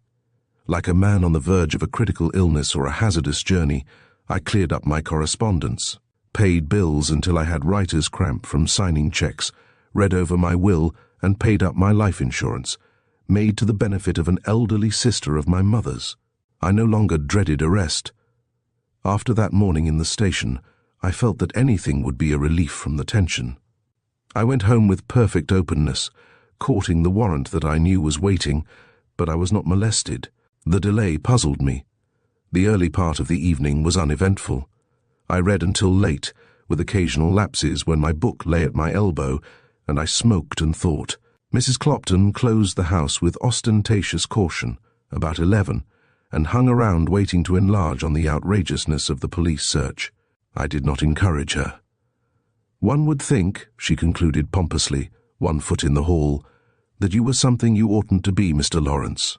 They acted as though you had committed a crime." "I'm not sure that I didn't, Mrs. Clopton," I said wearily. "Somebody did. The general verdict seems to point my way." She stared at me in speechless indignation. Then she flounced out. She came back once to say that the paper predicted cooler weather, and that she had put a blanket on my bed. But, to her disappointment, I refused to reopen the subject. At 11:30, McKnight and Hotchkiss came in. Rishi has a habit of stopping his car in front of the house and honking until someone comes out. He has a code of signals with the horn which I never remember. Too long and a short blast mean, I believe, send out a box of cigarettes, and 6 short blasts, which sound like a police call, mean, "Can you lend me some money?" Tonight I knew something was up, for he got out and rang the doorbell like a Christian. They came into the library, and Hotchkiss wiped his collar until it gleamed. McKnight was aggressively cheerful. "Not pinched yet," he exclaimed. "What do you think of that for luck? You always were a fortunate devil, Lawrence." "Yes," I assented with some bitterness. "I hardly know how to contain myself for joy sometimes. I suppose you know," to Hotchkiss, "that the police were here while we were at Cresson, and that they found the bag that I brought from the wreck." "Things are coming to a head," he said thoughtfully, "unless a little plan that I have in mind." He hesitated. "I hope so. I am pretty nearly desperate," I said doggedly. "I've got a mental toothache, and the sooner it's pulled the better." "Tut, tut," said McKnight. "Think of the disgrace to the firm if its senior member goes up for life, or—" He twisted his handkerchief into a noose and went through an elaborate pantomime. "Although jail isn't so bad anyhow," he finished, "there are fellows that get the habit and keep going back and going back." He looked at his watch, and I fancied his cheerfulness was strained. Hotchkiss was nervously fumbling my book. "Did you ever read the purloined letter, Mr. Blakely?" he inquired. "Probably years ago," I said. "Poe, isn't it?" He was choked at my indifference. "It is a masterpiece," he said with enthusiasm. "I reread it today." "And what happened?" "Then I inspected the rooms in the house off Washington Circle. I made some discoveries, Mr. Blakely. For one thing, our man there is left-handed." He looked around for our approval. There was a small cushion on the dresser, and the scarf pins in it had been stuck in with the left hand. "Somebody may have twisted the cushion," I objected, but he looked hurt and I desisted. "There is only one discrepancy," he admitted, "but it troubles me. According to Mrs. Carter, at the farmhouse, our man wore gaudy pajamas, while I found here only the most severely plain nightshirts." "Any buttons off?" McKnight inquired, looking again at his watch. "The buttons were there," the amateur detective answered gravely, "but the buttonhole next the top one was torn through." McKnight winked at me furtively. I am convinced of one thing, Hotchkiss went on, clearing his throat. The papers are not in that room. Either he carries them with him, or he has sold them. A sound on the street made both my visitors listen sharply. Whatever it was, it passed on, however. I was growing curious, and the restraint was telling on McKnight. He has no talent for secrecy. In the interval we discussed the strange occurrence at Cresson, which lost nothing by Hotchkiss's dry narration. And so, he concluded, the woman in the Baltimore hospital is the wife of Henry Sullivan and the daughter of the man he murdered. No wonder he collapsed when he heard of the wreck. Joy, probably, McKnight put in. Is that clock right, Lawrence? Never mind. It doesn't matter. By the way, Mrs. Conway dropped in the office yesterday, while you were away. What? I sprang from my chair. Sure thing. Said she had heard great things of us, and wanted us to handle her case against the railroad. I would like to know what she is driving at, I reflected. Is she trying to reach me through you? Ricci's flippancy is often a cloak for deeper feeling. He dropped it now. Yes, he said. She's after the notes, of course. And I'll tell you, I felt like a poltroon, whatever that may be, when I turned her down. She stood by the door with her face white, and told me contemptuously that I could save you from a murder charge and wouldn't do it. She made me feel like a cur. I was just as guilty as if I could have obliged her. She hinted that there were reasons, and she laid my attitude to beastly motives. Nonsense, I said, as easily as I could. Hotchkiss had gone to the window. She was excited. There are no reasons, whatever she means. Ricci put his hand on my shoulder. We've been together too long to let any reasons or unreasons come between us, old man, he said, not very steadily. Hotchkiss, who had been silent, here came forward in his most impressive manner. He put his hands under his coat-tails and coughed. Mr. Blakely, he began, by Mr. McKnight's advice we have arranged a little interview here tonight. If all has gone as I planned, Mr. Henry Pinckney Sullivan is by this time under arrest. Within a very few minutes he will be here. I wanted to talk to him before he was locked up, Ricci explained. He's clever enough to be worth knowing, and besides, I'm not so cocksure of his guilt as our friend the Patch on the seat of government. No murderer worthy of the name needs 6 different motives for the same crime, beginning with robbery and ending with an unpleasant father-in-law. We were all silent for a while. McKnight stationed himself at a window, and Hotchkiss paced the floor expectantly. It's a great day for modern detective methods, he chirruped. While the police have been guarding houses and standing with their mouths open, waiting for clues to fall in and choke them, we have pieced together, bit by bit, a fabric. The doorbell rang, followed immediately by sounds of footsteps in the hall. McKnight threw the door open, and Hotchkiss, raised on his toes, flung out his arm in a gesture of superb eloquence. "Behold your man," he declaimed. Through the open doorway came a tall blond fellow, clad in light grey, wearing tan shoes, and followed closely by an officer. "I brought him here as you suggested, Mr. McKnight," said the constable. But McKnight was doubled over the library table in silent convulsions of mirth, and I was almost as bad. Little Hotchkiss stood up, his important attitude finally changing to one of chagrin, while the blond man ceased to look angry and became sheepish. It was Stewart, our confidential clerk for the last half-dozen years. McKnight sat up and wiped his eyes. "Stewart," he said sternly, "there are 2 very serious things we have learned about you. First, you jab your scarf pins into your cushion with your left hand, which is most reprehensible. Second, you wear nightshirts instead of pajamas. Worse than that, perhaps, we find that one of them has a buttonhole torn out at the neck." Stewart was bewildered. He looked from McKnight to me, and then at the crestfallen Hotchkiss. "I haven't any idea what it's all about," he said. "I was arrested as I reached my boarding house tonight, after the theatre, and brought directly here. I told the officer it was a mistake." Poor Hotchkiss tried bravely to justify the fiasco. "You cannot deny," he contended, "that Mr. Andrew Bronson followed you to your rooms last Monday evening." Stewart looked at us and flushed. "No, I don't deny it," he said, "but there was nothing criminal about it on my part, at least. Mr. Bronson has been trying to induce me to secure the forged notes for him. But I did not even know where they were. "And you were not on the wrecked Washington flyer," persisted Hotchkiss, but McKnight interfered. "There is no use trying to put the other man's identity on Stuart, Mr. Hotchkiss," he protested. "He has been our confidential clerk for 6 years, and has not been away from the office a day for a year. I am afraid that the beautiful fabric we have pieced out of all these scraps is going to be a crazy quilt." His tone was facetious, but I could detect the undercurrent of real disappointment.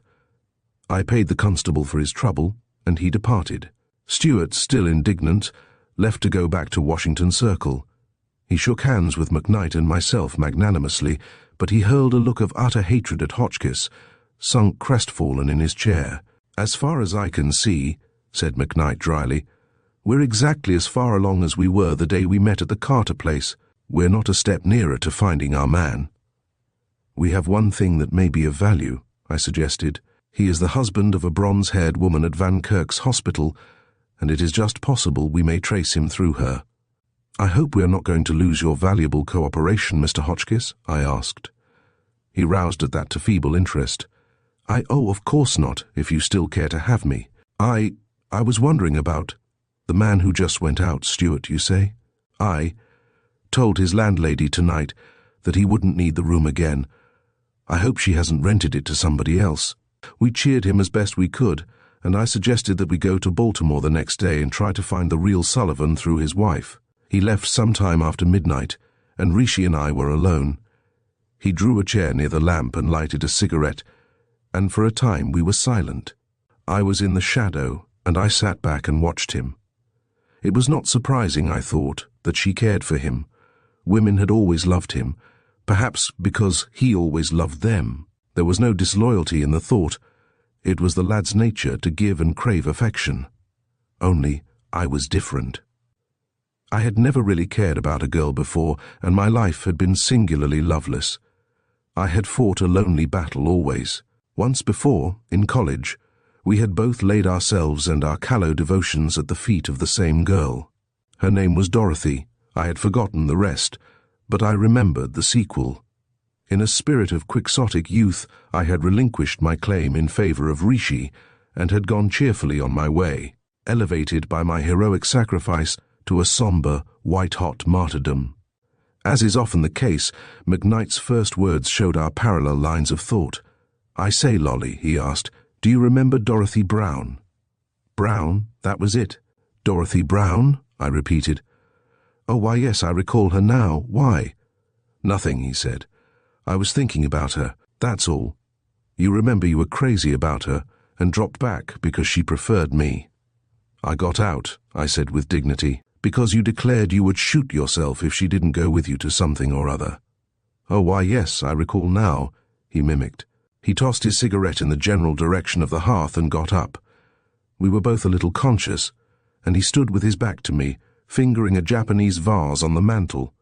"I was thinking," he began, turning the vase around, "that if you feel pretty well again, and ready to take hold, that I should like to go away for a week or so.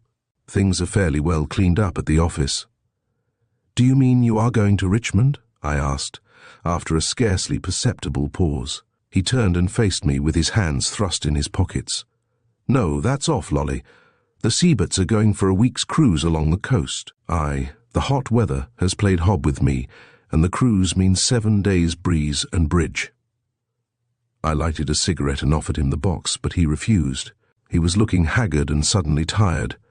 I could not think of anything to say, and neither could he, evidently.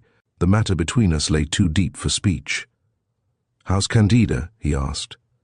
"Martin says a month, and she will be all right," I returned in the same tone. He picked up his hat, but he had something more to say.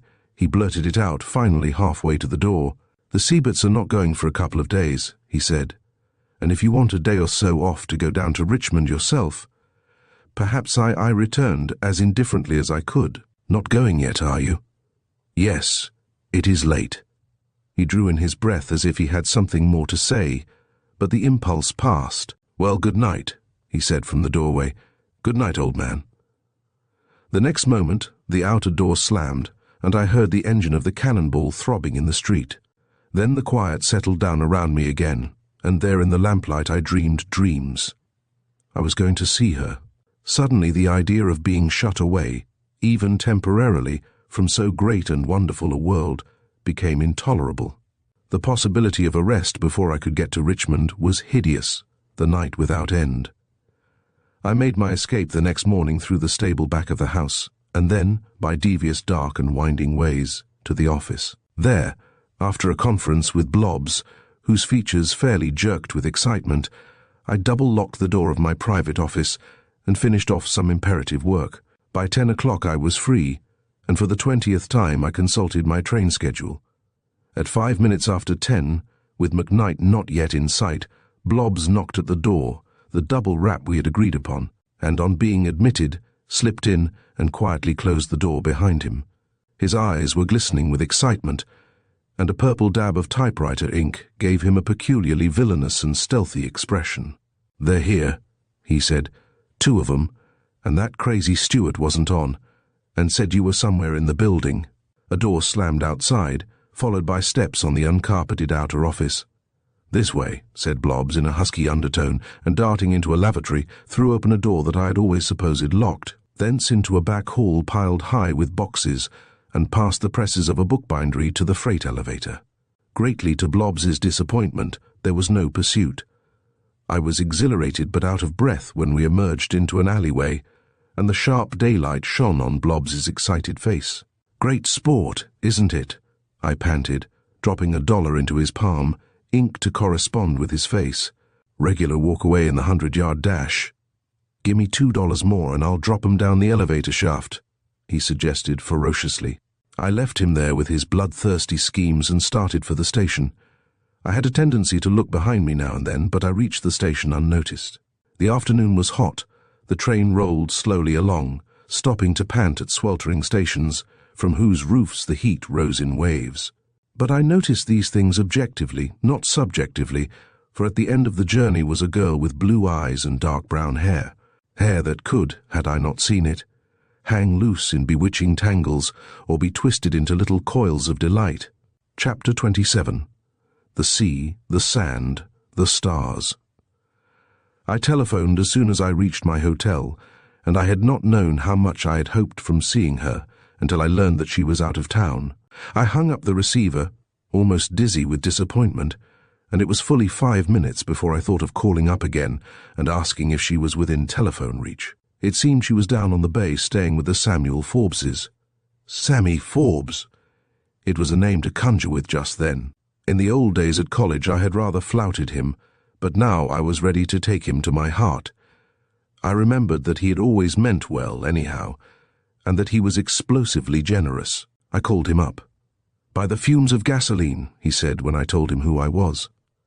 "Blakely, the fount of wisdom against woman. Blakely, the great unkissed. Welcome to our city."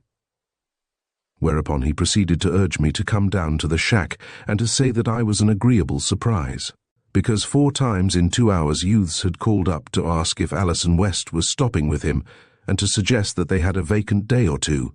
"Oh, Miss West," I shouted politely. There was a buzzing on the line. "Is she there?" Sam had no suspicions. Was not I, in his mind, always the great unkissed, which sounds like the great unwashed and is even more of a reproach? He asked me down promptly, as I had hoped, and thrust aside my objections. "Nonsense," he said. "Bring yourself. The lady that keeps my boarding house is calling to me to insist. You remember Dorothy, don't you, Dorothy Brown? She says unless you have lost your figure you can wear my clothes all right. All you need here is a bathing suit for daytime and a dinner coat for evening." "It sounds cool," I temporized. "If you are sure I won't put you out very well, Sam, since you and your wife are good enough. I have a couple of days free. Give my love to Dorothy until I can do it myself." Sam met me himself and drove me out to the shack, which proved to be a substantial house overlooking the water. On the way he confided to me that lots of married men thought they were contented when they were merely resigned, but that it was the only life, and that Sam, Jr., could swim like a duck. Incidentally, he said that Alison was his wife's cousin, their respective grandmothers having, at proper intervals, married the same man, and that Alison would lose her good looks if she was not careful. "I say she's worried, and I stick to it," he said, as he threw the lines to a groom and prepared to get out. "You know her, And she's the kind of girl you think you can read like a book. But you can't.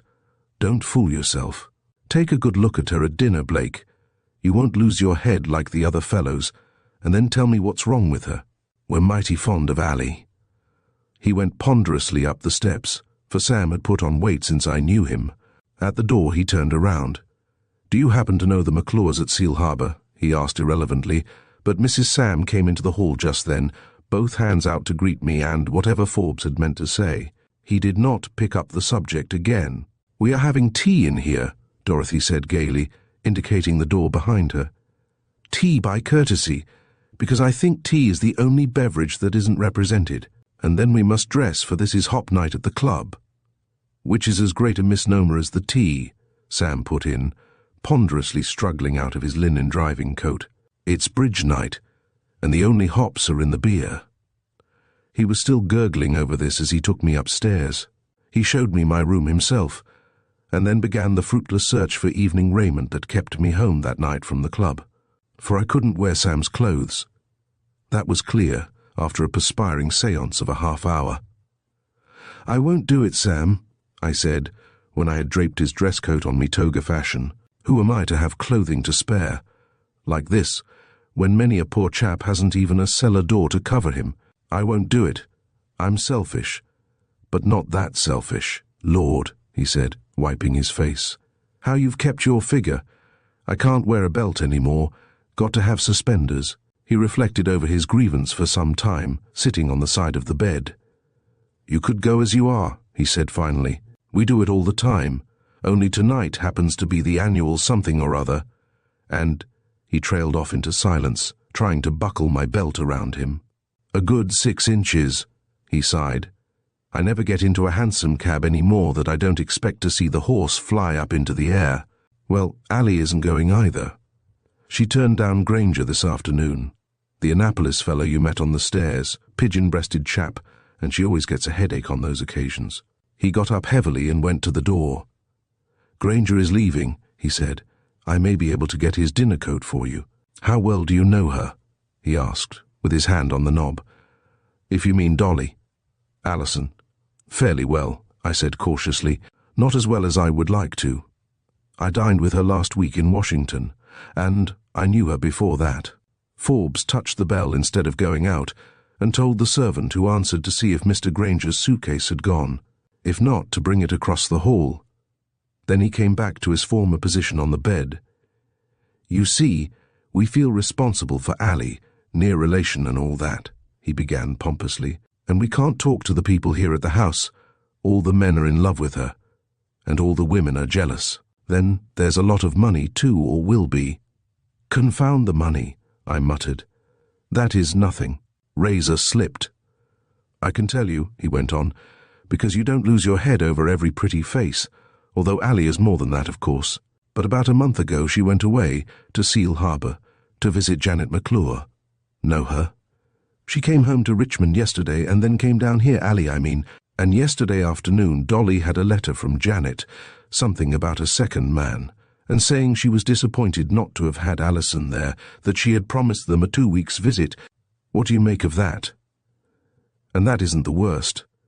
Allie herself wasn't in the room, but there were 8 other women, and because Dolly had put belladonna in her eyes the night before to see how she would look, and as a result couldn't see anything nearer than across the room, someone read the letter aloud to her, and the whole story is out. One of the cats told Granger, and the boy proposed to Allie today, to show her he didn't care a tinker's damn where she had been. "Good boy," I said with enthusiasm. I liked the Granger fellow since he was out of the running, but Sam was looking at me with suspicion. "Blake," he said, "if I didn't know you for what you are, I'd say you were interested there yourself. Being so near her, under the same roof, with even the tie of a dubious secret between us, was making me heady." I pushed Forbes toward the door. "I'm interested," I retorted, holding him by the shoulders. "There isn't a word in your vocabulary to fit my condition. I am an island in a sunlit sea of emotion, Sam. An empty place surrounded by longing. An empty place surrounded by longing," he retorted. "You want your dinner. That's what's the matter with you." I shut the door on him then. He seemed suddenly sordid. Dinner, I thought.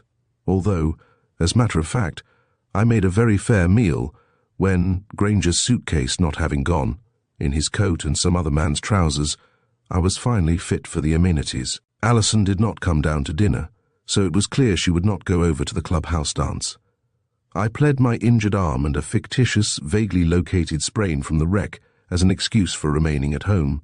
Sam regaled the table with accounts of my distrust of women, my one love affair with Dorothy, to which I responded, as was expected, that only my failure there had kept me single all these years, and that if Sam should be mysteriously missing during the bathing hour tomorrow, and so on, and when the endless meal was over, and yards of white veils had been tied over pounds of hair, or is it 2, bought by the yard, and some 8 ensembles with their abject compliments had been packed into 3 automobiles and a trap, I drew a long breath and faced about. I had just then only one object in life, to find Alison, to assure her of my absolute faith and confidence in her, and to offer my help and my poor self, if she would let me, in her service. She was not easy to find.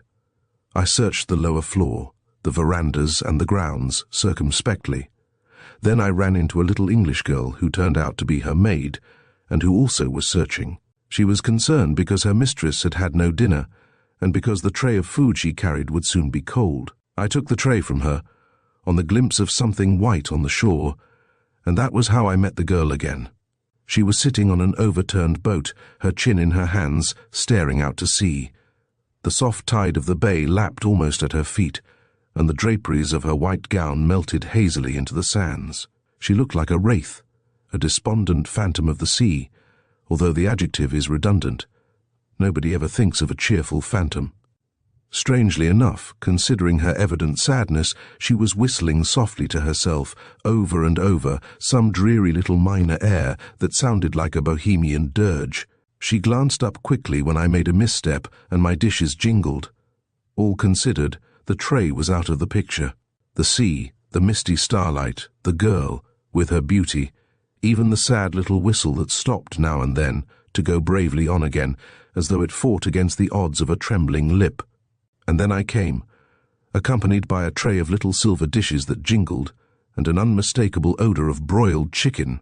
"Oh," she said quickly, and then, "Oh, I thought you were Jenkins." "Timeo Danaus, what's the rest of it?" I asked, tendering my offering. "You didn't have any dinner, you know." I sat down beside her. "See, I'll be the table. What was the old fairy tale? Little goat bleat, little table appear. I'm perfectly willing to be the goat too." She was laughing rather tremulously. "We never do meet like other people, do we?" she asked. "We really ought to shake hands and say, 'How are you?' I don't want to meet you like other people, and I suppose you always think of me as wearing the other fellow's clothes," I returned meekly. "I'm doing it again. I don't seem to be able to help it. These are Granger's that I have on now." She threw back her head and laughed again, joyously this time. "Oh, it's so ridiculous," she said, "and you have never seen me when I was not eating. It's too prosaic." "Which reminds me that the chicken is getting cold and the ice warm," I suggested. "At the time, I thought there could be no place better than the farmhouse kitchen, but this is. I ordered all this for something I want to say to you. The sea, the sand, the stars. How alliterative you are," she said, trying to be flippant. "You are not to say anything until I have had my supper. Look how the things are spilled around." But she ate nothing after all, and pretty soon I put the tray down in the sand. I said little. There was no hurry. We were together, and time meant nothing against that age-long wash of the sea. The air blew her hair in small, damp curls against her face, and little by little the tide retreated, leaving our boat an oasis in a waste of grey sand.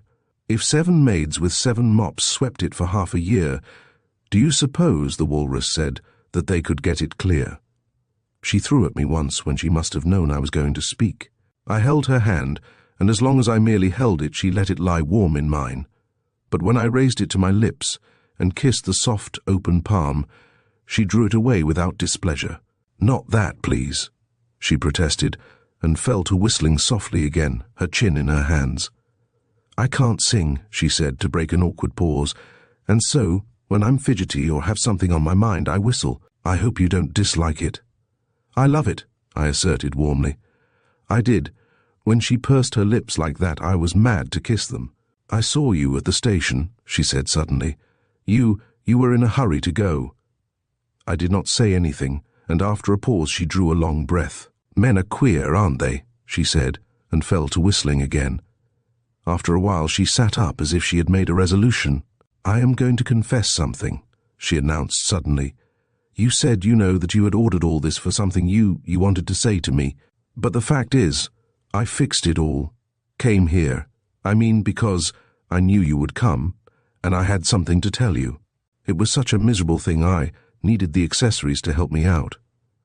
"I don't want to hear anything that distresses you to tell," I assured her. "I didn't come here to force your confidence, Alison. I came because I couldn't help it." She did not object to my use of her name. "Have you found your papers?" she asked, looking directly at me for almost the first time. "Not yet. We hope to." "The police have not interfered with you?" "They haven't had any opportunity," I equivocated. "You needn't distress yourself about that anyhow." "But I do. I wonder why you still believe in me. Nobody else does." "I wonder," I repeated, "why I do. If you produce Harry Sullivan," she was saying, partly to herself, "and if you could connect him with Mr. Bronson and get a full account of why he was on the train, and all that, it would help, wouldn't it?"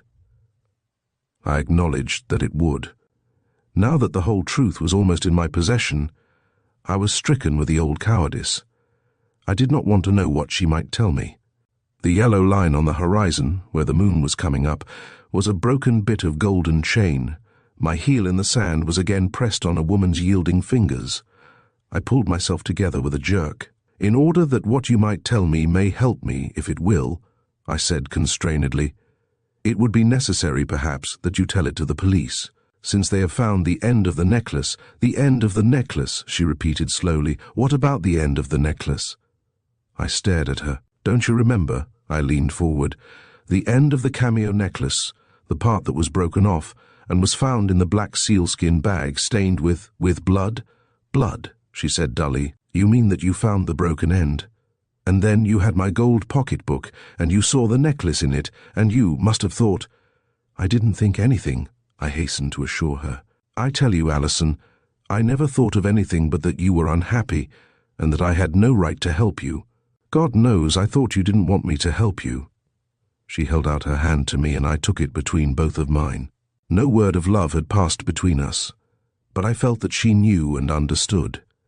It was one of the moments that come seldom in a lifetime, and then only in great crises, a moment of perfect understanding and trust. Then she drew her hand away and sat, erect and determined, her fingers laced in her lap. As she talked, the moon came up slowly and threw its bright pathway across the water. Back of us, in the trees beyond the sea wall, a sleepy bird chirruped drowsily, and a wave, larger and bolder than its brothers, sped up the sand, bringing the moon's silver to our very feet. I bent toward the girl. "I'm going to ask just one question. Anything you like." Her voice was almost dreary. "Was it because of anything you are going to tell me that you refused Rishi?" She drew her breath in sharply. "No," she said, without looking at me. "No, that was not the reason." Chapter 28. Alison's story. She told her story evenly, with her eyes on the water, only now and then, when I too sat looking seaward, I thought she glanced at me furtively, and once in the middle of it, she stopped altogether. "You don't realize it probably," she protested, "but you look like a war god. Your face is horrible." "I will turn my back if it will help any," I said stormily, "but if you expect me to look anything but murderous, why, you don't know what I am going through with, that's all." The story of her meeting with the Curtis woman was brief enough. They had met in Rome first, where Alison and her mother had taken a villa for a year. Mrs. Curtis had hovered on the ragged edges of society there, pleading the poverty of the South since the war as a reason for not going out more. There was talk of a brother, but Alison had not seen him, and after a scandal which implicated Mrs. Curtis and a young attaché of the Austrian embassy, Alison had been forbidden to see the woman. "The women had never liked her anyhow," she said. "She did unconventional things, and they are very conventional there. and they said she did not always pay her gambling debts. I didn't like them. I thought they didn't like her because she was poor and popular. Then we came home, and I almost forgot her. But last spring, when Mother was not well, she had taken Grandfather to the Riviera, and it always uses her up. We went to Virginia Hot Springs, and we met them there. The brother, too, this time. His name was Sullivan, Harry Pinckney Sullivan. I know. Go on. Mother had a nurse, and I was alone a great deal, and they were very kind to me. I saw a lot of them. The brother rather attracted me, partly because he did not make love to me. He even seemed to avoid me, and I was piqued. I had been spoiled, I suppose. Most of the other men I knew had. I know that too, I said bitterly, and moved away from her a trifle. I was brutal, but the whole story was a long torture. I think she knew what I was suffering, for she showed no resentment. It was early, and there were few people around, none that I cared about, and Mother and the nurse played cribbage eternally, until I felt as though the little pegs were driven into my brain, and when Mrs. Curtis arranged drives and picnics, I slipped away and went. I suppose you won't believe me, but I had never done that kind of thing before, and I have paid up, I think. What sort of looking chap was Sullivan? I demanded. I had got up and was pacing back and forward on the sand. I remember kicking savagely at a bit of water-soaked board that lay in my way. Very handsome, as large as you are, but fair, and even more erect. I drew my shoulders up sharply. I am straight enough, but I was fairly sagging with jealous rage. When Mother began to get around, somebody told her that I had been going about with Mrs. Curtis and her brother, and we had a dreadful time. I was dragged home like a bad child. Did anybody ever do that to you? Nobody ever cared. I was born an orphan, I said, with a cheerless attempt at levity. Go on. If Mrs. Curtis knew, she never said anything. She wrote me charming letters, and in the summer, when they went to Cresson, she asked me to visit her there. I was too proud to let her know that I could not go where I wished, and so I sent Polly, my maid, to her aunt's in the country, pretended to go to Seal Harbour, and really went to Cresson. You see, I warned you it would be an unpleasant story. I went over and stood in front of her. All the accumulated jealousy of the last few weeks had been fired by what she told me. If Sullivan had come across the sands just then, I think I would have strangled him with my hands, out of pure hate. Did you marry him? I demanded. My voice sounded hoarse and strange in my ears. That's all I want to know. Did you marry him? No. I drew a long breath. You cared about him? She hesitated. No, she said finally, I did not care about him. I sat down on the edge of the boat and mopped my hot face. I was heartily ashamed of myself, and mingled with my abasement was a great relief. If she had not married him and had not cared for him, nothing else was of any importance. I was sorry, of course, the moment the train had started, but I had wired I was coming and I could not go back. And then, when I got there, the place was charming. There were no neighbours, but we fished and rowed and motored. And it was moonlight, like this. I put my hand over both of hers, clasped in her lap. I know, I acknowledged repentantly, and people do queer things when it is moonlight. The moon has got me tonight, Alison. If I am a bore, remember that, won't you? Her fingers lay quiet under mine. And so, she went on with a little sigh, I began to think perhaps I cared, but all the time I felt that there was something not quite right. Now and then Mrs. Curtis would say or do something that gave me a queer start, as if she had dropped a mask for a moment. And there was trouble with the servants. They were almost insolent. I couldn't understand. I don't know when it dawned on me that the old Baron Cavalcanti had been right when he said they were not my kind of people. But I wanted to get away, wanted it desperately. Of course they were not your kind, I cried. The man was married. The girl Jenny, a housemaid, was a spy in Mrs. Sullivan's employ. If he had pretended to marry you, I would have killed him. Not only that, but the man he murdered, Harrington, was his wife's father. And I'll see him hang by the neck yet, if it takes every energy and every penny I possess. I could have told her so much more gently, have broken the shock for her. I have never been proud of that evening on the sand. I was alternately a bore and a ruffian, like a hurt youngster who passes the blow that has hurt him on to his playmate, that both may bawl together. And now Alison sat white and cold without speech. "Married," she said finally, in a small voice. "Why, I don't think it is possible, is it? I was on my way to Baltimore to marry him myself when the wreck came." "But you said you didn't care for him," I protested, my heavy masculine mind unable to jump the gaps in her story. And then, without the slightest warning, I realized that she was crying. She shook off my hand and fumbled for her handkerchief, and failing to find it, she accepted the one I thrust into her wet fingers. Then, little by little, she told me from the handkerchief, a sordid story of a motor trip in the mountains without Mrs. Curtis, of a lost road and a broken car, and a rainy night when she and Sullivan, tramped eternally and did not get home, and of Mrs. Curtis, when they got home at dawn, suddenly grown conventional and deeply shocked, of her own proud, half-disdainful consent to make possible the hackneyed compromising situation by marrying the rascal. And then, of his disappearance from the train. It was so terrible to her, such a heaven-sent relief to me, in spite of my rage against Sullivan, that I laughed aloud, at which she looked at me over the handkerchief. "I know it's funny," she said, with a catch in her breath. "When I think that I nearly married a murderer and didn't, I cry for sheer joy." Then she buried her face and cried again. "Please don't," I protested unsteadily. "I won't be responsible if you keep on crying like that. I may forget that I have a capital charge hanging over my head and that I may be arrested at any moment." That brought her out of the handkerchief at once. "I meant to be so helpful," she said, "and I've thought of nothing but myself. There were some things I meant to tell you. If Jenny was what you say, then I understand why she came to me just before I left. She had been packing my things, and she must have seen what condition I was in, for she came over to me when I was getting my wraps on to leave and said, 'Don't do it, Miss West. I beg you won't do it. You'll be sorry ever after.' And just then Mrs. Curtis came in, and Jenny slipped out. That was all. No. As we went through the station, the telegraph operator gave Mr. Sullivan a message. He read it on the platform, and it excited him terribly. He took his sister aside, and they talked together. He was white with either fear or anger.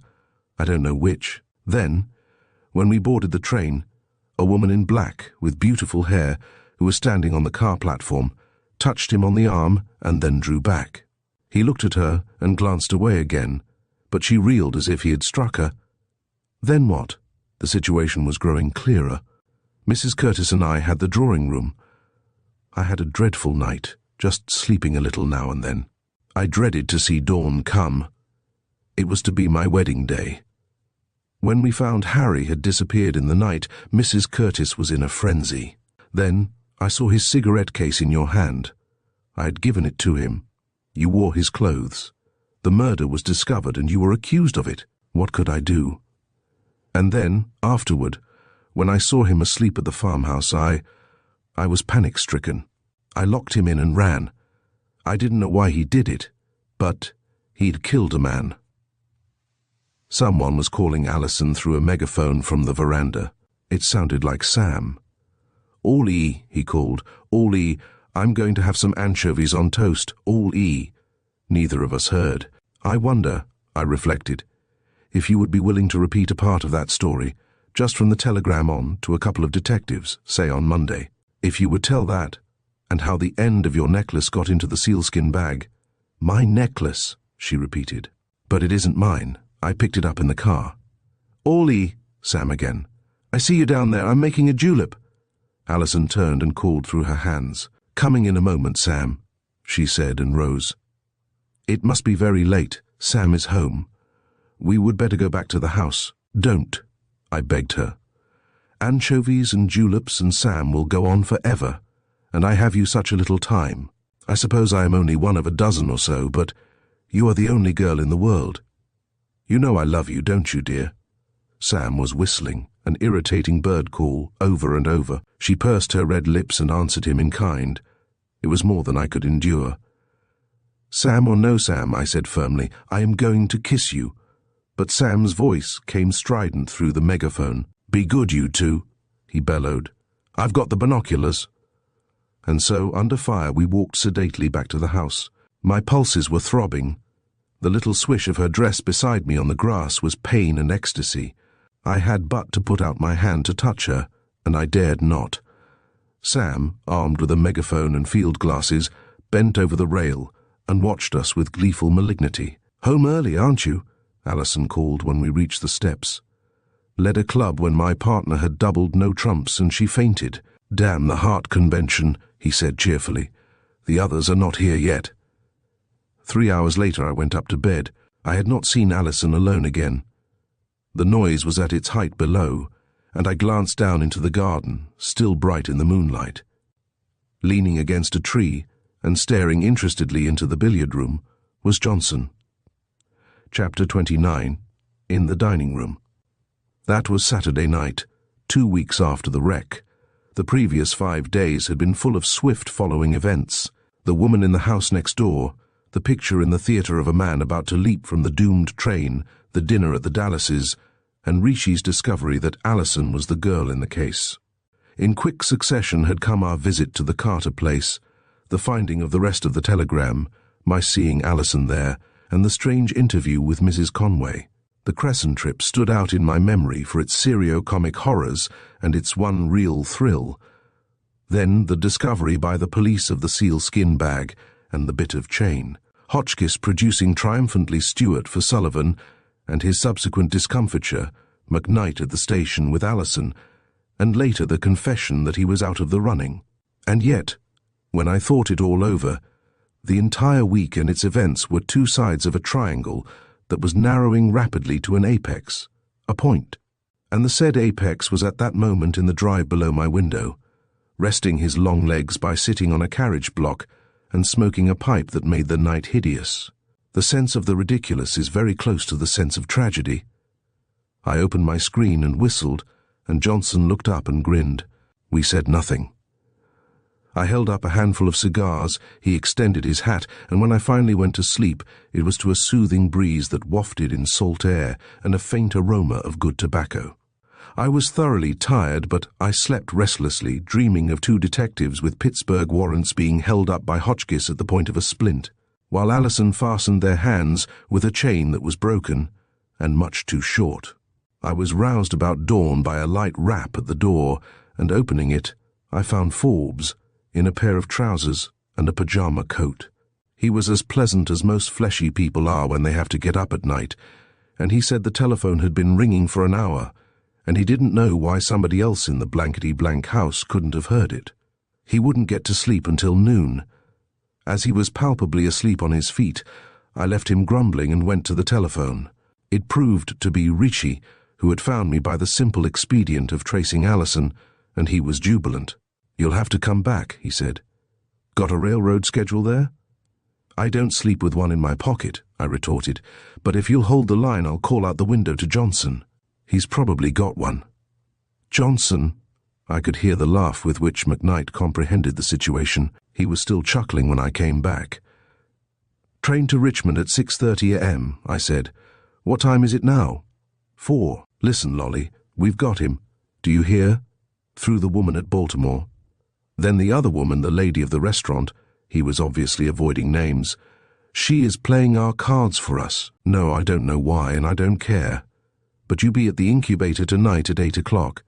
If you can't shake Johnson, bring him, bless him. To this day I believe the Sam Forbeses have not recovered from the surprise of my unexpected arrival, my one appearance at dinner in Granger's clothes, and the note on my dresser which informed them the next morning that I had folded my tents like the Arabs and silently stole away. For at 5:30, Johnson and I, the former as uninquisitive as ever, were on our way through the dust to the station, 3 miles away, and by 4 that afternoon we were in Washington. The journey had been uneventful.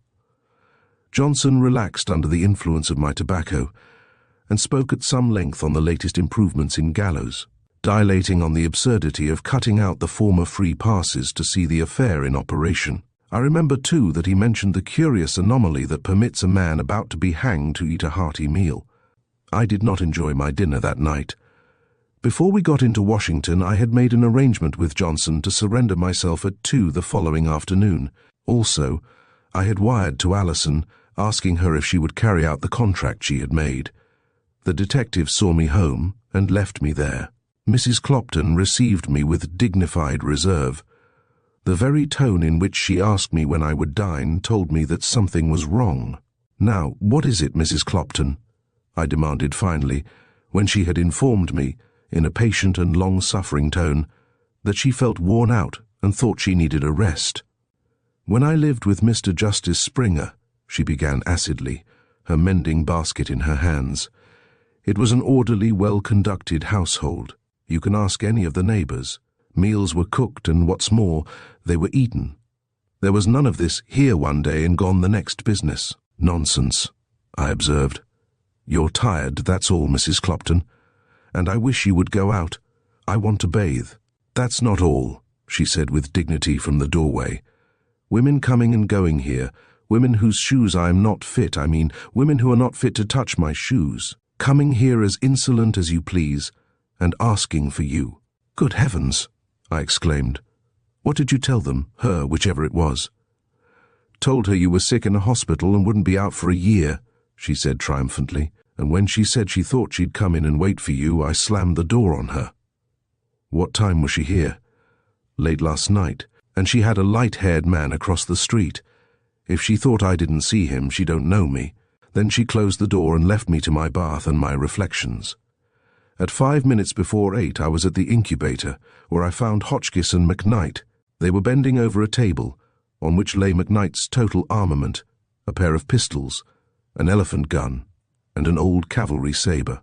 "Draw up a chair and help yourself to pie," he said, pointing to the arsenal. "This is for the benefit of our friend Hotchkiss here, who says he is a small man and fond of life." Hotchkiss, who had been trying to get the wrong end of a cartridge into the barrel of one of the revolvers, straightened himself and mopped his face. "We have desperate people to handle," he said pompously, "and we may need desperate means." Hotchkiss is like the small boy whose one ambition was to have people grow ashen and tremble at the mention of his name. McKnight jibed. But they were serious enough, both of them, under it all. And when they had told me what they planned, I was serious too. "You're compounding a felony," I remonstrated, when they had explained. "I'm not eager to be locked away, but by Jove, to offer her the stolen notes in exchange for Sullivan." "We haven't got either of them, you know," McKnight remonstrated. "And we won't have, if we don't start. Come along, Fido," to Hotchkiss. The plan was simplicity itself. According to Hotchkiss, Sullivan was to meet Bronson at Mrs. Conway's apartment at 8:30 that night with the notes. He was to be paid there and the papers destroyed. "But just before that interesting finale," McKnight ended, "we will walk in, take the notes, grab Sullivan, and give the police a jolt that will put them out of the count. I suppose not one of us, slewing around corners in the machine that night, had the faintest doubt that we were on the right track, or that fate, scurvy enough before, was playing into our hands at last." Little Hotchkiss was in a state of fever. He alternately twitched and examined the revolver, and a fear that the two movements might be synchronous kept me uneasy. He produced and dilated on the scrap of pillow slip from the wreck, and showed me the stiletto, with its point in cotton batting for safekeeping. And in the intervals he implored Rishi not to make such fine calculations at the corners. We were all grave enough and very quiet, however, when we reached the large building where Mrs. Conway had her apartment. McKnight left the power on, in case we might want to make a quick getaway, and Hotchkiss gave a final look at the revolver. I had no weapon. Somehow, it all seemed melodramatic to the verge of farce. In the doorway, Hotchkiss was a half-dozen feet ahead. Rishi fell back beside me. He dropped his affectation of gaiety, and I thought he looked tired. "Same old Sam, I suppose?" he asked. "Same, only more of him." "I suppose Alison was there. How is she?" he inquired irrelevantly. "Very well. I did not see her this morning." Hotchkiss was waiting near the elevator. McKnight put his hand on my arm. "Now, look here, old man," he said. "I've got 2 arms and a revolver, and you've got 1 arm and a splint. If Hotchkiss is right and there is a row, you crawl under a table." "The deuce I will," I declared scornfully. We crowded out of the elevator at the 4th floor and found ourselves in a rather theatrical hallway of draperies and armor. It was very quiet. We stood uncertainly after the car had gone and looked at the 2 or 3 doors in sight. They were heavy, covered with metal and soundproof. From somewhere above came the metallic accuracy of a player piano, and through the open window we could hear or feel the throb of the cannonball's engine. "Well, Sherlock," McKnight said, "what's the next move in the game? Is it our jump or theirs? You brought us here." None of us knew just what to do next. No sound of conversation penetrated the heavy doors. We waited uneasily for some minutes, and Hotchkiss looked at his watch. Then he put it to his ear. "Good gracious," he exclaimed, his head cocked on one side. "I believe it has stopped. I'm afraid we are late." We were late. My watch and Hotchkiss's agreed at 9 o'clock, and with the discovery that our man might have come and gone, our zest in the adventure began to flag. McKnight motioned us away from the door and rang the bell. There was no response, no sound within. He rang it twice, the last time long and vigorously, without result. Then he turned and looked at us. "I don't half like this," he said.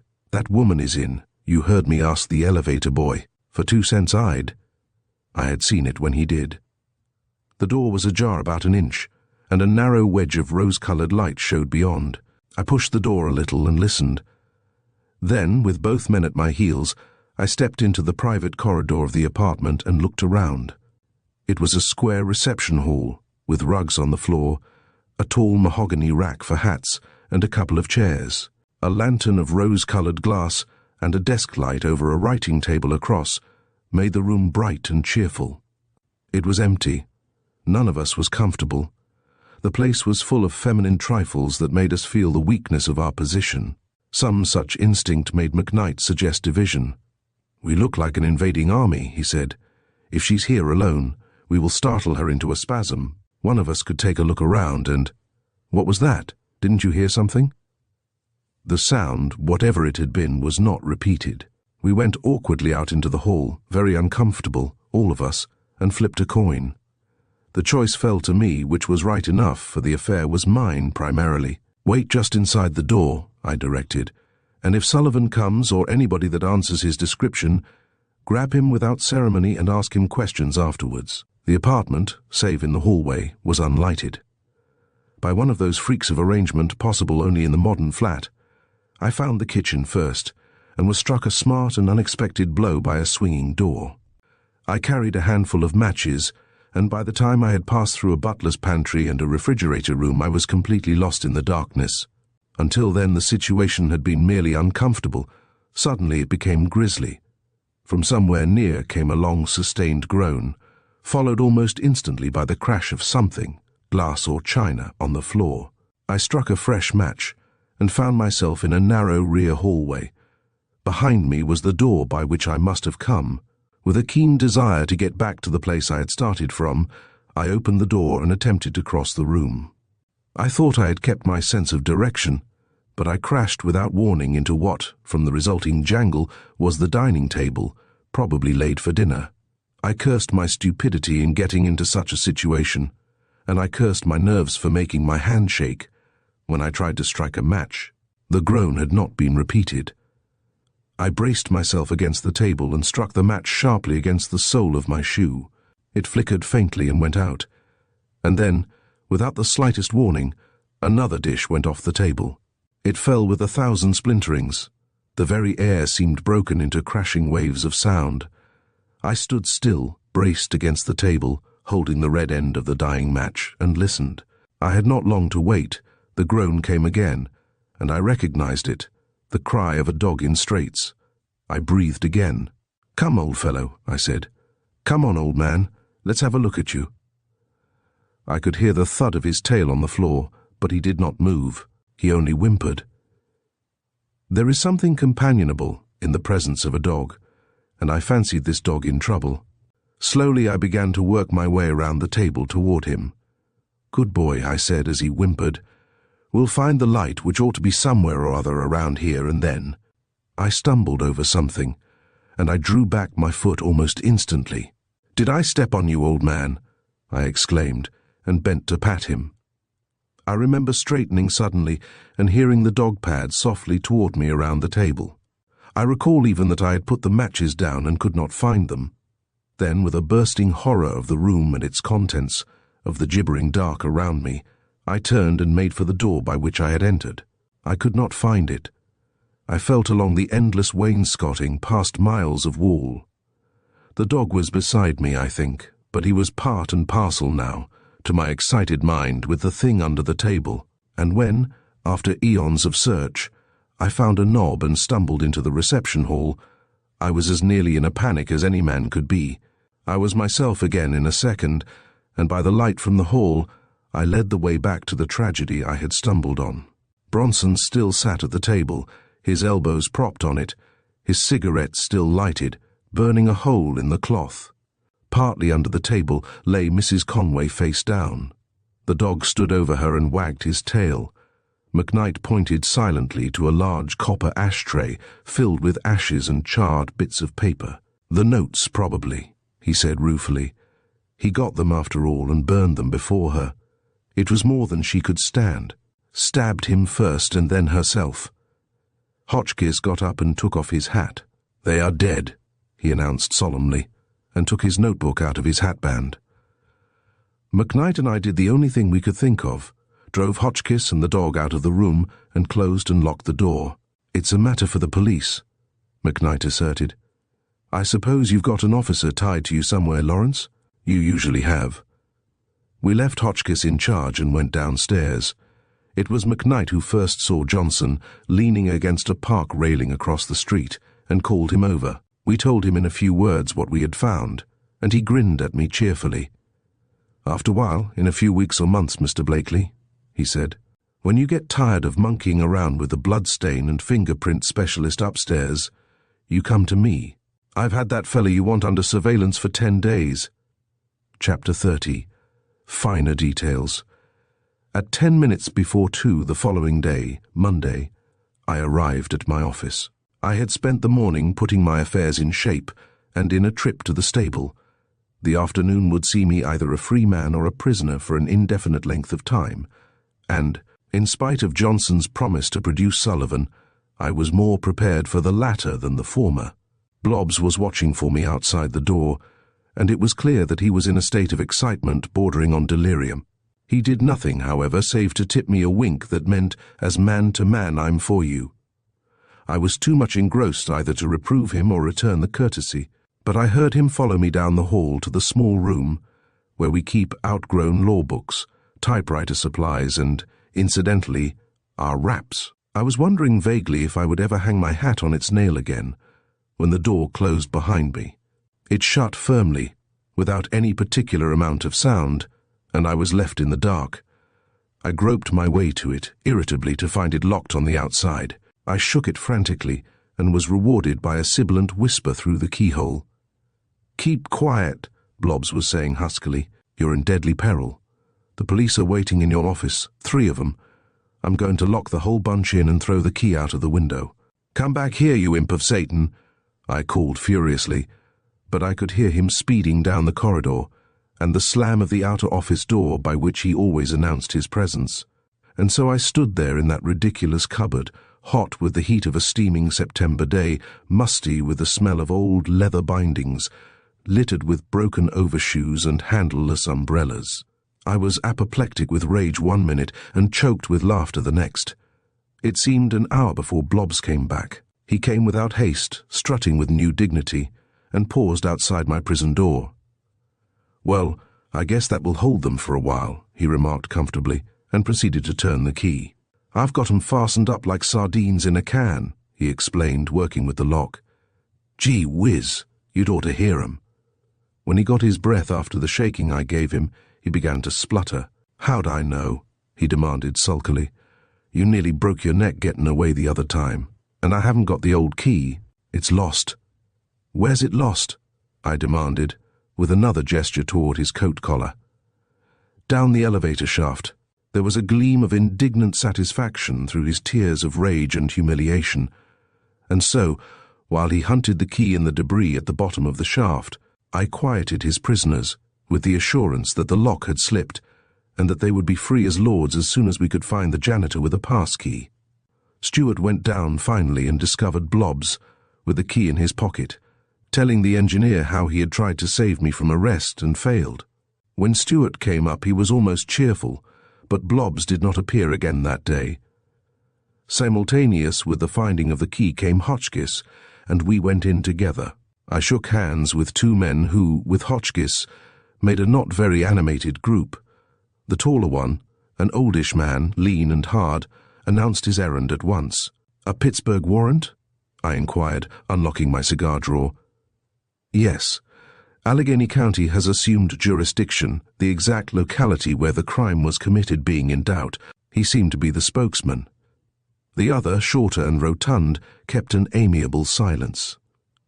"We hope you will see the wisdom of waiving extradition," he went on. "It will save time." "I'll come, of course," I agreed.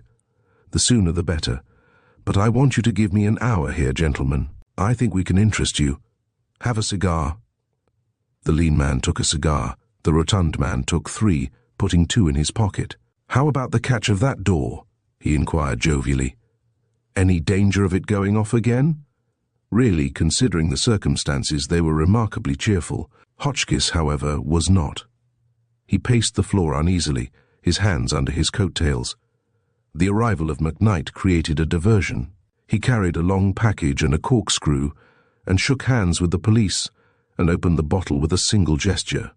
"I always want something to cheer on these occasions," he said. "Where's the water, Blakely? Everybody ready?" Then in French he toasted the 2 detectives. "To your eternal discomfiture," he said, bowing ceremoniously. "May you go home and never come back. If you take Monsieur Blakely with you, I hope you choke." The lean man nodded gravely. "Prosit," he said, but the fat one leaned back and laughed consumedly. Hotchkiss finished a mental synopsis of his position and put down his glass. "Gentlemen," he said pompously, "within 5 minutes the man you want will be here. A murderer caught in a net of evidence so fine that a mosquito could not get through." The detectives glanced at each other solemnly. Had they not in their possession a sealskin bag containing a wallet and a bit of gold chain which, by putting the crime on me, would leave a gap big enough for Sullivan himself to crawl through? "Why don't you say your little speech before Johnson brings the other man, Lawrence?" McKnight inquired. "They won't believe you, but it will help them to understand what is coming." "You understand, of course," the lean man put in gravely, "that what you say may be used against you." "I'll take the risk," I answered impatiently. It took some time to tell the story of my worse-than-useless trip to Pittsburg, and its sequel. They listened gravely without interruption. "Mr. Hotchkiss here," I finished, "believes that the man Sullivan, whom we are momentarily expecting, committed the crime. Mr. McKnight is inclined to implicate Mrs. Conway, who stabbed Bronson and then herself last night. As for myself, I am open to conviction." "I hope not," said the stout detective quizzically, and then Alison was announced. My impulse to go out and meet her was forestalled by the detectives, who rose when I did. McKnight therefore brought her in, and I met her at the door. "I have put you to a great deal of trouble," I said contritely, when I saw her glance around the room. "I wish I had not." "It is only right that I should come," she replied, looking up at me. "I am the unconscious cause of most of it, I am afraid. Mrs. Dallas is going to wait in the outer office." I presented Hotchkiss and the 2 detectives, who eyed her with interest. In her poise, her beauty, even in her gown, I fancy she represented a new type to them. They remained standing until she sat down. "I have brought the necklace," she began, holding out a white-wrapped box, "as you asked me to." I passed it, unopened, to the detectives. "The necklace from which was broken the fragment you found in the sealskin bag," I explained. "Miss West found it on the floor of the car, near Lower 10. "When did you find it?" asked the lean detective, bending forward. "In the morning, not long before the wreck. Did you ever see it before?" "I am not certain," she replied. "I have seen one very much like it." Her tone was troubled. She glanced at me as if for help, but I was powerless. "Where?" The detective was watching her closely. At that moment, there came an interruption. The door opened without ceremony, and Johnson ushered in a tall, blond man, a stranger to all of us. I glanced at Alison. She was pale, but composed and scornful. She met the newcomer's eyes full, and, caught unawares, he took a hasty backward step. "Sit down, Mr. Sullivan," McKnight beamed cordially. "Have a cigar." "I beg your pardon, Alison. Do you mind this smoke?" "Not at all," she said composedly. Sullivan had had a second to sound his bearings. No, thanks," he mumbled, "if you'll be good enough to explain, but that's what you're to do," McKnight said cheerfully, pulling up a chair. "You've got the most attentive audience you could ask. These two gentlemen are detectives from Pittsburg, and we are all curious to know the finer details of what happened on the car Ontario 2 weeks ago, the night your father-in-law was murdered." Sullivan gripped the arms of his chair. "We are not prejudiced either. The gentlemen from Pittsburg are betting on Mr. Blakely over there. Mr. Hotchkiss, the gentleman by the radiator, is ready to place 10-to-1 odds on you. And some of us have still other theories.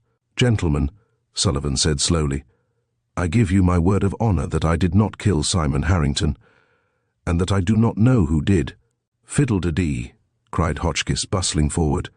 "Why, I can tell you," but McKnight pushed him firmly into a chair and held him there. "I am ready to plead guilty to the larceny." Sullivan went on. "I took Mr. Blakely's clothes, I admit. If I can reimburse him in any way for the inconvenience—" The stout detective was listening with his mouth open. "Do you mean to say," he demanded, "that you got into Mr. Blakely's berth, as he contends, took his clothes and forged notes and left the train before the wreck?" "Yes." "The notes, then?" "I gave them to Bronson yesterday. Much good they did him." Bitterly, we were all silent for a moment. The two detectives were adjusting themselves with difficulty to a new point of view. Sullivan was looking dejectedly at the floor, his hands hanging loose between his knees. I was watching Alison. From where I stood, behind her, I could almost touch the soft hair behind her ear. "I have no intention of pressing any charge against you," I said with forced civility, for my hands were itching to get at him. "If you will give us a clear account of what happened on the Ontario that night." Sullivan raised his handsome, haggard head and looked around at me. "I've seen you before, haven't I?" he asked. "Weren't you an uninvited guest at the Laurels a few days or nights ago? The cat, you remember, and the rug that slipped?" "I remember," I said shortly. He glanced from me to Alison and quickly away. "The truth can't hurt me," he said, "but it's devilish unpleasant. Alison, you know all this. You would better go out." His use of her name crazed me. I stepped in front of her and stood over him. "You will not bring Miss West into the conversation," I threatened, "and she will stay if she wishes."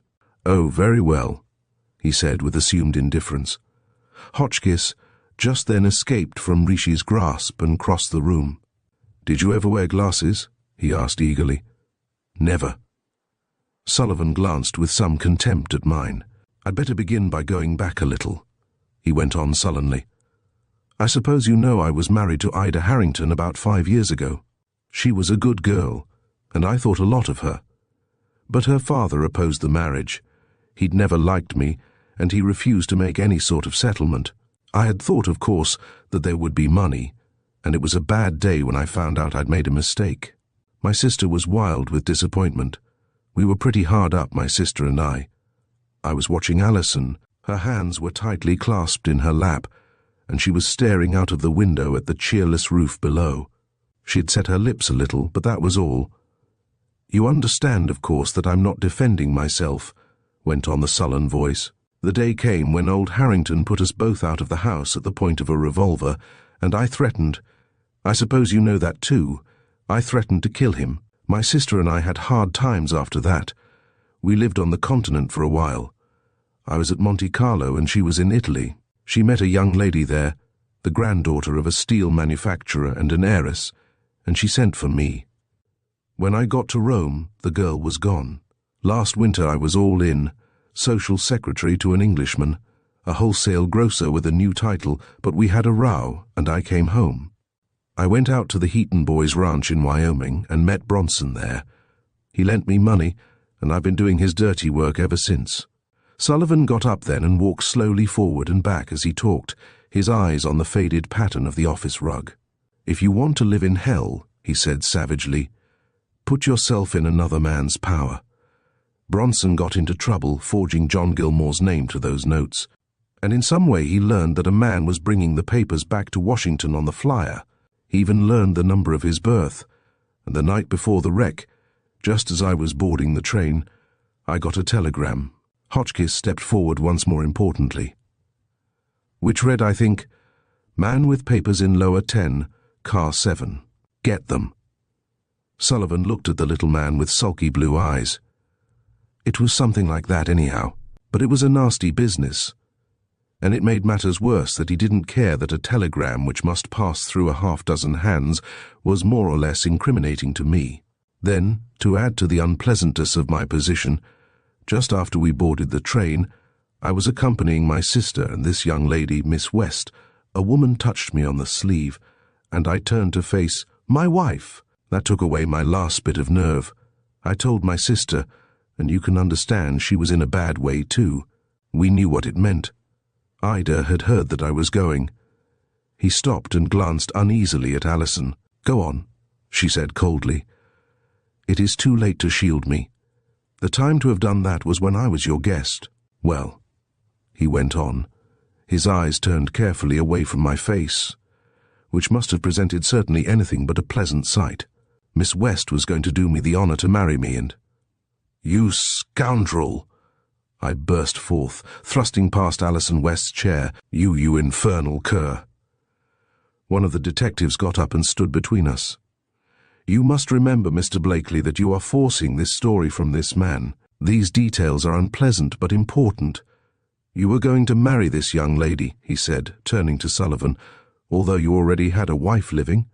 It was my sister's plan, and I was in a bad way for money. If I could marry, secretly, a wealthy girl, and go to Europe, it was unlikely that Ida, that is, Mrs. Sullivan, would hear of it. So it was more than a shock to see my wife on the train, and to realize from her face that she knew what was going on. I don't know yet, unless some of the servants, well, never mind that. It meant that the whole thing had gone up. Old Harrington had carried a gun for me for years, and the same train wouldn't hold both of us. Of course, I thought that he was in the coach just behind ours. Hotchkiss was leaning forward now, his eyes narrowed, his thin lips drawn to a line. "Are you left-handed, Mr. Sullivan?" he asked. Sullivan stopped in surprise. "No," he said gruffly, "can't do anything with my left hand." Hotchkiss subsided, crestfallen but alert. "I tore up that cursed telegram, but I was afraid to throw the scraps away. Then I looked around for lower 10. It was almost exactly across. My berth was lower 7, and it was, of course, a bit of exceptional luck for me that the car was number 7. "Did you tell your sister of the telegram from Bronson?" I asked. "No. It would do no good, and she was in a bad way without that to make her worse. Your sister was killed, think." The shorter detective took a small package from his pocket and held it in his hand, snapping the rubber band which held it. "Yes, she was killed," Sullivan said soberly. "What I say now can do her no harm." He stopped to push back the heavy hair which dropped over his forehead and went on more connectedly. "It was late, after midnight, and we went at once to our berths. I undressed, and then I lay there for an hour, wondering how I was going to get the notes. Someone in lower 9 was restless and wide awake, but finally became quiet. The man in 10 was sleeping heavily. I could hear his breathing, and it seemed to be only a question of getting across and behind the curtains of his berth without being seen. After that, it was a mere matter of quiet searching. The car became very still. I was about to try for the other berth when someone brushed softly past, and I lay back again. Finally, however, when things had been quiet for a time, I got up, and after looking along the aisle, I slipped behind the curtains of lower 10. "You understand, Mr. Blakely, that I thought you were in lower 10 with the notes?" I nodded curtly. "I'm not trying to defend myself," he went on. "I was ready to steal the notes I had to, but murder—" He wiped his forehead with his handkerchief. "Well, I slipped across and behind the curtains. It was very still. The man in 10 didn't move, although my heart was thumping until I thought he would hear it. I felt around cautiously. It was perfectly dark, and I came across a bit of chain about as long as my finger. It seemed a queer thing to find there, and it was sticky too. He shuddered, and I could see Alison's hands clenching and unclenching with the strain. All at once it struck me that the man was strangely silent, and I think I lost my nerve. Anyhow, I drew the curtains open a little and let the light fall on my hands. They were red, blood red. He leaned one hand on the back of the chair and was silent for a moment, as though he lived over again the awful events of that more than awful night. The stout detective had let his cigar go out. He was still drawing at it nervously. Rishi had picked up a paper weight and was tossing it from hand to hand. When it slipped and fell to the floor, a startled shudder passed through the room. There was something glittering in there, Sullivan resumed, and on impulse I picked it up. Then I dropped the curtains and stumbled back to my own berth, where you wiped your hands on the bed-clothing and stuck the dirk into the pillow. Hotchkiss was seeing his carefully built structure crumbling to pieces, and he looked chagrined. I suppose I did. I'm not very clear about what happened then. But when I rallied a little, I saw a Russia leather wallet lying in the aisle almost at my feet, and like a fool, I stuck it, with the bit of chain, into my bag. I sat there, shivering, for what seemed hours. It was still perfectly quiet, except for someone snoring. I thought that would drive me crazy. The more I thought of it, the worse things looked. The telegram was the first thing against me. It would put the police on my track at once, when it was discovered that the man in lower 10 had been killed. Then I remembered the notes, and I took out the wallet and opened it. He stopped for a minute, as if the recalling of the next occurrence was almost beyond him. I took out the wallet, he said simply, and opening it, held it to the light. In gilt letters was the name, Simon Harrington. The detectives were leaning forward now, their eyes on his face. Things seemed to whirl around for a while. I sat there almost paralyzed, wondering what this new development meant for me. My wife, I knew, would swear I'd killed her father. Nobody would be likely to believe the truth. Do you believe me now? He looked around at us defiantly. I am telling the absolute truth, and not one of you believes me. After a bit, the man in lower 9 got up and walked along the aisle toward the smoking compartment. I heard him go, and leaning from my berth, watched him out of sight. It was then I got the idea of changing berths with him, getting into his clothes and leaving the train. I give you my word, I had no idea of throwing suspicion on him. Alison looked scornfully incredulous, but I felt that the man was telling the truth. I changed the numbers of the berths, and it worked well. I got into the other man's berth, and he came back to mine. The rest was easy. I dressed in his clothes. Luckily they fitted, and jumped the train not far from Baltimore, just before the wreck. There is something else you must clear up, I said. Why did you try to telephone me from M, and why did you change your mind about the message? He looked astounded. You knew I was at M, he stammered. Yes, we traced you. What about the message? Well, it was this way, of course. I did not know your name, Mr. Blakely. The telegram said, man with papers in lower 10, car 7, and after I had made what I considered my escape, I began to think I had left the man in my berth in a bad way. He would probably be accused of the crime. So, although when the wreck occurred I supposed everyone connected with the affair had been killed, there was a chance that you had survived. I've not been of much account, but I didn't want a man to swing because I'd left him in my place. Besides, I began to have a theory of my own. As we entered the car, a tall, dark woman passed us, with a glass of water in her hand, and I vaguely remembered her. She was amazingly like Blanche Conway. If she, too, thought the man with the notes was in lower 10, it explained a lot, including that piece of a woman's necklace. She was a fury, Blanche Conway, capable of anything. Then why did you countermand that message? I asked curiously. When I got to the Carter house and got to bed, I had sprained my ankle in the jump. I went through the alligator bag I had taken from lower 9. When I found your name, I sent the first message. Then, soon after, I came across the notes. It seemed too good to be true, and I was crazy for fear the message had gone. At first I was going to send them to Bronson. Then I began to see what the possession of the notes meant to me. It meant power over Bronson, money, influence, everything. He was a devil, that man. "Well, he's at home now," said McKnight, and we were glad to laugh and relieve the tension. Alison put her hand over her eyes, as if to shut out the sight of the man she had so nearly married, and I furtively touched one of the soft little curls that nestled at the back of her neck. "When I was able to walk," went on the sullen voice, "I came at once to Washington. I tried to sell the notes to Bronson, but he was almost at the end of his rope. Not even my threat to send them back to you, Mr. Blakely, could make him meet my figure. He didn't have the money." McKnight was triumphant. "I think you gentlemen will see reason in my theory now," he said. "Mrs. Conway wanted the notes to force a legal marriage, I suppose?" "Yes." The detective with the small package carefully rolled off the rubber band and unwrapped it. I held my breath as he took out, first, the Russia leather wallet. "These things, Mr. Blakely, we found in the sealskin bag Mr. Sullivan says he left you. This wallet, Mr. Sullivan, is this the one you found on the floor of the car?" Sullivan opened it, and glancing at the name inside, Simon Harrington, nodded affirmatively. "And this," went on the detective, "this is a piece of gold chain." "It seems to be," said Sullivan, recoiling at the blood-stained end. "This, I believe, is the dagger."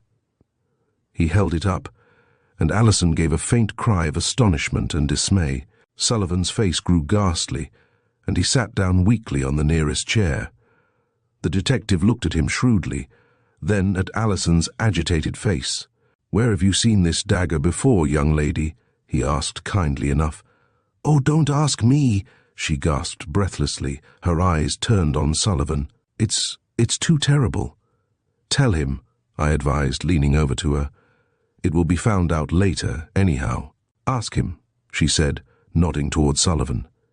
The detective unwrapped the small box Alison had brought, disclosing the trampled necklace and broken chain. With clumsy fingers he spread it on the table and fitted into place the bit of chain. There could be no doubt that it belonged there. "Where did you find that chain?" Sullivan asked hoarsely, looking for the first time at Alison. "On the floor, near the murdered man's berth. Now, Mr. Sullivan," said the detective civilly, "I believe you can tell us, in the light of these two exhibits, who really did murder Simon Harrington." Sullivan looked again at the dagger, a sharp little bit of steel with a Florentine handle. Then he picked up the locket and pressed a hidden spring under one of the cameos. Inside, very neatly engraved, was the name and a date. "Gentlemen," he said, his face ghastly, "it is of no use for me to attempt a denial. The dagger and necklace belonged to my sister, Alice Curtis." Chapter 31, and only one arm. Hotchkiss was the first to break the tension. "Mr. Sullivan," he asked suddenly, "was your sister left-handed?" "Yes." Hotchkiss put away his notebook and looked around with an air of triumphant vindication. It gave us a chance to smile and look relieved. After all, Mrs. Curtis was dead. It was the happiest solution of the unhappy affair. McKnight brought Sullivan some whiskey, and he braced up a little. "I learned through the papers that my wife was in a Baltimore hospital, and yesterday I ventured there to see her. I felt if she would help me to keep straight, that now, with her father and my sister both dead, we might be happy together. I understand now what puzzled me then. It seemed that my sister went into the next car and tried to make my wife promise not to interfere. But Ida, Mrs. Sullivan, was firm, of course. She said her father had papers, certificates, and so on, that would stop the marriage at once. She said, also, that her father was in our car, and that there would be the mischief to pay in the morning. It was probably when my sister tried to get the papers that he awakened, and she had to do what she did. It was over. Save for a technicality or two, I was a free man." Alison rose quietly and prepared to go. The men stood to let her pass, save Sullivan, who sat crouched in his chair, his face buried in his hands. Hotchkiss, who had been tapping the desk with his pencil, looked up abruptly and pointed the pencil at me. "If all this is true, and I believe it is, then who was in the house next door, Blakely, the night you and Mr. Johnson searched? You remember? You said it was a woman's hand at the trap door." I glanced hastily at Johnson, whose face was impassive.